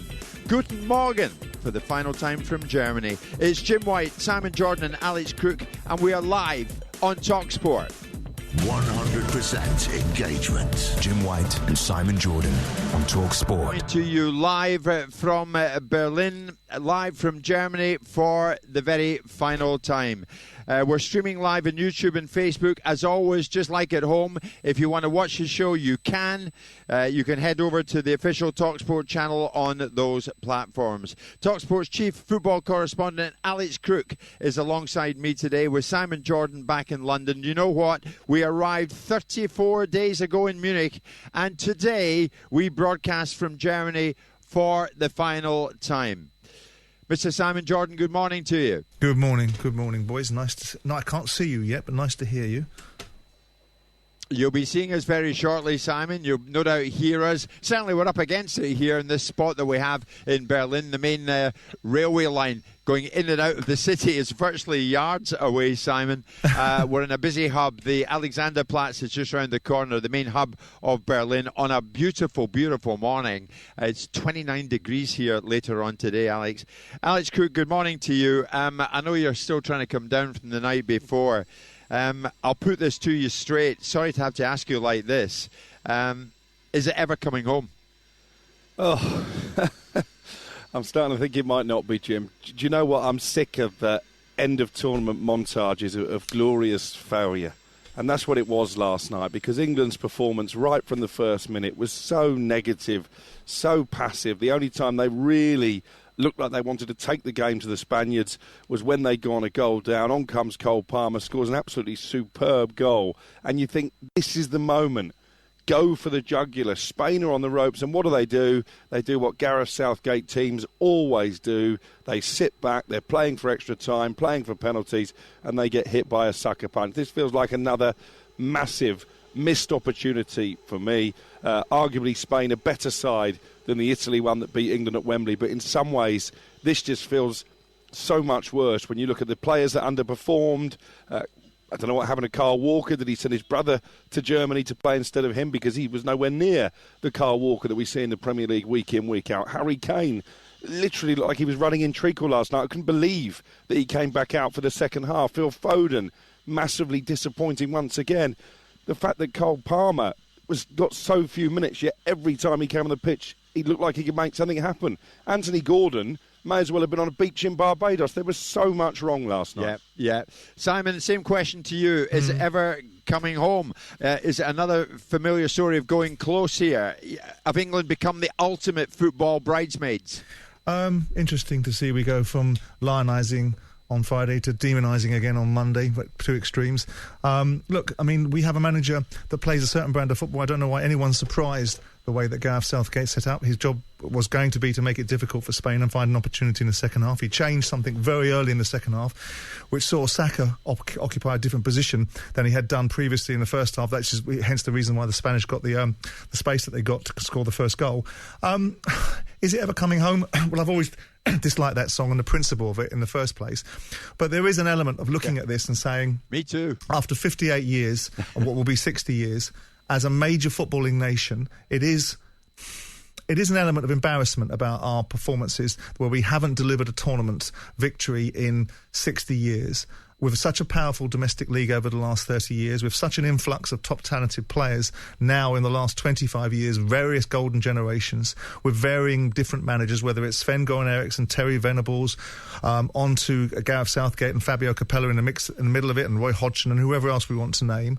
We constantly find ourselves in tournaments where we write a narrative about how well we're doing, and then we come up against a side that we possibly can't beat, and then invariably we don't beat. In the middle of it, we debate about what managers should be criticised, what players should be observed upon, and we make excuses for the manner in which we're playing or the outcomes that we get. And when we get to the end of the tournament, we reflect back in a certain way. Look, I wasn't surprised. Yeah, but Simon, this demonising one moment and lionising the next. Yeah. Expand on that for me. Well, what I mean is, it's not a feast and it's not a famine. Gareth Southgate isn't the devil incarnate, the worst manager ever to manage England and a terrible individual. He is also not the best manager or a superhero. He's in the middle. And what I was saying on Friday, which was observed upon by a couple of guys, including Alex in the studio, which was observed upon as being churlish, was that I think he's an average manager when it comes to football decisions. I think he's an exceptional manager when it comes to man management, of being able to keep the spirit high and stop the nonsense that happened in the past about division. And an excellent manager when it comes to the idea of managing the FA's ideals and representing the best putting the best foot forward, and also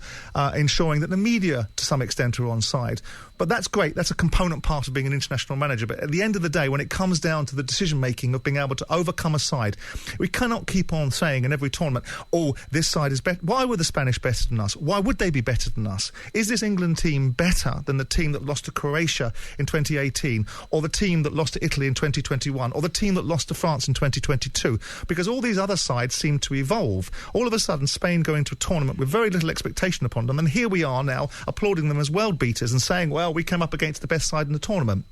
Why is it constantly... But Simon, maybe it's a case of England aren't as good as you think they are. But I maintain the view that often England aren't as good as we think they are, but neither are the opposition. We had a tournament in this scenario that wasn't littered with fabulous sides. There were one side that went through and won every single game, and you have to give Spain all the plaudits that they rightly deserve. They were technically superior last night, Simon. It was evident from the word go. Yeah, but England allowed them. They were a class apart. England allowed them to be technically superior. What they needed to do last night was start on the front foot, take the game to Spain. What they actually did was let Spain dictate possession, dictate the tempo of the game, let Rodri run the game from midfield, and it meant that England never really were able to play their way into it. And actually, that's a microcosm for the tournament, because England never really played their way into the tournament. Simon brought it up there. Why did you call Simon churlish on Friday?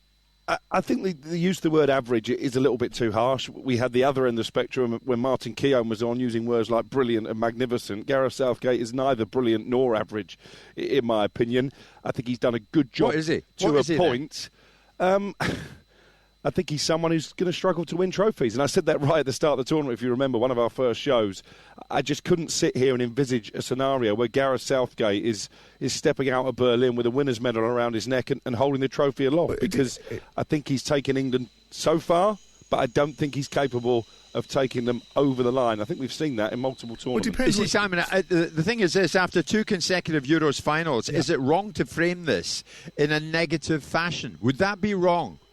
Well, yes and no. And the idea of debating the principle of average. Look, the bottom line is that when we compare elite management, we get carried away with everything. We get carried away with the ball that Cole Palmer played into Ollie Watkins in the semi-final against the Dutch, as if it was some wonder ball from nowhere. It was a straightforward pass through the lines, but it gets built up into a dynamic. Now, with the average observation, if you are good at some things and not so good at others, you tend to meet in the middle, which makes you average. And if you're an international manager and you're being compared to other international managers that have won things, and you're being compared to domestic managers that are elite managers, I don't think it's an unfair observation. It's not a criticism. I didn't say he was a poor manager. I said, in my belief, as far as Southgate is concerned, when it comes down to it, I think there's an element of average about it. And you go back to the players.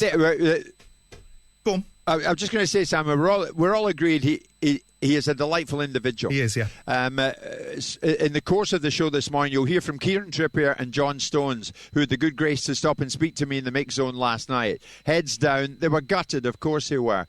And when Gareth Southgate walked by at the end, I asked him for a few words, and he was extremely civil, extremely polite. Not now, maybe later. And Gareth walked off into the night. He is never impolite. That's the thing. Here's how he assessed what went on last night in the final. To lose a final is, it's obviously devastating. So, but I have to say that I thought Spain were the best team in the tournament, and I thought they deserved to win tonight. We didn't keep the ball well enough, and in the end, we've had physical issues right the way through the tournament, and then that's compounded by, if you're not keeping the ball and you're having to chase the opponent, then it's very hard to have control within the game. And even though we rallied brilliantly with the goal and had a brief spell of pressure then after they scored, I just felt they were more composed with the ball than us. In simple terms, Simon, England become the first nation in Euros history to lose consecutive finals. Was football justice ultimately served in the end? Well, given the fact that the Spanish beat everyone that was worth beating, they beat the French, they beat the Germans, they beat us, they beat all the teams that were in this tournament with significant momentum behind them because of the home nation, because of the expectation of France, and because we were tipped in as the pre-tournament favourites, or amongst the pre-tournament favourites. So you have to say a team that wins every single game, and in the manner that they won some of these games, specifically the game against Georgia where they were outstanding, and other games where they were equally as compelling against the Italians, you have to say that on the balance of probability, yes, that's probably a fair assessment.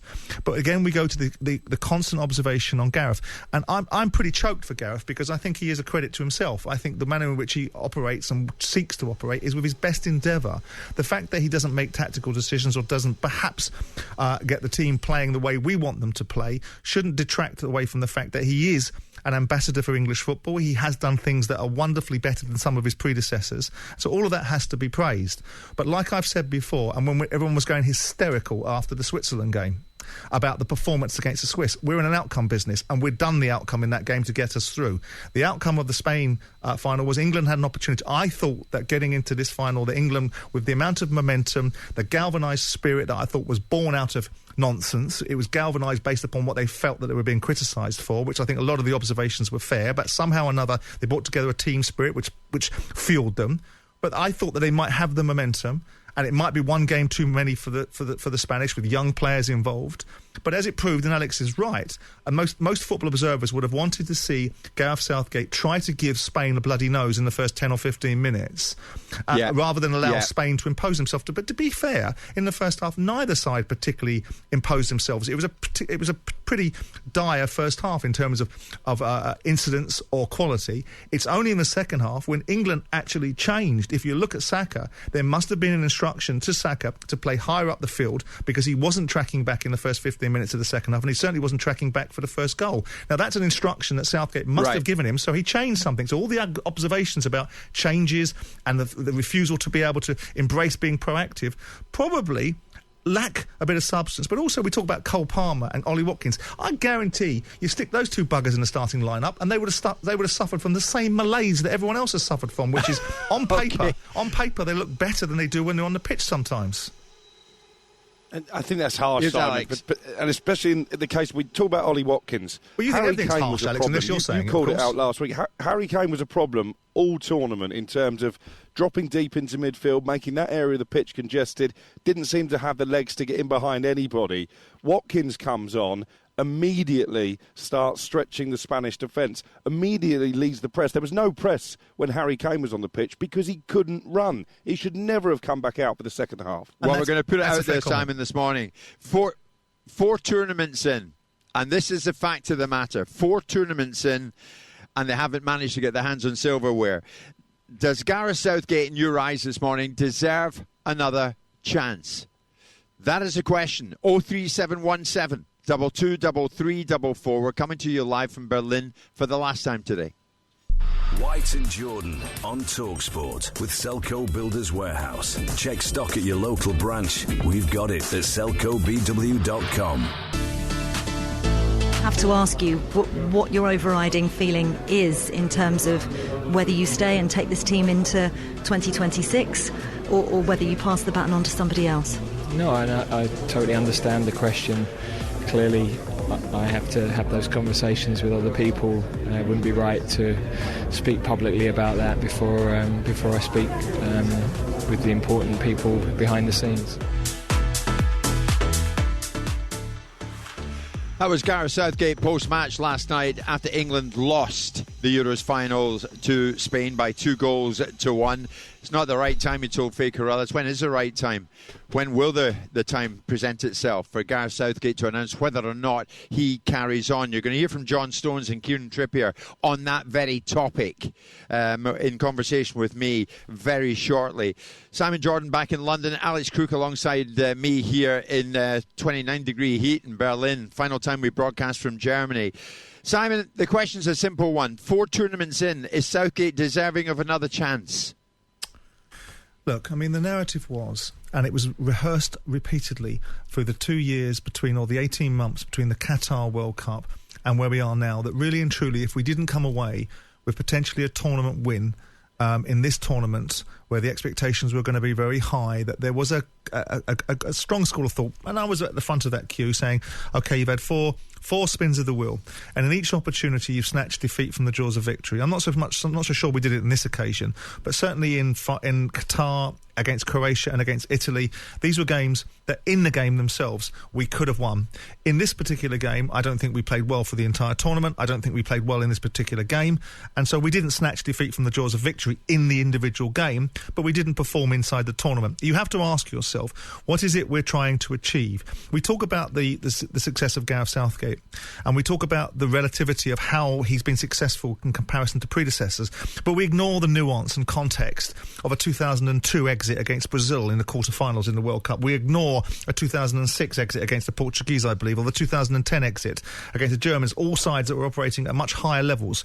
We have an international famine of quality sides right now, and during this period, Gareth has taken us to quarters, 2 finals and a semi-final. But we also must put things into context without wanting to constantly lambast this fella, that the opposition we've played against has afforded us that opportunity, and perhaps some of his predecessors didn't quite have those draws, because if we'd have drawn Spain in the 16s and the quarterfinals, we'd have been out in the 16s and quarterfinals, and there'd be an uproar about failure. But because we've gone to a final... So where are you going with it then?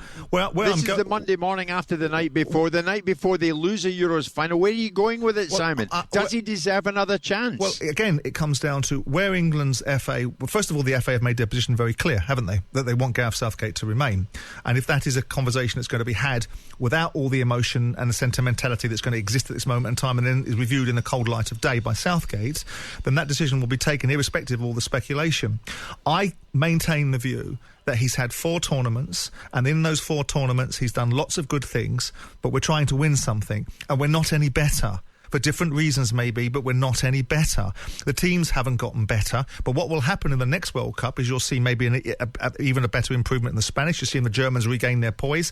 The French might get themselves back together again. So we're not going to get a better opportunity than we've had in the last 4 years. Right. And the same guy's been at the helm. So the question is, does he deserve another opportunity? I think that the time has come to make a change. I think that change has to be looked at against who we can bring in.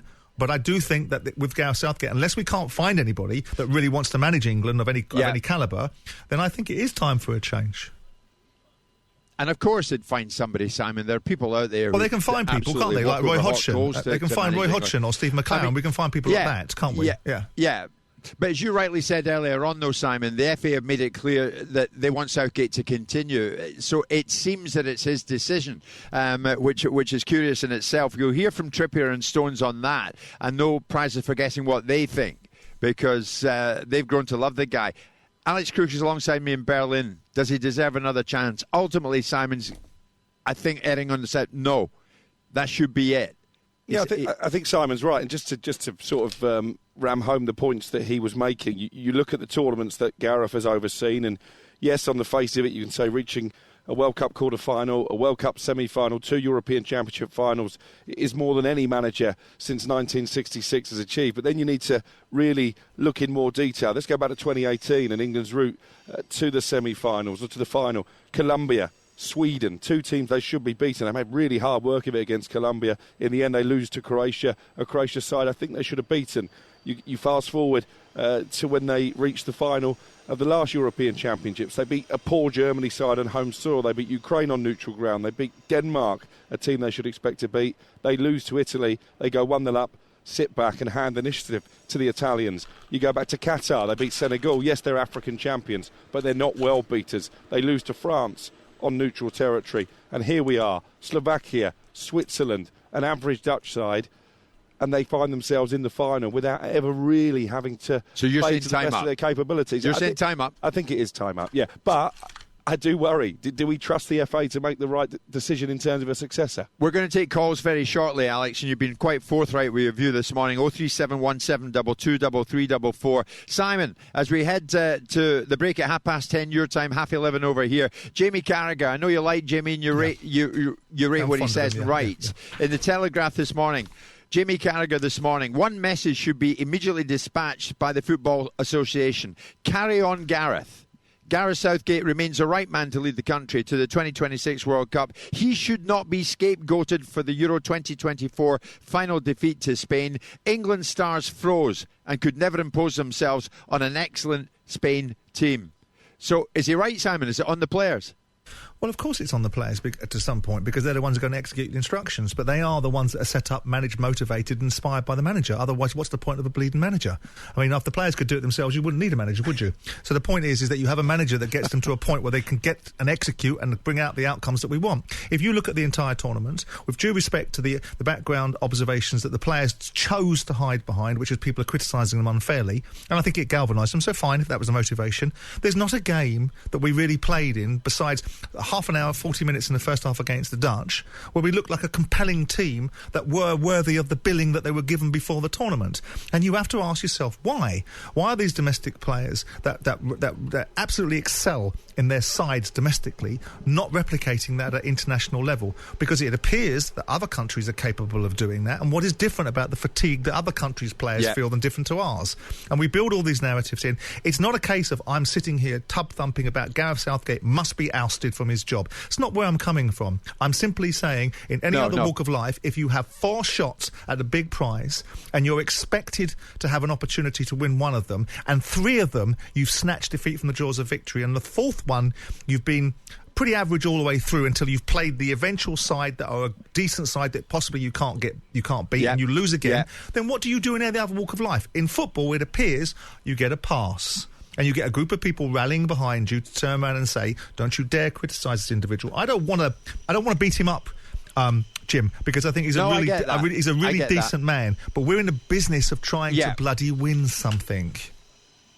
OK, Simon, I hear you loud and clear from London. Alex and myself beside a very busy rail track right here in the heart of Berlin. What's your take on it this morning? It's up to you. Give us a call. 03717 223344. Yet again, England, albeit they got deep in a tournament, but they've fallen short. That's the truth of it. 4 tournaments in. Should Gareth Southgate be deserving of another chance? 03717 223344. We want to hear from you. You'll also hear from Kieran Trippier and John Stones very shortly. Stay with us. We're live from Berlin for the last time, albeit. White and Jordan on TalkSport with Selco Builders Warehouse. Order online for free delivery at selcobw.com. 4 minutes of normal time to go. It's 1-1. Spain working it back through the middle again. Oyarzabal with the layup. Cucurella. Low ball in. Oyarzabal slides it in. That could be the heart-breaking moment. It was the unexpected tournament of dreams. From hope came expectation. From expectation came belief. They brought light to the darkness, sound to the silence, gave hope when there was none, and restored the Lions' pride. UEFA Euro 2024 will echo in eternity. This time, it was not to be, but the future is unwritten. Keep the dream alive. England, TalkSport salutes you. Over a century and a half of competition has passed since Willie Park Sr. left old Tom Morris downcast. On that fateful day, the Open Championship was born, and in 2024, once again, it's game on. It's the ultimate battle of man versus nature, a glorious struggle to win the ultimate major, where the earth meets the sea, an epic contest fought through. And you'll hear full live commentary over on TalkSport 2. As the greatest golfers in the world prepare to tee off at Royal Troon in the 152nd Open Championship, hear every moment of the drama unfold live throughout the tournament on TalkSport 2. It was the unexpected tournament of dreams. From hope came expectation. From expectation came belief. They brought light to the darkness, sound to the silence, gave hope when there was none, and restored the Lions' pride. UEFA Euro 2024 will echo in eternity. This time, it was not to be, but the future is unwritten. Keep the dream alive. England, TalkSport salutes you. The summer transfer window is wide open, but time is running out as momentum builds ahead of a brand new season of full-on football. Gets the cross in, and it's into the back of the net. Stay ahead of the game with TalkSport and TalkSport 2's world-famous transfer updates. Oh, that's breathtaking! Get instant insider knowledge and erudite opinion from our squad of super-savvy football experts as they keep you bang up to date with all the big-name moves. Plus, get a full lowdown anytime at TalkSport.com. The wonderful finish from the right-hand side! Transfer updates throughout the day. Oh, can you believe it? On TalkSport and TalkSport 2. Good morning, everybody. It's coming up to 20-11 back home in the UK this morning. 20-12 out here with us in Berlin in Germany. Jim White, Alex Crook, Simon Jordan back in London. We're broadcasting from Berlin for the last time today, following the final last night, a final which Spain won by 2-1. We're going to take your calls very shortly. 03717 223344. The question being, Gareth Southgate, 4 tournaments in, does he deserve another chance? That is the question this morning. Post-match, I spoke with Kieran Trippier in the so-called mix zone, and I said to Kieran straight off, how did he feel about what was a second consecutive Euros final defeat? emotional. Obviously, it's been 2 times now, but I can't fault anybody's commitment. You know, the togetherness throughout the team. Now it's just about seeing our families. Does this feel, and I know it's an obvious question to ask you, and it's a hard one to be asked at the moment, does it feel like an enormous opportunity missed? You've always got to respect your opposition. Spain are in the final for a reason. We're top side, but we had the full belief that we could win the game. You see the reaction. We didn't panic when we went 1-0 down. We scored a great goal by Cole. But again, at this level, it's all about fine margins. You know, another day, you know, when we went 1-1, we had the momentum. We could have got the second in the 90 minutes, but yeah, it's tough to swallow. Finally, I know you well enough to ask you, the FA want Gareth to carry on. Do you hope he does? Of course. I think what Gareth's done in the past 7-8 years is nothing but remarkable. Last 4 tournaments, 2 finals, quarter-final, semi-final. Gareth's done an amazing job, but it's not even an hour and a half after the final whistle, so I understand the question, but time will tell. But Gareth's a fantastic manager, and he's done unbelievable for this country. That was Kieran Trippier in the mix zone with me last night, way into the early hours of the morning. England players leaving the stadium after the 2-1 defeat to Spain. We're going to take your calls in a moment. Phil is a big Manchester United and England fan. I'm coming your way, Phil. Simon, you heard him there. Yeah. That was Kieran Trippier saying that Southgate has been, the job he's done has been remarkable. Yeah. Would you agree it's been remarkable? I think it's been commendable in certain ways, yeah. I love the way these players trot out these platitudes. And when you asked them, if you dared to ask them, it wouldn't be the right time directly after a game, but to poke into the detail behind what it is they're absolutely saying, I think it would probably run quite dry. The fine lines are what? So we constantly fall the wrong side of the fine lines, do we? We felt the wrong side of the fine lines against Croatia. We felt the wrong side of the fine lines against Italy. We felt the wrong side of the fine lines against France. And now we form the wrong side of the fine lines against Spain. What does that tell you? If you keep on doing the same things in the same way, you'll get the same outcomes. Isn't that the definition of insanity? So by saying with Gareth Southgate, aren't we likely to get the same outcomes? Because by that definition, that's what's manifesting itself. You know, we are in a situation where you look at the performance of the side, the performance of the team, and the performance of the last 4 tournaments, and everyone wants you to take a body of work. So we'll take a body of work, and we'll say 4 tournaments. All of them have done better than perhaps our predecessors. When we put them through the prism, as we've discussed with Alex and you in the early part of this show, we come up with the same outcomes, which is we've not beaten anybody on paper that we could or shouldn't be able to beat. So what does that tell you? Got you. Okay. Alex is with me here in Berlin. A lot of calls coming in, as you might imagine. Paul, I mentioned you, Manchester United and England fan. Good morning. Southgate, does he deserve another chance, Paul? No. Look, we've got to stop pretending that making the England camp, quote, a happy place to be is a sufficient qualification for the job. Okay, this is a serious job for serious people who are qualified for it. And the FA need to start acting like a professional football outfit and not a political party. And don't get me wrong, Gareth has good man management skills. The players like to play for him. But the bottom line is that since he took over, I can't think of one occasion where he has been able to help his team when they have needed him. Okay, over 8 years, I don't know what England are trying to do. I don't know what our patterns of play are. Yesterday, they were all over the place, no shape. Everything, as always, is off the cuff. We don't know what's coming next because Gareth doesn't know what's coming next. Like, after 8 years, he goes from Trent to Gallagher to Mainu in 3 games in a tournament. Now, that's 3 totally different skill sets for one position in a tournament. Do you understand how bad that is? At this stage. I get what you're saying. Here's Alex.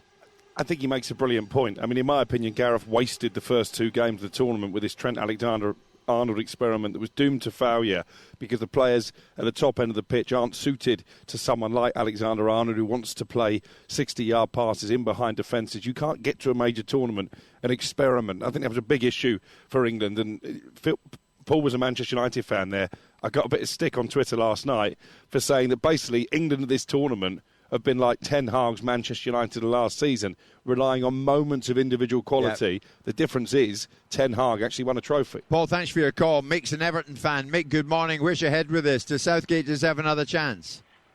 I'm afraid, as a nicer guy as he is, no, I don't think he does. If you were in any other walk of life and you had 8 years in a job and you hadn't achieved your objective, you would be fired and sacked, or asked to leave would be a nicer way, I think. I don't think Gareth should be sacked. I think he should be just encouraged to leave if that's even possible. But my concern is with the FA, and they're getting the replacement. As Simon always says, the FA couldn't find their own backside, and they're going to look for another. Gareth is a nice guy, but he's a yes guy. We're not going to get anyone who's going to go in there and change the whole structure and all the rest. Can I just make one point about Harry Kane? If me and my wife sat on a settee and the whole world know that Harry Kane's got a back injury, one, why doesn't Gareth? And two, why doesn't Harry own up to it? If the boss says to him, his captain, are you okay, Harry? Yeah, I'm fine, I can play, boss. Well, he clearly couldn't. He clearly could not play. He couldn't. Okay, listen, Mick, thank you for that. Harry Kane, I can tell you, Mick, was one of the first England players straight through the mix zone last night. Didn't look right or left. Carried straight on into a vehicle and out of there. Simon, before we hit this break, do you trust the FA to get this decision right? I don't trust or distrust them in either way. If we look back over the years in the FA, and we know in the 70s and early 80s who should have been the England manager. It should have been Brian Clough, because he would have got a team playing in a certain way, but he might have caused a lot of mayhem within the construct of the organisation, which is the lesser evil. You look at the people and the personalities that run the FA, I think they're flakes. I think the fact that we've got an independent regulator come in to run the game is an embarrassment to the FA, and I think they've alighted upon Gareth, and ironically they chose Gareth before they chose Sam Allardyce. So this wasn't a default situation in terms of ultimately he inherited a role that the FA weren't thinking of him for. I don't believe that they will have the ambition to push the envelope, but where do you push the envelope to? The question gets asked about Gareth Southgate, who replaces him, because it's really easy to fire somebody. I've done it many times. It's much more difficult to replace them. And if you can replace them with someone better, if you put Jurgen Klopp, I know I'm going off on a flight of fancy for the purpose of this part of the conversation, into that England side, there is no parallel universe where that England side would look the way it did during this tournament. But you're not going to get Jurgen Klopp. He's not going to want to manage England. Simon, in a sentence, well, you say he's not going to want to manage England. In a sentence, say Klopp did want to manage England and we didn't know about that. Yeah. Would you sit this morning and say, there's a direction the FA should go in? Gareth, thanks for everything you've done, and it's been considerable. But Jurgen Klopp, you're my man. Is that what you're saying? If you're in a position of authority at the FA, with all the wealth that you've got to be able to throw around, because you've paid Southgate as he was the highest paid manager in this tournament, which is fine, the economics are whatever they are. I would, if I were the chief executive of the FA, I would scour the world to find the best manager available and then do everything I possibly could to try and convince them that the England job was there. Now, the England job is a great job if you can really do it well. Now, Gareth can do it well to a certain point, but that ultimate tipping point is when you can win something, and I don't think Gareth is going to achieve that. Yeah. So I would be going after it. If I could have a conversation Simon. with Klopp, yeah, of course I would. Okay, Klopp would be your man if you could approach him, if he was willing, and if he would take it. 03717 223344. We're still in Berlin for the last time, albeit today, but give us a call. Southgate, does he deserve another chance? That's the number to call. Many of you calling in this morning. We'll try and get as many as we can to air the other side of this break. 03717 223344. Mid mornings on TalkSport.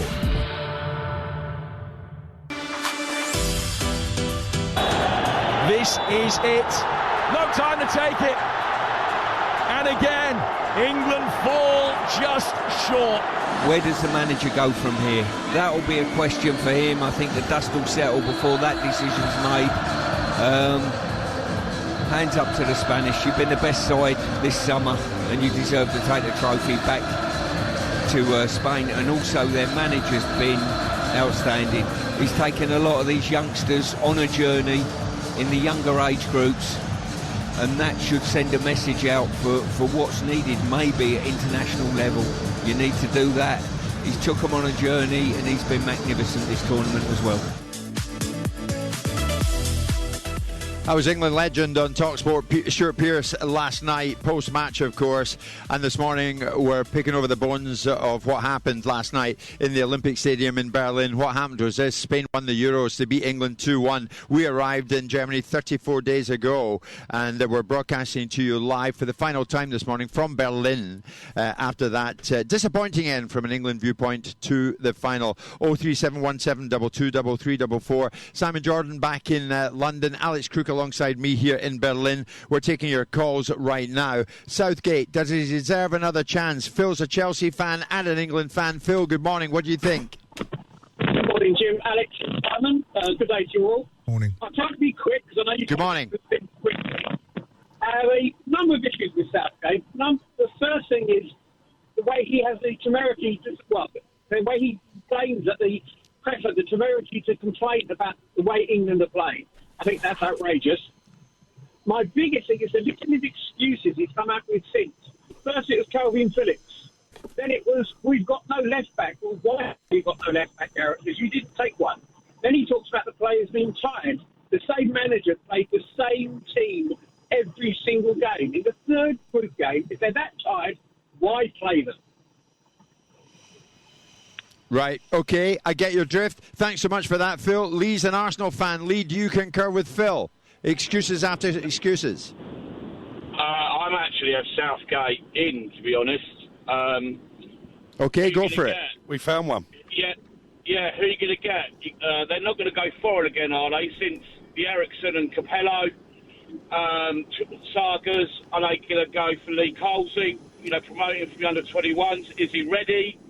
Eddie Howe? I don't know. Jurgen Klopp? I don't know if he's at Dortmund again in the director's role now. Who are they going to get? It's you know what I mean? You heard Simon a minute ago, Lee, Simon was saying a moment ago, you go for the best in class and you try and put forward the case that you really want someone, maybe like Jurgen Klopp. And if Klopp showed an interest in it, and if Klopp was up for chatting with the FA, then you might be able to take that forward. That doesn't sound like the craziest idea, does it? No, it don't, unless the FA and all this has all been planned out before the tournament and he was going to go and they've got someone already lined up and then they're just waiting to announce it once the dust is settled. But we're all second guessing. Graham Potter, what about Frank Lampard as well? Lamps, he might be doing it because he's English through and through. Obviously, Rooney's now at Plymouth. Gerrard's in Saudi. We need someone that knows England through and through, not just some random. Do you know what I mean? So I don't think Lee Alex Crook here to my right in Berlin is all that happy with the names you're suggesting. Gerrard's in Saudi, which thankfully is far enough away from the England job for any future success. Frank Lampard has fouled everywhere he's been. Who was the other name you mentioned? Wayne Rooney, who played a big part in taking Birmingham into League One. Well, who are you going to get then? Graham Potter, who done nothing at Brighton and then got sacked at Chelsea. Eddie Howe hasn't proved himself. He got Newcastle into the Champions League and got knocked out in the group stages. Eddie Howe's a brilliant manager. He's a brilliant manager. Eddie Howe's a brilliant manager. I get that. But for me, you have to stick with Gareth Southgate. You're just going to have to. You know what I mean? Lee, listen, thank you, Lee, for that. Simon, here's the thing. To an extent, it has become a bit of a struggle, even for the top clubs, to get the right man in. Yeah. We watched what happened at the tail end of Manchester United's season there with this end-of-season review, but they've ended up sticking with Ten Hag. Yeah, I mean, it depends upon the messaging and who's asking the question and the manner in which you speak to people about the job and what the expectations of it are. Taking over Man United is often a difficult job, and taking over England will be a difficult job. The interesting thing is that we talk about like the Capello experiment and, that was dreadful. Capello's got the highest win record of an England manager. I mean, you look at Southgate's win record, it's behind Greenwood's, it's behind other people's, and we look at it and go, well, look at statistics. Let's look at the statistics then, and then we can look at them through a different prism. I'm not either in the camp or against the camp of it has to be an English manager. You speak to certain people, and I understand the argument. If you're an Englishman and you have to be English to qualify to play for the team, then you should have to be English to manage the side. But we live in a globalised world, and if we can get the best in class, it's a wonderful job for someone that's really good at it. We've got this embarrassment of riches of players that we know there's 20% left in the tank from those players, not in terms of energy, but in terms of performance capability in this tournament. And for some reason or another, it wasn't extracted from the players. The players have got to take some responsibility for their own performances, but the manager is the reason why. Here's Alex at this end in Berlin. Is it a good job for somebody right now? They haven't won since 1966. They haven't won a major tournament since 66. No, but there's talent in this squad. And I think the big argument a lot of England fans will make is that Gareth Southgate hasn't been able to unlock the talent that he clearly has at his disposal. I wonder if we're missing a trick here, Simon. We're talking about Jurgen Klopp, and I wouldn't be against that. Pep Guardiola has got a year left on his contract at Manchester City. The expectation is, at the end of that year, he leaves. Gareth's contract is up in December. Do the FA not need to go on their knees to Pep Guardiola and say, look, when you leave Manchester City, this job is yours? Before you answer that, Simon, does the England job have that lure? Yeah. Honestly. I mean, it's the same lure that Man United had to Alex Ferguson in 1986 when they hadn't won anything, hadn't won the league for 20 years. You know, if you can do a job, then it's a great job. International football in England, with all the support mechanisms in place and the salary opportunities and the players and the domestic powerhouse of the Premier League and all of these things, it's a great job. And if you're the English FA, you don't go to anybody on your bloody knees. You go to people and you pitch a woo to them and you create the opportunity and you create the culture of what this opportunity exists like. You can be the person that wins something for this country for the first time in 6 decades and all that goes with it and all the opportunities. Is that how you sell the job? Well, of course you do. Is that how you sell the job? Well, it's a wonderful opportunity. I mean, we've sat here and Alex and myself have discussed this and other people have discussed it. You've got the people that back Gareth for every day, every week, because that's their mindset. We've got good players. Did those players operate at the level that we expected from them in the tournament? If the answer is no, the next question is why? And if the next question is why, because the manager didn't extract enough from them, what manager could make these players operate at the level internationally that they appear to operate domestically? And I would say to you... this is a job that the new man would walk into, Simon, and he's got to be aware you're in for a ton-load of scrutiny and a ton-load of ridicule if it goes wrong. Well, first and foremost, anyone that's got anything about them doesn't forecast things going wrong. Second of all, it's got a ton of opportunity attached to it. Because you can be the person that leads this country to the promised land, and we can consign that god-awful song to history by actually achieving what the chorus suggests that we want to achieve. And if you've got real managers that really back themselves and the economics work, you'll have somebody in global football that's got the capability of leading this team and extracting all the potential from being the England manager and having this resource, i.e. this players. And there are plenty of people out there that you can have these conversations with. How you have them, Jim, is what might determine whether you can have success. I agree with you on that. But why do so many top managers who get the England job end up failing? Capello came and went. Venables before him came and went. Venables had 23 games. He lost 1. He drew 11. He won 11 and lost 1. And the FA took him out because they didn't like the cut of his jib. Right, after a successful '96 European Championship. Is that the reason for taking a football manager out? Because you don't like the cut of their jib, and he might be a bit of a problem for you. Just before. I hear what you're saying. He's been waiting patiently. Nick is a Middlesbrough fan. Nick, I'm going to squeeze you in. I have to, mate. You've been very patient. Southgate, 4 tournaments in. Does he deserve another chance? Not on your Nelly. Absolutely not. Tactically inept. Every time we played anyone remotely around us or above us on the rankings, he has been found wanting in every tournament. I'm totally in agreement with Simon this morning. You look back to Croatia, you look at Italy, you look at the Nations League, you look at France, you look at last night, and every single time he's found wanting. He's come up short. He's concerned he's not losing.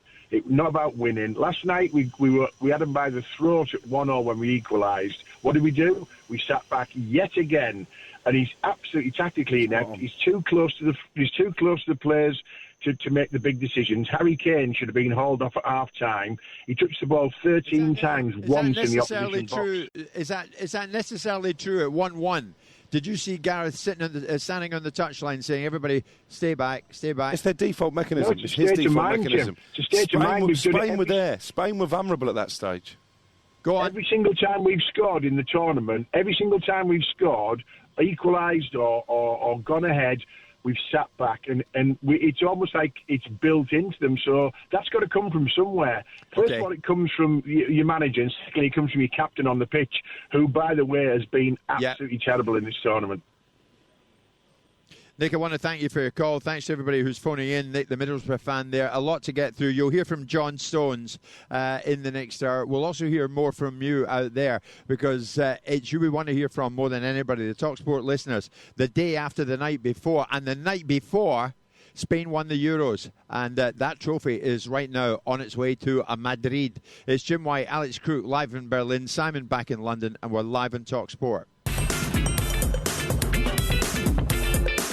It is indeed. It's Jim White and Simon Jordan live in TalkSport. Simon back in London. I'm alongside Alex Crook over here in Berlin. Our final broadcast from Germany after a long time out here, but a memorable trip out here. We arrived 34 days ago in Munich, and today we broadcast live from Germany, from Berlin, for the final time.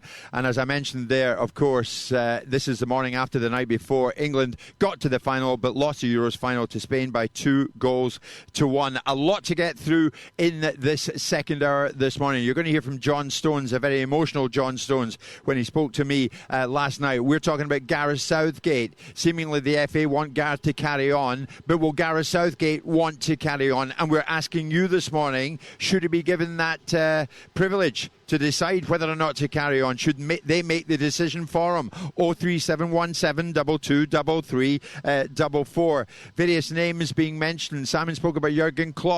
That kind of stature of that kind of individual. Maybe the FA should look at having a conversation with him. Alex Crook even mentioned Pep Guardiola, or Pep Guardiola name came up in conversation. And I think, Simon, you've been hearing from Noel Gallagher, Manchester City loving Noel Gallagher, who said, what is Mr. Crook on? Pep to England? Is he kidding?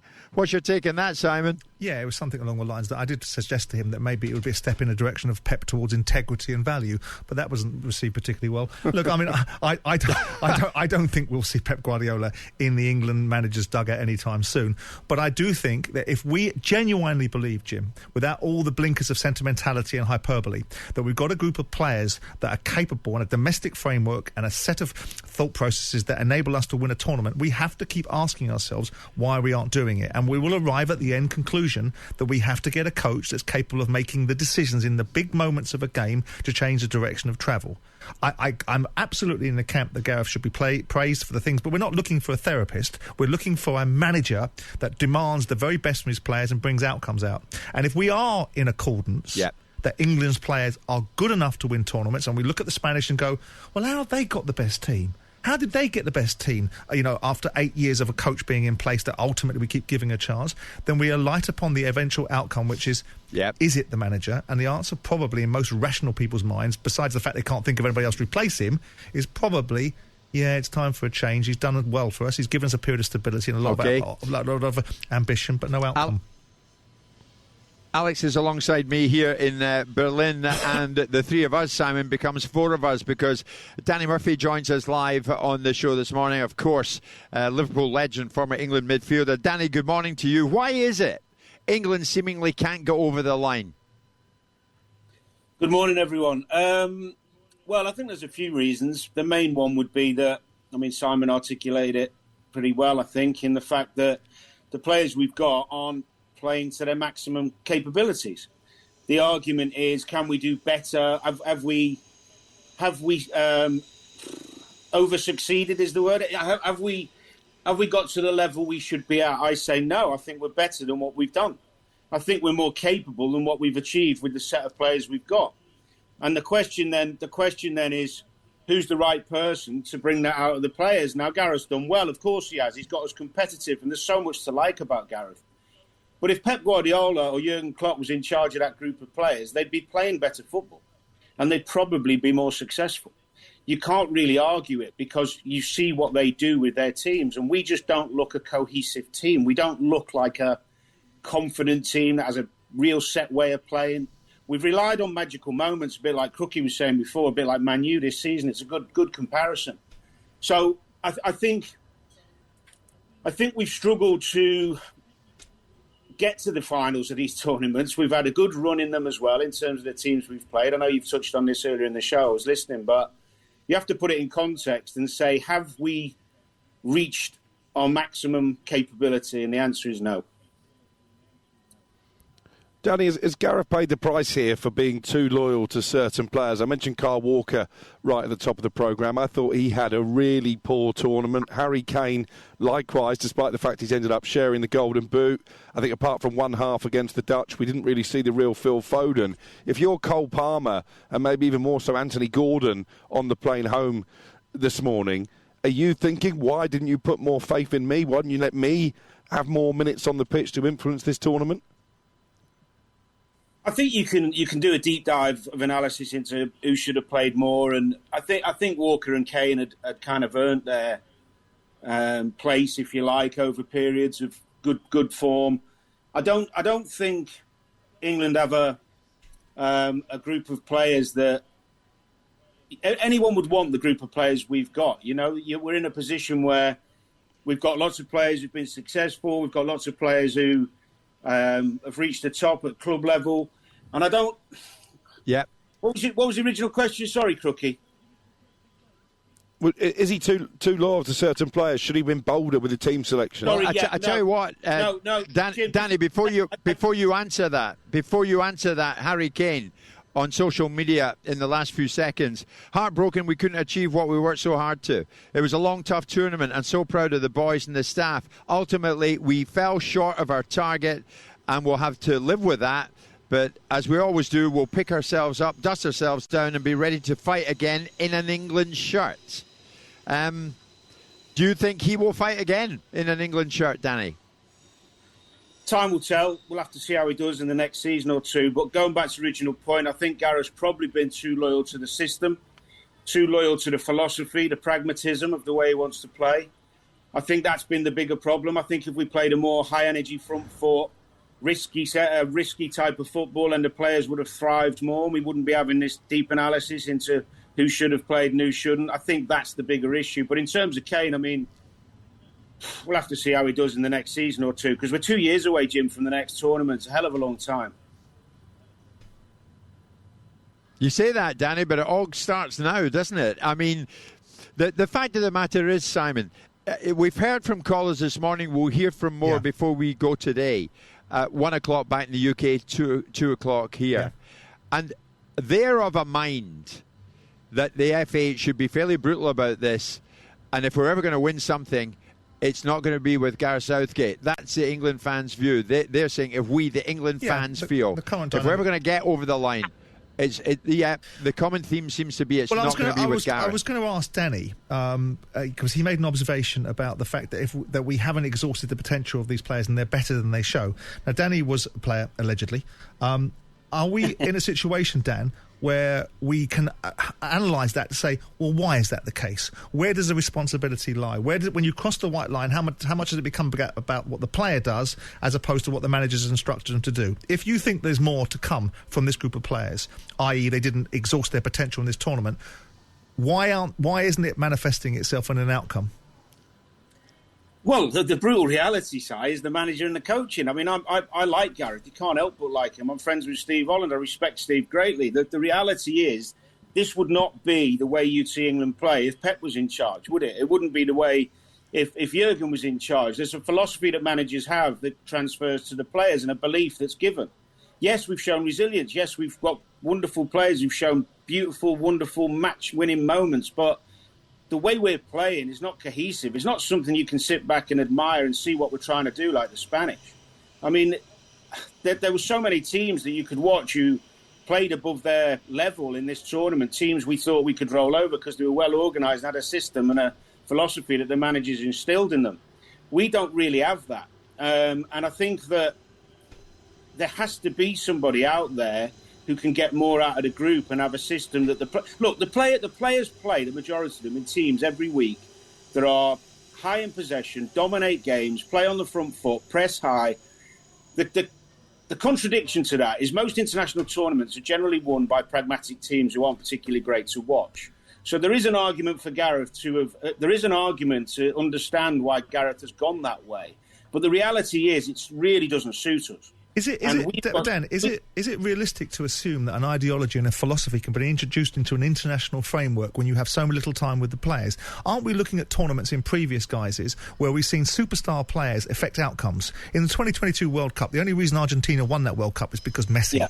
The only reason they won it in '86 was because of Maradona. The only reason the French won it in 2018 was because of Mbappe.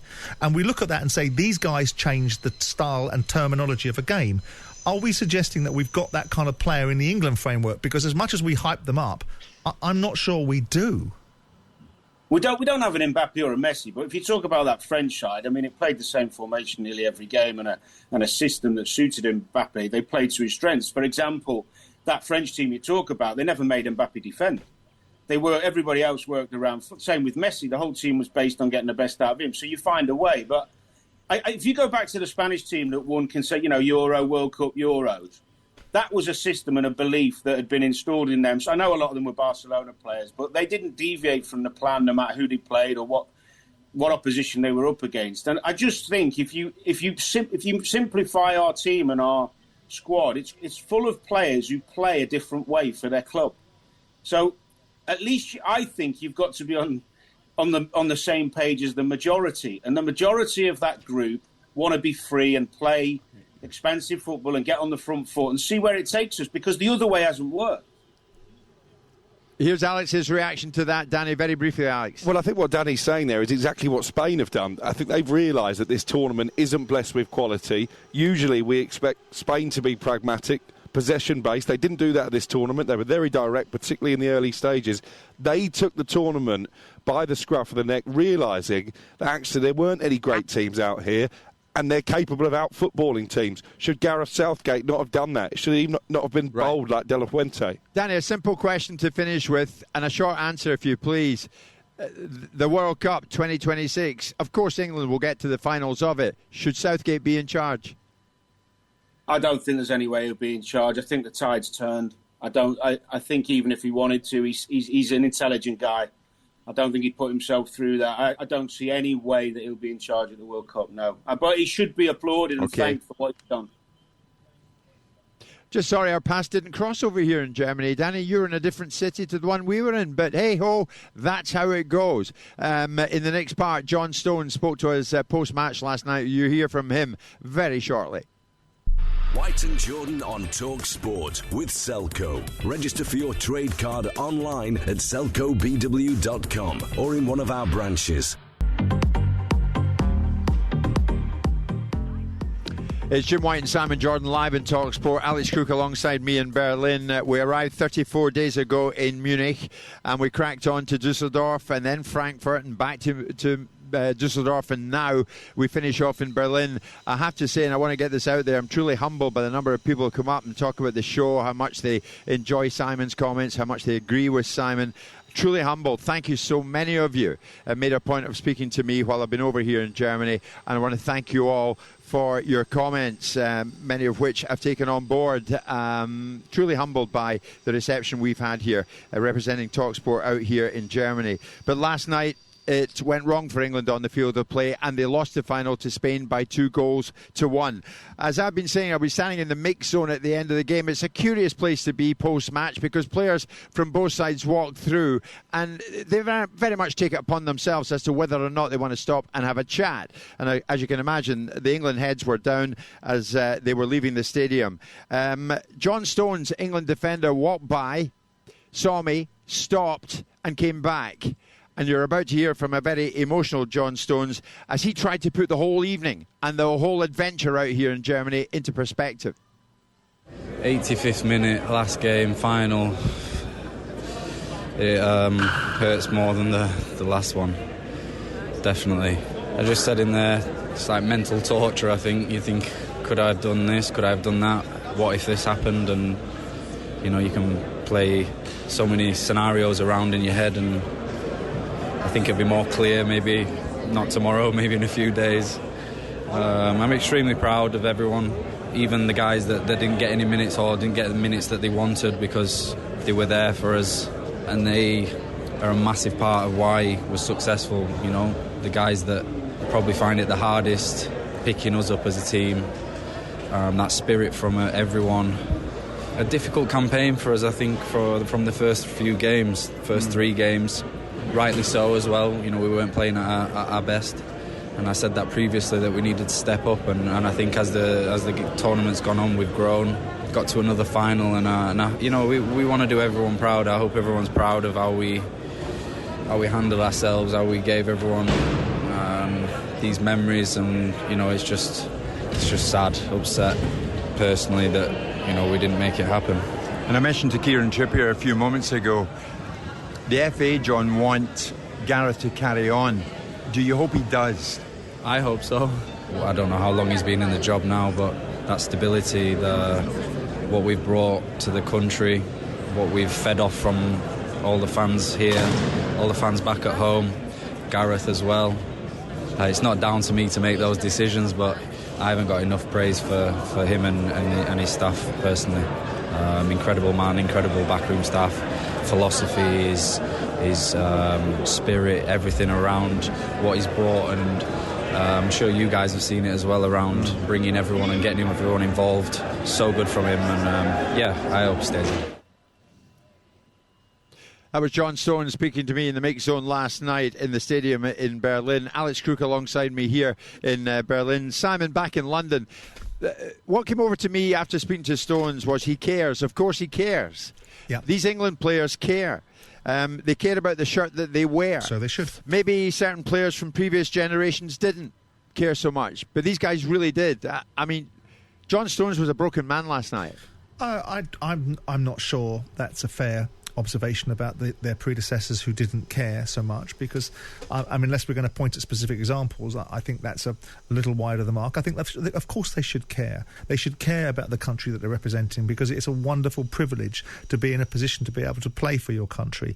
And of course, you know, when you see the reaction from the fans, I was back in London, I watched it from London, I watched it in a local South London pub, and you see the atmosphere, you see the expectation, you see the uplift from English football fans and what it means to them. So it comes with a great deal of responsibility, a great deal of accountability. And so it should, because of the things I just laid out. So I would expect John to be despondent. There was an opportunity to write history, to go down with the immortals of English football, of which there are few, very few, and there's only one remaining alive, to talk about the reality of what it's like to win a tournament. So, of course, they've been in camp for 5 weeks. They've been in a situation where they've convinced themselves for some reason that the world is against them, that everybody that ever opened their mouths and said something that was critically objective has somehow been against them, and they've been maligned. So they've built up this spirit. So when you get them directly after a game, in a final, if they weren't broken, if they weren't despondent, if they weren't demoralised, then there'd be something fundamentally wrong in the first place, wouldn't there?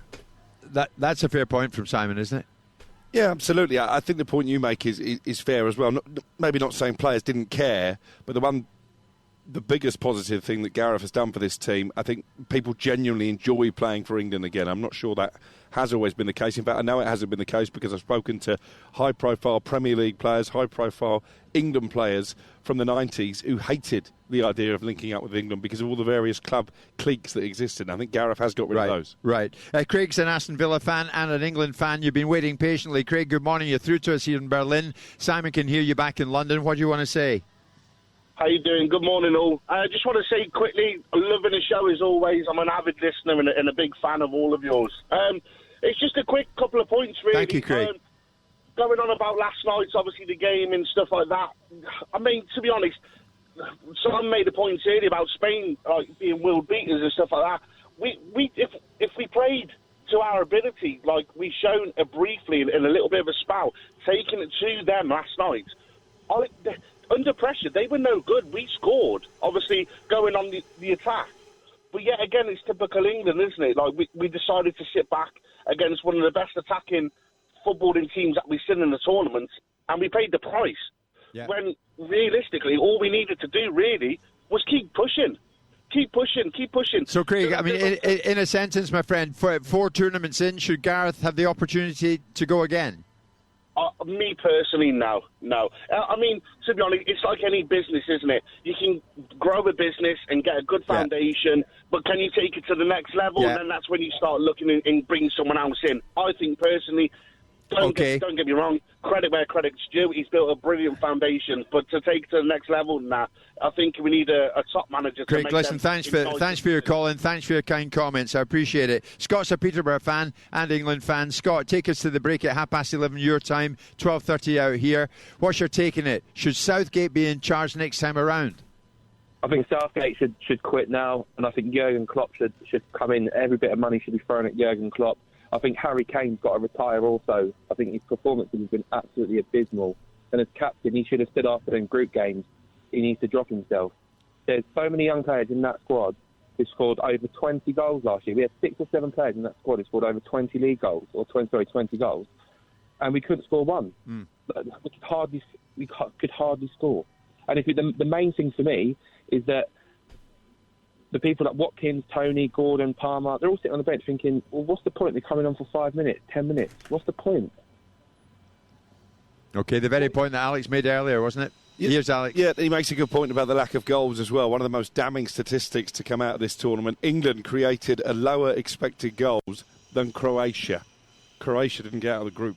Okay, Alex, thanks for that. It is 11:30 back home in the UK. Sorry if this all seems very negative. We're coming to you live from Berlin. It was a massive opportunity for England last night, especially when Cole Palmer levelled it up at 1-1, but it wasn't to be.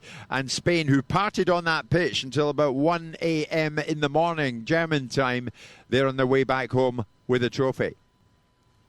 White and Jordan on TalkSport with Selco. For the latest special offers, pick up this month's real deals in branch or view online at selcobw.com.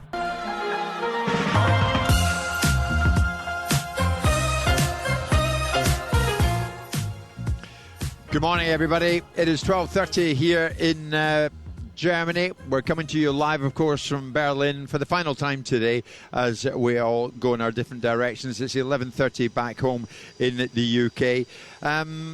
It's easy with the benefit of hindsight, Alex. Simon, I'm sure you'd agree with this, but I sat beside a Spanish journalist last night inside the stadium, and I said, what do you think? He said, Spain will win. I said, really? I've got a feeling that England will score. And he said, so do I. But if England score 1, Spain will score 2. That is how the night will go.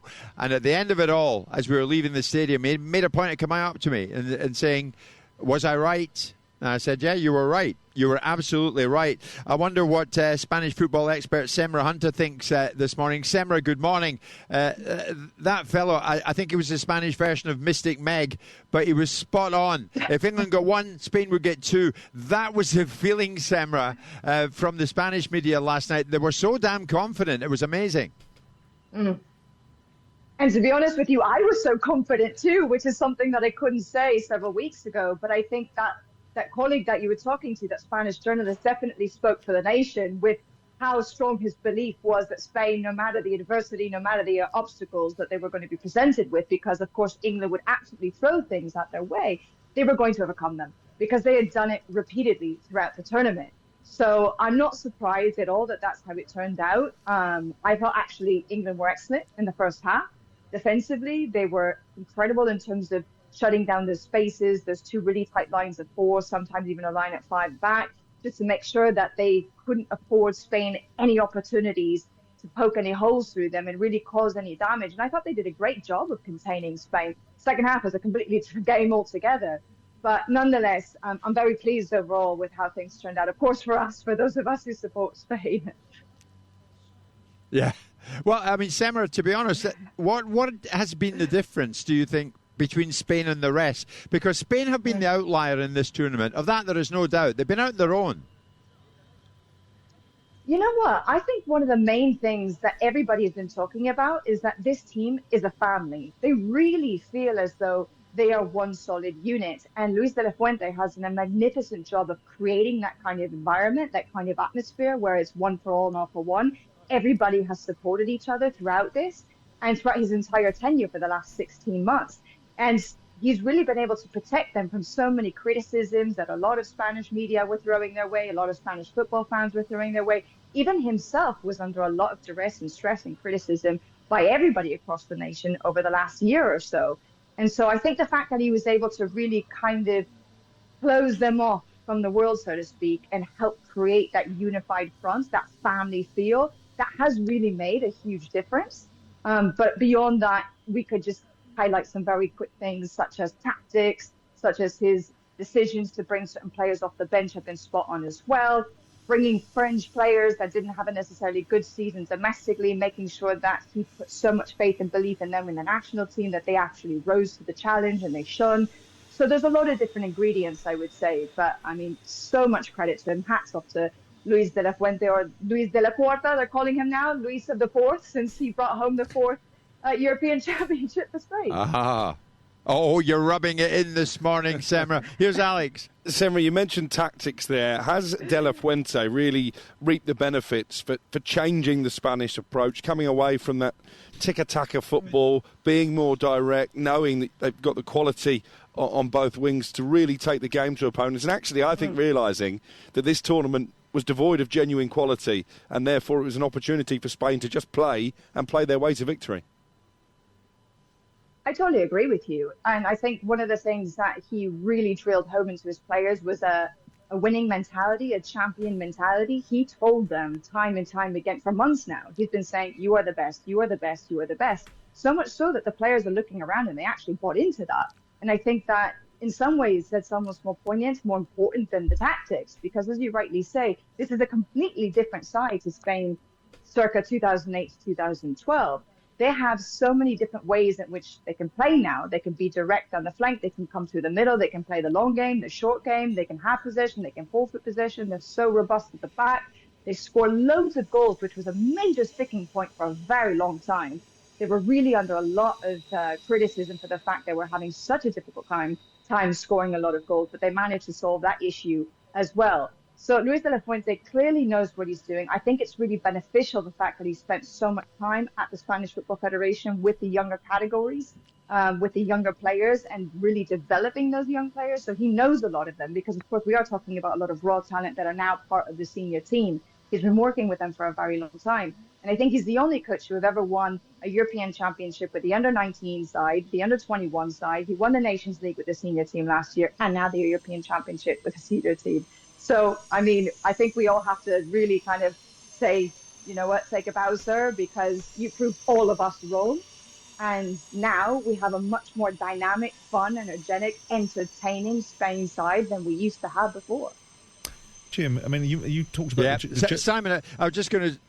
Go on, Simon. I was going to suggest to you, Simon, that if there was such a thing as the perfect European champions, Spain are it. Yeah, I mean, they're a very good footballing side. I mean, ultimately, you talked about the journalist earlier on that came in full of confidence. Well, England would give you nothing to fear in the group, in what they've seen over the last 5 or 6 games leading up to it, and they were in a rich vein of form. They dumped out the hosts, they'd beaten the French, so of course they're going to be confident. I look at De La Fuente and I look at the similarities between him and Southgate, because both of them were worked with the younger setups. So initially you saw with Southgate an infusion of young players coming into the England setup. You've now seen an infusion of Spanish players of a younger age going in there, which are often easier to influence and easier to be able to manage. You've also got a mature group of players at the other end of the spectrum with the Spanish that are at a stage in their career where they're wiser and understand the metrics of how to play in tournament football. Then you've got a world-class operator in Rodri, who I think often during the course of the tournament was the difference between knitting together a cohesive Spanish side that were able to play in a certain way, because he is the real deal. He is the number one player in that position in the world. We talk about Declan Rice and we say that he's in that conversation. Well, there's a difference between the number in the top 10 players and the number one, and Rodri exhibits that. So of course there was going to be confidence.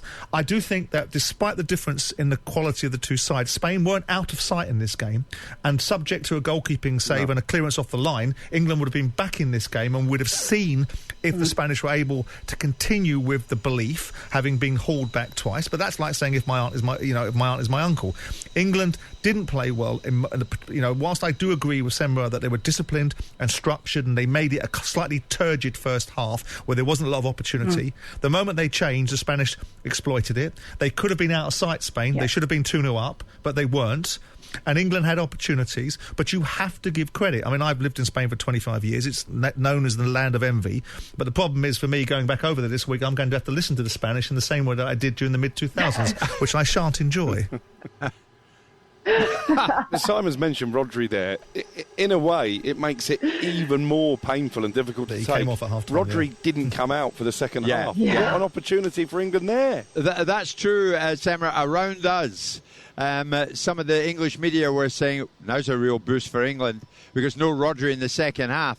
And my fella to my right was saying, it's fine. We will adapt. This guy called it, no matter what was coming his way. Amazing. I wish I had that crystal ball at my disposal as well. I tell you what, I had the same belief as all of you. When I saw Rodri coming off, I started to break a sweat. I thought, oh God, now we're in trouble.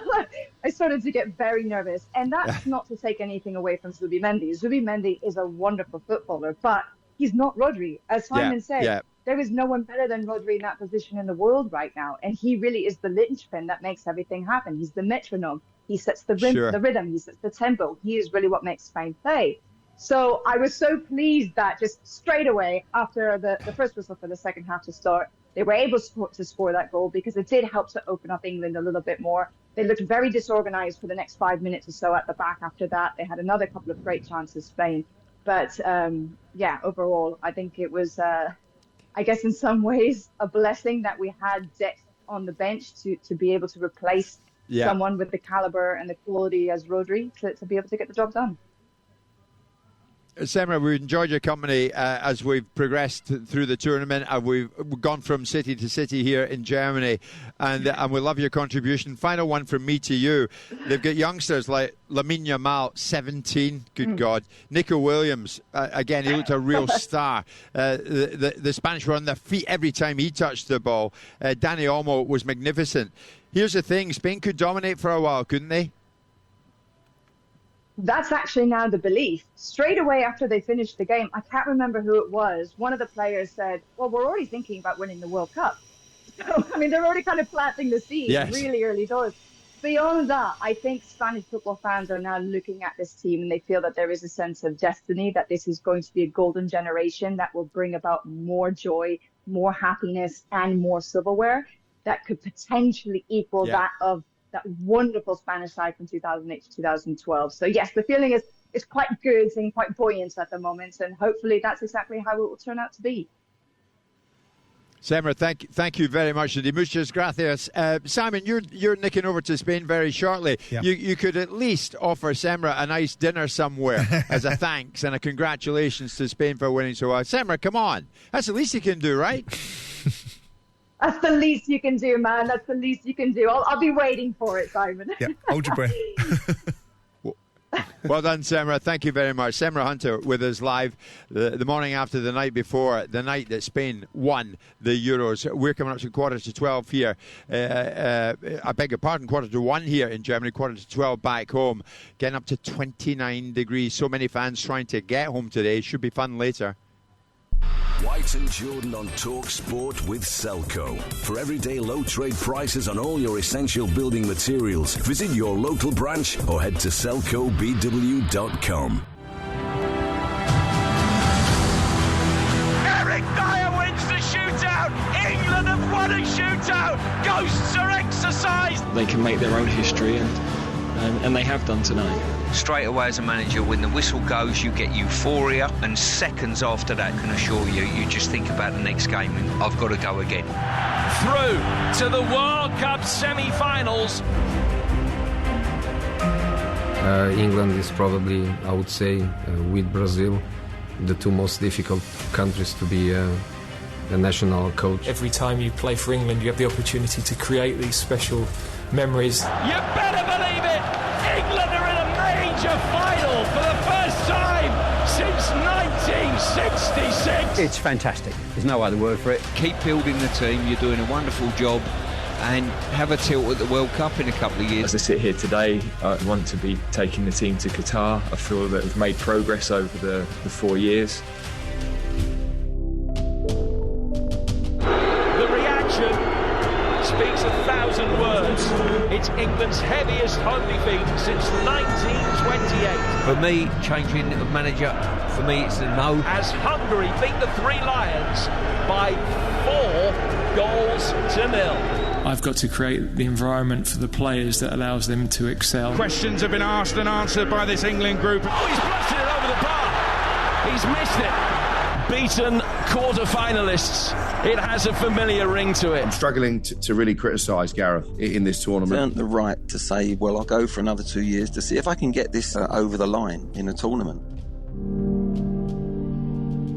Another story to be written with its heroes yet to be cast. A Jude Bellingham overhead kick has spared all the blushes in the world. We're not satisfied with being in the quarter-final, and I know that's how everybody at home feels as well. We now go into tournaments as favourites or joint favourites. That's the standard that he's got us to. He deserves all the credit he deserves. He gets it right tonight. Watkins making a good run forward here, and he slipped him inside the penalty area, and he's hit it. Oh! Has he hit it? He's just won it. You've got to look back and say, this was a golden era for England. I'm not a believer in fairy tales, but I am a believer in dreams. Southgate says he believes in dreams. Well, he's made us dream, and now let's make that dream come true. And this game, Jim, I've got to say it's anyone's now. 4 minutes of normal time to go. It's 1-1. Gurrea, low ball in, Oifamo slides it in. That could be the heart-breaking moment. Oh, England, it was yours, and you let it go. I have to ask you what your overriding feeling is in terms of whether you stay and take this team into 2026 or whether you pass the baton on to somebody else. Clearly, I have to have those conversations with other people. It wouldn't be right to speak publicly about that before I speak. So that was that. It's been 8 years of Gareth Southgate. Will it be 8 years and out? That is the big question this morning after the final last night saw Spain take the trophy home and England come back again, hugely disappointed. Another case of so near yet so far. Alex Cook is alongside me here in Berlin. Simon is back in London. The FA, we know, reportedly want Gareth Southgate to continue in the job. And certainly from the players' point of view, you heard from John Stones, you heard from Kieran Trippier, who were praising Gareth Southgate. Kyle Walker, pre-match, hopes that, Southgate carries on and hopes that he can dictate his own future because he's earned it. This was Walker. He decides his own destiny. I think he's earned the right to decide what he wants to do. Not many managers can say they've achieved in an England shirt, what he's achieved. So whatever Gareth would like to do, that's down to him. He's convinced me to carry on after Qatar. So maybe I might return or ask for the favour back for him to carry on. But again, he's the boss, he's the gaffer, and he deserves to make sure that he decides his own destiny. Now, I wonder if a few days makes any difference here, because on Friday, Sam Matterface, our colleague here at TalkSport, Alex, and your good self were saying, yeah, sure, Southgate has earned the right to choose his own destiny, to decide whether or not he carries on. Simon, a wider question to you. Should a manager in football ever be in the position that it's he who decides as to whether or not he carries on? Well, if his achievements are so significant and his contractual situation is at a state of flux in terms of its running down, then ultimately the balance of influence will be with the manager choosing to stay with the environment because his body of work is so compelling that no one would want to change him. If that argument is being advanced for Gareth Southgate, then that's an argument that people can suggest and say, well, yes, 2 finals, 1 World Cup semi-final, 1 World Cup quarter-final. The other side of it is and that's the most successful England manager since 1966. You could also say it's the England manager that's got us to the position of being an opportunity to win things and achieve the most failure. I'm not suggesting that's the way you should look at it, but in this instance, if the belief, and I find myself disinclined to listen to the players, not just because I have a motivation not to, but their voices aren't particularly prevalent in this particular conversation, because whilst they like to play for their manager, they are the ones that execute the instructions, and ultimately they've come up short themselves as well. So that's like asking the blind to lead the blind to some extent. I think that Gareth Southgate has done lots of good work, but again, it's about where we think we should. If we, without the idea of English arrogance and it's coming home and all that crap, if we believe that we've got top players in the world that are capable of winning tournaments, then we have to ask ourselves honestly and objectively, without hysteria and without over-sentimentalising things, what it is that we think that we should be achieving, and is Gareth Southgate capable of achieving it, because he's had 4 goes. And if the answer is no, then you change. And if the answer is no, based upon the fact that we have had a team, I don't know what Alex thinks, I don't think this side is better than the side in 2018 or 21 or 22, and surely that's the evolution of an international football framework, which is that a manager stays in place, Alex? You build stability, you build a philosophy. Is that a good point that Simon makes with a question like that? Yeah, I think it is. I think it's a very talented team. Is it better than 2018? You had Harry Kane at the peak of his powers. You had Dele Alli, who was unplayable at that time. You had Kieran Trippier, who was a lot fitter and fresher than he's been in this tournament. So I completely take on board the point. And I also take on board the point that Simon's making about not listening to the players. We've heard from Walker, we've heard from Stones, and we've heard from Trippier, 3 stalwarts of the Southgate era, 3 of his favourites, if you like. Of course, they want him to stay. I wonder if you asked Jude Bellingham the question, if he might give a slightly different answer, because he was visibly exasperated at one stage last night. He came over to the touchline, a very animated exchange with Gareth Southgate. He appeared to be suggesting he was frustrated by the lack of pressing ahead of him, and that's not the first time we've seen that little bit of petulance from Jude Bellingham. Interesting point. Who passes on the baton now, if you like, for England, Alex? Is it the end of Harry Kane? Is it the end of the Kyle Walker? We just heard from Walker there. These players move on. Kyle Walker, I think, is an interesting one because we thought he'd come to the end a couple of years ago, and then in fairness, he got his head down, he got back to top form, and had been a really key player coming into this tournament. But I think he should have been dropped from the side much earlier to give England the best possible chance of victory. Harry Kane clearly wasn't fit, and I'm sure that will come out in the fullness of time, that back issue that he picked up at the end of the domestic season with Bayern Munich was causing him a problem. So again, I think Gareth Southgate could have been bolder there, not necessarily not starting him, but certainly taking him off earlier than he did. I still think he's got a role to play. You know, I don't think you can just discard your record goal scorer and someone who scored 50 goals for club and country this season, but we need a fully fit Harry Kane, and maybe, much like Ronaldo in the Portuguese team, come the World Cup in 2 years' time, his role will be that of an impact sub as opposed to a guaranteed starter. Jim, Simon, tell me this. Go on, mate, go on. I would suggest a couple of things. I mean, Walker made the observation that Gareth Southgate convinced him to stay for the next tournament. I don't think he'll be having that same conversation again. You look at Kane and you say it's slightly unfair with Kane because if a side gets the ball forward quicker than we do, then you might give Kane an opportunity to look something vaguely resembling like the Harry Kane of the past. So there's an observation about the way that we play. And Bellingham, look, I'm a huge admirer of this kid, this 20-year-old superstar. But there are certain aspects of his game that still need to be developed. I don't think he covered him. Wonderful goal, yes, wonderful goal that got us through a game. But I also think that Jude Bellingham wasn't at his best during this tournament. And I saw some of the histrionics after the game, with kicking dugouts and things like that, which I wasn't particularly impressed by. So I look at it and say, all of those 3 conversations that we've just had, Bellingham and his frustration and his inability to perhaps play at the level that we've seen him play at Real Madrid, that's as much on him as it is the framework. Kane, if he's playing in a side that doesn't get the ball forward particularly quickly, isn't going to look great. And Walker, I think, probably is one tournament too many, and that comes from a position of being a huge admirer of Kyle Walker, a huge admirer of him. But what I saw in this tournament wasn't the Kyle Walker that I've seen in previous ones. Okay. It was a good day for Spain, wasn't it? Because Alcaraz won Wimbledon and overcame Djokovic, and Spain left Berlin in the early hours of the morning with the trophy, the Euros trophy. We will discuss various aspects of what we've witnessed in the last 24 hours in the final part today. We've loved it here, though, in Berlin. It has been good everywhere we have gone. Great hospitality from our hosts. A warm welcome right from the very start, as soon as we landed in Munich all those days ago, 34 days ago, right up until now in Berlin. Fun and games trying to get out of here later, but hey-ho, that's how it goes. We're coming up to 12 noon back home. It's 1 o'clock here in a very warm Berlin. 30-odd degrees today. Lovely. Mid-morning, yes, and into the afternoon as well. It's 4 minutes past 12 noon. Back in the UK, it's 4 minutes past 1 here in Berlin, Germany, where last night England went head-to-head with Spain and came out on the losing side. It was Spain who won the Euros by 2-1, and now all sorts of questions being asked. Alex Crook is alongside me here in Berlin. Simon back at our base in the news building at London Bridge in the UK capital. Simon, good to be speaking to you this morning. Alex is going to give us his thoughts in a moment as regard who's going where in the world of transfers. As usual, Alex has been all over it.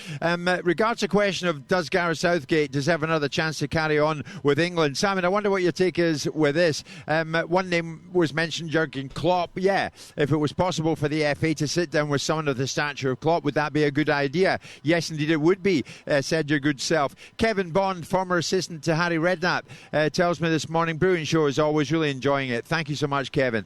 But Kevin goes on to say, Simon, please don't let us hire a foreign coach if Gareth departs. It's like selling your soul. I don't see many of the strong football nations in the modern era employing a foreign coach. What's your take on that, Simon? Yeah, I think there's some merit in that argument that ultimately you want to develop our own coaches, but we seemingly at the top end of the pyramid, for whatever reason, have a dearth of English coaches available to select from.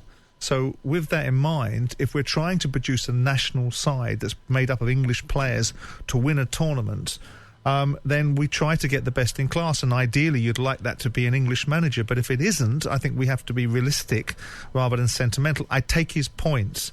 That if you want to produce a national identity and also encourage people to develop and give them something to shoot towards to be an England manager by being an Englishman, that you employ an Englishman. But you have to ask yourself, why is it that all the people that own football clubs now in England in the Premier League are pretty much foreigners? Why are all the managers inside the English Premier League pretty much overseas managers? Why are the best players in the Premier League pretty much overseas players? It might tell us something about the state of our football and the idea that we have to continually patronise something that hasn't worked for a long time.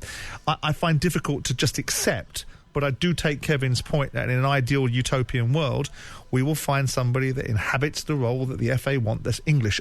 Whether we're talking about Eddie Howe, or whether we're talking about someone else of that nature, or Graham Potter. Someone said earlier on about Graham Potter's stunning failure.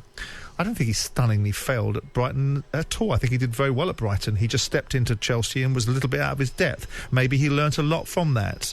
And maybe, Potter is an answer. I'm not sure that he is. But no one would have felt that Southgate was the answer 8 years ago, and he was the choice prior to Sam Allardyce. This myth that's been put forward that ultimately Southgate was put in after Sam Allardyce created a problem for himself and ultimately got himself out of the England job because of his own behaviour. But that's not true, because Southgate was offered the job before Sam Allardyce was offered the job. So it's an interesting dynamic which springs forward. What is the responsibility of an England manager? If it is to win something, then surely you want people that have done that previously, don't you? To some extent, in some capacity or another. I think my big issue with Graham Potter, and I think Simon's right, he certainly didn't do a bad job at Brighton. In fact, he laid the foundations for what Roberto De Zerbi went on to do and took them into Europe.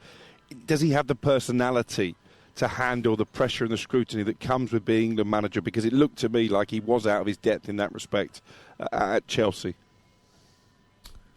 What is your take, Alex, on the chat that if Southgate stays, it may well be in a job upstairs within the offices of the Football Association? Yeah, I can understand that argument, because I think he's a fantastic ambassador for the FA. I think he's been a good leader. No question about that. I think any criticism we're aiming at Gareth Southgate is not about him as a person, which is why I don't really understand this narrative that there's been personal criticism. I don't see that.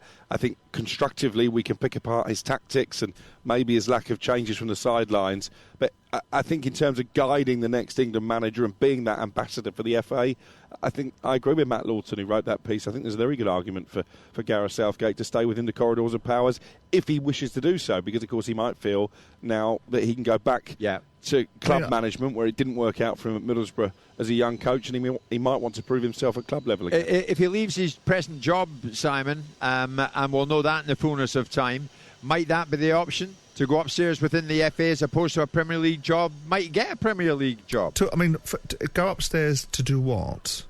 And this idea, again, we run with the hare and the hunt with the hounds. I don't think Gareth Southgate is a Premier League manager. I don't think he gets a Premier League job. I know last week everyone was changing their mind, and all of a sudden he might get a Premier League job and he could manage at the top. We've got a side that's had 4 tournaments, that's flattered to deceive when it comes to the opportunity to win, plays the team that's slightly better than them in a tournament, loses every single time. If that is a blueprint for being a Premier League manager, then fantastic, Gareth Southgate's your man. As far as going up top, well, where and to do what? What's his role going to be? Create this mythical up-top environment. What's he going to do? Mark Bullingham's job? Is that what he's going to do? I think he's been very good at being able to communicate. He wrote a brilliant letter in 2021 to the nation entitled Dear England, which if you read it, you admire it. You admire the fortitude. You admire the texture and tone of the man's thinking. But we are in the brutal world of trying to win things, and people might want to be sentimental and they might want to flip-flop over what their opinion is based upon micro-analysing an individual game.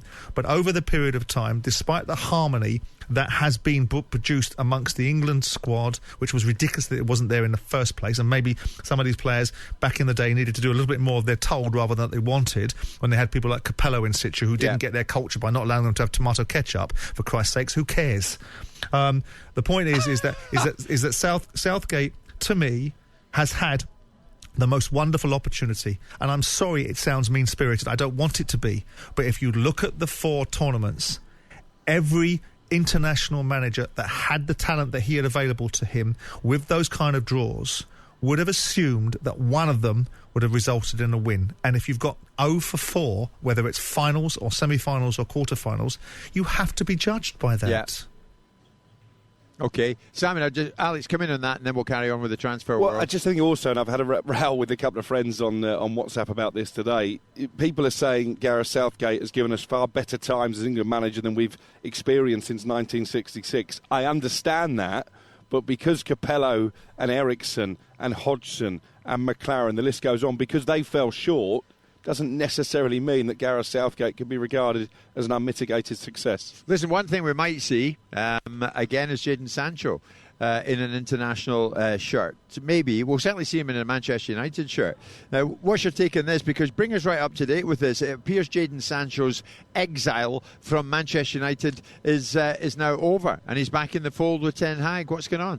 Yeah, this almost went a little bit under the radar, I think, because we were all geared up for this final in Germany, and then Jadon Sancho returns to training with Manchester United. We get that confirmed on social media. I do a bit of digging, and sources tell me that there have been constructive talks between Sancho and Erik Ten Hag. I've not been told that he went as far as giving that apology that Ten Hag, of course, demanded before exiling him last season. He's back available for selection. They've got a game actually today in Norway, Manchester United. He's not travelled for that one, but we are expecting him to be a part of their pre-season. Now, there's 2 schools of thought here. One is that he is genuinely back in the fold and will be available when the Premier League starts in less than a month's time now, by the way. The second is that Ineos have said to Erik Ten Hag, you need to at least be seen to patch up this difference, because if we want to sell him, we want to be in the strongest possible position. If you've got a player who's changing in his own makeshift training room in a cupboard and training with the kids away from the first team, then clearly no one's going to come down and put top dollar on the table. So Sancho back in the fold. How do you read the situation with regards to Ineos and Sir Jim's involvement, Simon? Well, I think Alex is probably more likely to be right about the nature of where the positioning is for the player to be assumed to be back in the fold and ultimately sold as a result of not a fire sale mentality or need to get rid of, but a more cohesive strategy. I mean, there's no more angels that rejoice in heaven than when they repent the individual sinner. I don't think Jadon Sancho's come back and repented and subsequently realised the error of his ways. I think he's been brought back into the fold. I mean, he didn't set the world on fire, despite a few decent performances for Dortmund in the games that he played. I don't think he's the player that people think he is. People will say it's the Man United effect that's turned him into an average footballer, and that's the reasons why he isn't looking like he was 2 or 3 years ago, whatever that was. I felt that Ten Hag was right to put him in his place, and is right to potentially want to... If you can bring somebody back in, Jim, there's nothing better than converting somebody to your way of thinking by overcoming the challenges that you have with them. And that doesn't mean compromising or prostituting yourself. It means winning the argument. If he's won the argument and Jadon Sancho's in a conversation with him and goes, look, I get it, Gaffer, I was wrong, and I'm prepared to behave in a certain way going forward, then in fact he's converted somebody. If it isn't the case, then you're going to have the same problem that you had with him prior to his...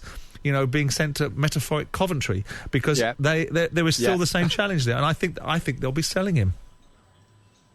I mean, Simon, as a former owner, how often were you in a position that you ended up mediator between player and manager?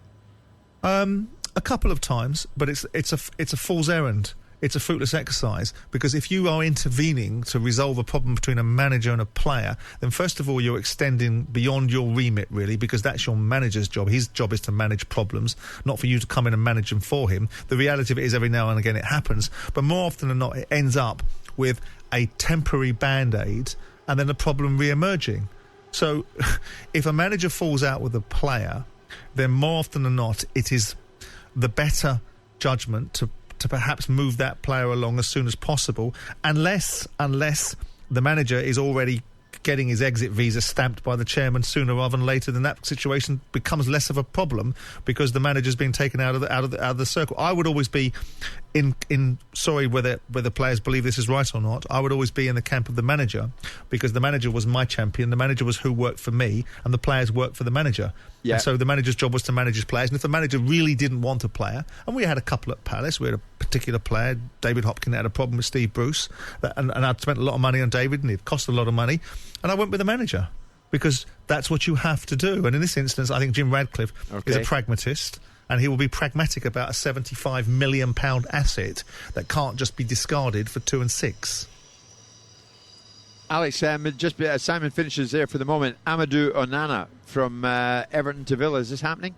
Looks that way. £50 million deal, pretty much agreed between the two clubs. I think he's booked in to undergo a medical when he gets back from holiday, having of course played out here for Belgium, a disappointing Belgium side at the Euros. Big money, I think, for Villa to be forking out. Bearing in mind they sold Douglas Luiz. I'm not entirely convinced that Onana is a massive upgrade, if he's an upgrade at all, but I think again they had to sell Douglas Luiz for PSR purposes. From Everton's perspective, speaking of sources there at the end of last week, it just strengthens their resolve in terms of keeping Jarrad Branthwaite out of Manchester United's clutches. They've rejected 2 offers for him, and they're not budging. £70 million is the minimum price, and I'm not sure United will get to that. OK.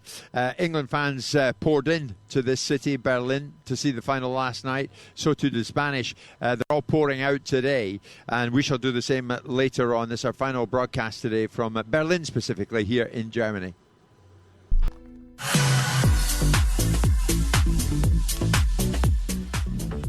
You know, we mean it when we say it. You listen to TalkSport, you don't miss a trick, do you?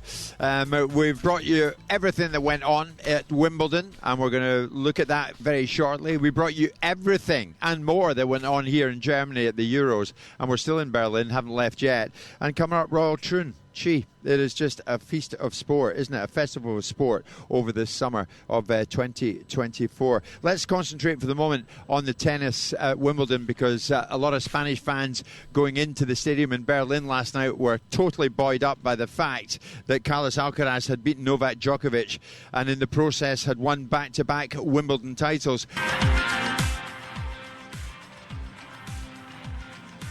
Now then, we're going to kick this off from Berlin in Germany. All this week in TalkSport, we're giving you the chance to walk away with £5,000 at the end of the week in association with BetMGM. Joining us now, selected totally at random from an enormous number of online entries, is Manchester United fan Damien. Damien, good afternoon. How are you? Afternoon. Good, thanks. Good, thanks, says Damien. Disappointed about England last night? Yeah, always the bridesmaids, never the bride.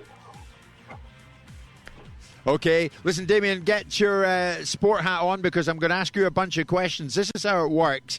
Each day this week, Monday to Thursday, we shall bring one lucky listener to air to answer as many sport-related questions correctly as he or she can in 60 seconds. In this instance, it's Damien. The 2 players with the highest score after Thursday will then go head-to-head on Friday for one final round. Here's the catch.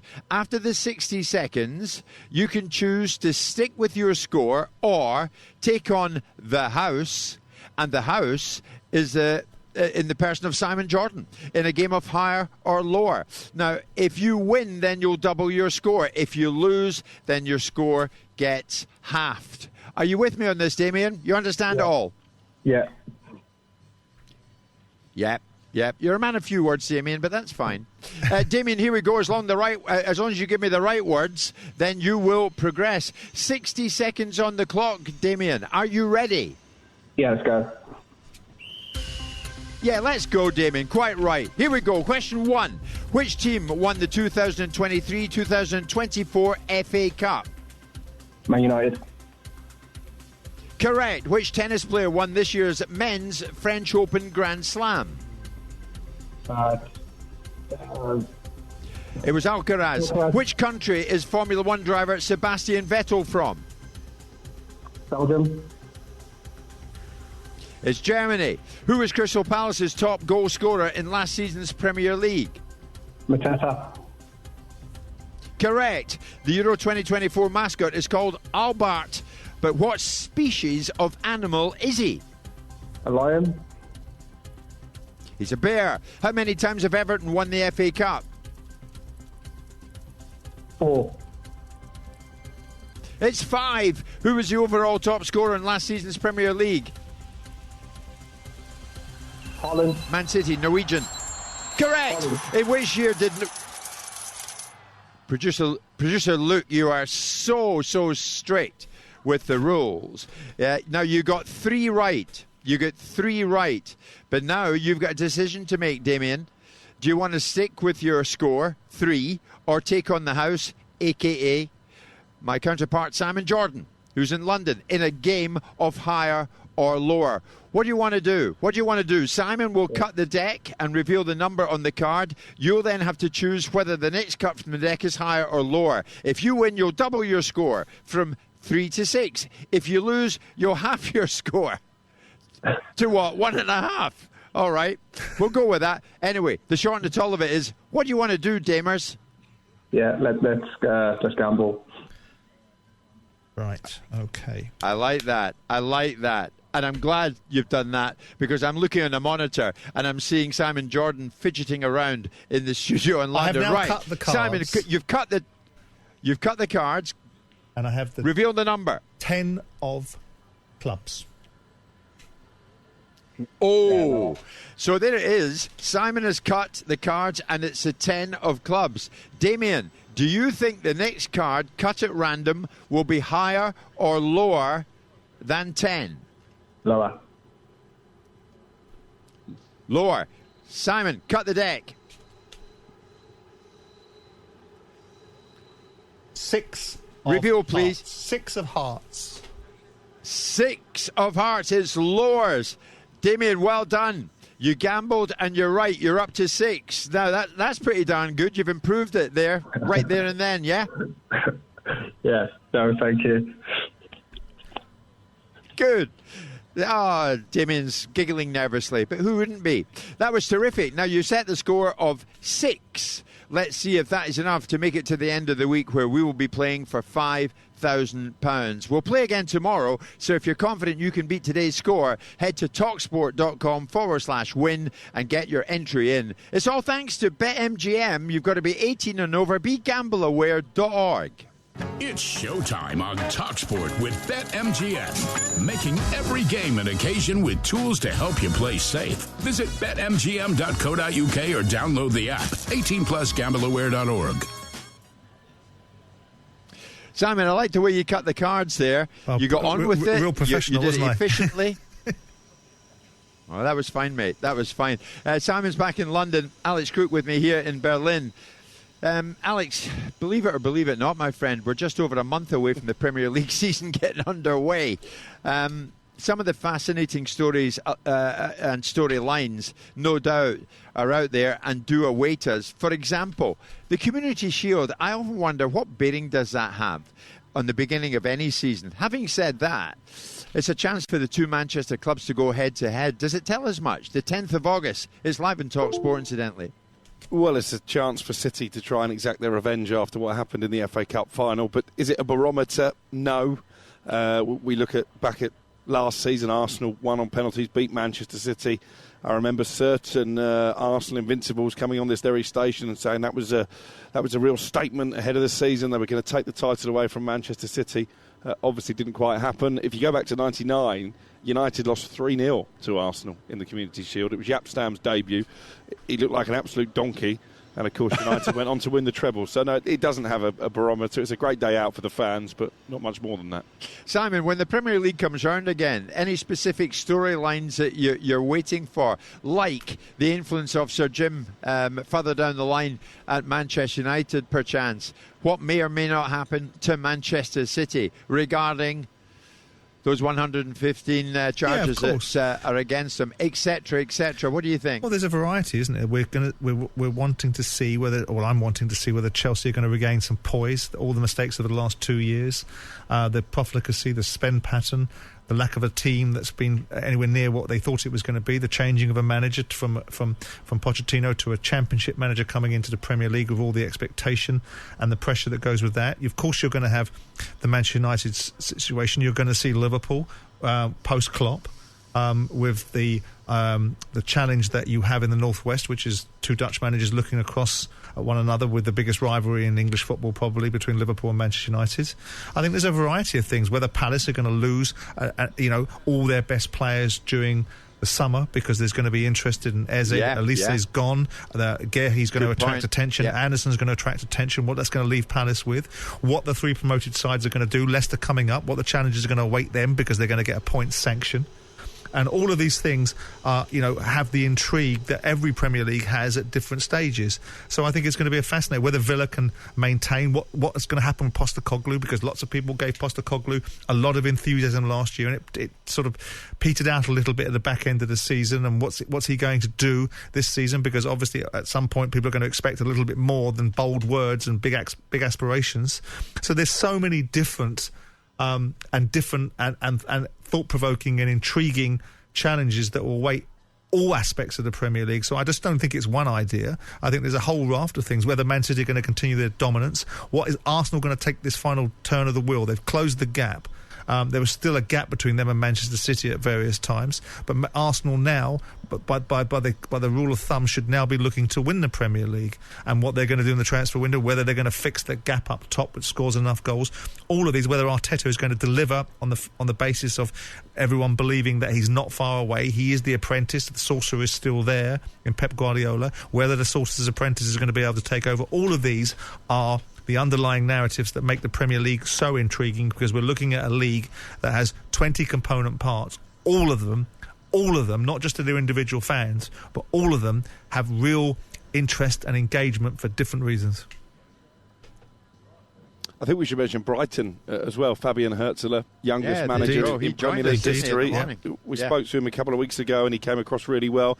I actually bumped into Tony Bloom, the Brighton owner over here. He was really enthused about the season ahead, and it was brilliant. It was the night before, or 2 nights before the England game, the final. He was over here for that. He was in a Berlin beer hall, absolutely loving the atmosphere amongst the England fans. Talk about a man of the people. I'm not sure we'd see Mr. Jordan in a Berlin beer hall with 4,000 England fans. Oh, I'm not so sure. That's a bloody cheat, various people saw Mr. Jordan in a very nice Chinese restaurant with Jim White in Dusseldorf.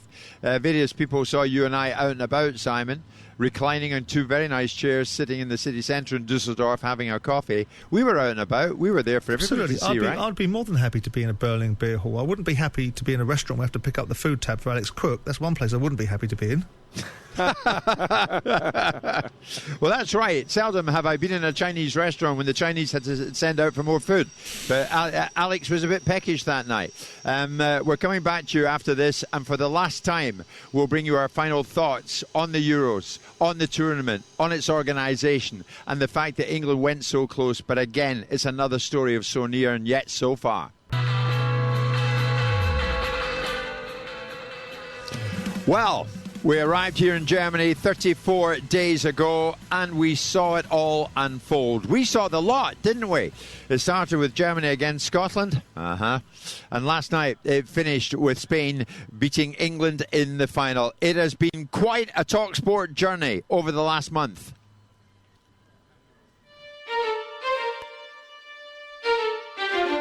And in international football, these are the nights we live for. 5-star opening night for Germany. And Zaccagni has done it for Italy.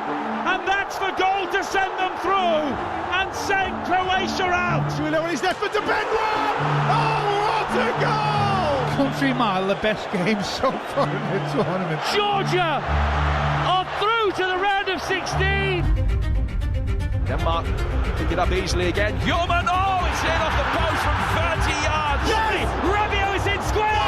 Griezmann can't score. And back towards Rabiot again. How did that stay out? I can't believe it. How did we miss that? Is it Hungary to win it here? They do! And Scotland are heading home. There are no second chances now. Unbelievable! A Jude Bellingham overhead kick. Baumgartner! What a save! By Gunnar! Miracle save! Header comes in, it's in! Spain have surely won it! Miguel Marino! The hosts are out! Theo Hernandez, one kick to send France into the semi-finals! England win on penalties! Gakpo is their Flying Dutchman! He's got another! These semi-final nights stay with you. Oh my goodness! A wonder goal from the Wonder Kids! We'll always remember the events that are about to unfold. Nobody does it better than Spain. Harry Kane. A nation holds its collective breath. Breathes out, runs up, right-footed, and scores. We're trying to climb a mountain here, there's a lot of steps along the way. We all want to be loved, right? Watkins making a good run forward here, and he slipped him inside the penalty area, and he's hit it. Oh! Has he hit it? He's just won it. I've got that fire in my belly, ready whenever I'm called upon. The second final delivered by Gareth Southgate in the space of 3 years. We are going all the way. We're in a final. So happy for everybody at home, and one more night. It's England against Spain for the European Championship. Still no closer to knowing whether this is a night of euphoria or frustration. As Jamal brings it forward onto that dangerous left foot, and he set up Williams, who scores. Well, we know from bitter experience from 3 years ago that first goal doesn't win the final. England have got to react now. And towards the edge here, shot from distance is in. It is Cole Palmer. Team, they'll find a way. I don't know how. They'll find a way. 4 minutes of normal time to go. It's 1-1. Spain working it back through the middle again. Oyarzabal with the layoff. Cucurella. Low ball in. Oyarzabal slides it in. That could be the heart-breaking moment. And again, England fall just short. Spain have beaten England by 2-1. They are the European champions.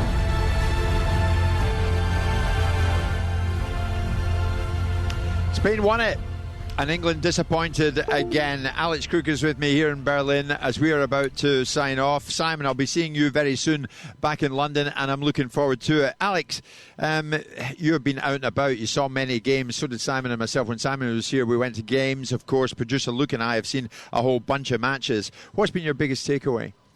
I think it's a tournament where a lot of established stars have disappointed, and we've got some new young stars to get excited about, not least Lamine Yamal, 17, this weekend. Watching him against Croatia and Italy in the 2 commentaries that I did with Spain early in the tournament was an absolute joy. Yep. Turkey, Georgia, the atmosphere and the quality of goals in that game will live with me as well. And the dramatic England moments. Bellingham's overhead kick being behind the goal for that, and behind the goal for the penalty shootout win against Switzerland, and that last-minute Ollie Watkins winner. For all that we've been negative about England and their limp performance in the final, there have been genuinely some iconic moments this tournament. Simon, what was the moment for you when you were out here? I know you enjoyed it, and I really know that you enjoyed my company in particular, but what was the standout moment for you? Well, I think it's the watching of the loss of hope in the Scottish eyes as the 5th goal went in against the Germans, or the Hungarian goal went in and I watched you sink to your knees. That was a moment to behold. I think it's in all seriousness, I think it's a variety of things. I think it's a tournament consisting of various challenges, and I watched teams like Austria that I was very impressed with. People came away from Ralph Rangnick's tenure with Manchester United thinking that he was not all he was cracked up to be. I think his Austrian side were very good at times. I think the evolution of the Spanish team is something to behold. I mean, you look at it and say, some of the conversations that you had and some of the guests that we had on, I thought Emmanuel Petit was a great guest who was very blunt and to the point and didn't pull any punches on his view, and went straight to the point. And it's great when you get people that are going to say what they mean. There were so many people doing mental gymnastics during this tournament to not criticise or to appear to criticise because they were concerned about what the response was going to be from certain camps, specifically in our instance, the England camp, where the players and the manager felt that they were much maligned and poorly treated by sections of the media. So there were those sort of takeaways. But obviously it was watching the Spanish, and specifically in the Georgian game where they went behind, but I just thought they were such an irresistible force. And that is how you want to watch football being played, with energy and tempo and wingers that get at players and players that can pass the ball from one side of the pitch with gusto. And that was the game that I enjoyed the most, because the Georgians went in with not much expectation but real bravery. You mentioned My Scotland. At least they were here. They made it to the finals of a major tournament, didn't get out of the group. Maybe one day we'll do that. But the Scotland fans, again, if you're listening this lunchtime, you were over here in Germany, take a bow. You were magnificent. The Germans over here are still talking about you, and I really mean that. You are right up there in terms of who are the best fans in the world. In terms of players, Alex, who's come of age, like Manu, I know impresses you, and he's done so out here. Cole Palmer, you can't help but be impressed by him. Yeah, I think, again, if you look at the England team, it's the senior players maybe who've left a bit to be desired. I think Mark Gay has established himself now as a regular at the heart of that England defence. You wonder if Harry Maguire, when he's fit, will find it easy to dislodge him. Kobbie Mainoo, as you've mentioned, maybe didn't have his best game last night, but he outshone Declan Rice in midfield throughout the tournament, in my opinion. And Cole Palmer definitely is somebody that whoever manages England, and I don't think it will be Gareth, by the way, moving forward. I think he will step down, but they have to find a way to get Cole Palmer into the starting lineup, in my opinion. OK, Simon, I know you love nuance and context. So with that in mind, what positives are there to take from England? The fact they got to a final. The fact that despite a side that didn't play very well, they still had the ability to overcome whatever opposition it was. And of course we can say Serbia, Denmark, Slovakia, Slovenia, Switzerland, and a very average Dutch side is not a blueprint for talking about world-beating football. But they got to another final. And there's so much more that can come if we can get the right harnessing of this talent that we clearly have in the side, both on the field and on the bench. And that's the conundrum that we're all trying to work our way through as we debate the post-event outcomes and see where it lands in English football and who's going to lead English football into the next tournament, which is a huge one in the USA, with all the expectation of a $15 billion tournament that Trump had promised to FIFA. So all that goes with the spectacle playing in America. OK, Simon, brilliant. Looking forward to seeing you again. Loved our time out here. Thanks for everything, Mr. Simon Jordan. Alex Crook, what a tournament you've had. I mean, you are right up there, mate. Work ethic, unbelievably good. We started in Munich, off to Dusseldorf, then Frankfurt, back to Dusseldorf, and now Berlin. And Berlin was fantastic. The outcome last night was not what England wanted. Just want to say this before we go, sign off this lunchtime. All the hardware you see here, we come to you live on YouTube and Facebook. This is all set up very early in the morning, and the boys who set it up are sitting opposite us. Joe, there's Pat, and there's Finn. Take a bow, boys. They're taking a bow, and quite right too. I can see assistant producer Joe Albra sitting opposite me, wearing a very nice shirt but totally unfashionable shorts. Well done to you, Joe, who has ably assisted producer Luke Gregory. There is Ryan sitting to the right of assistant producer Joe Albra, who's doing what Ryan does best. That's eat a healthy dinner, and quite right at that. Well done, Kwaku. I've seen you at various matches. We're all here together, and it has been a team effort from start to finish. I can tell you this, we are coming home, even if that famous Euros trophy is not. So for the last time from Berlin in Germany is Guten Tag.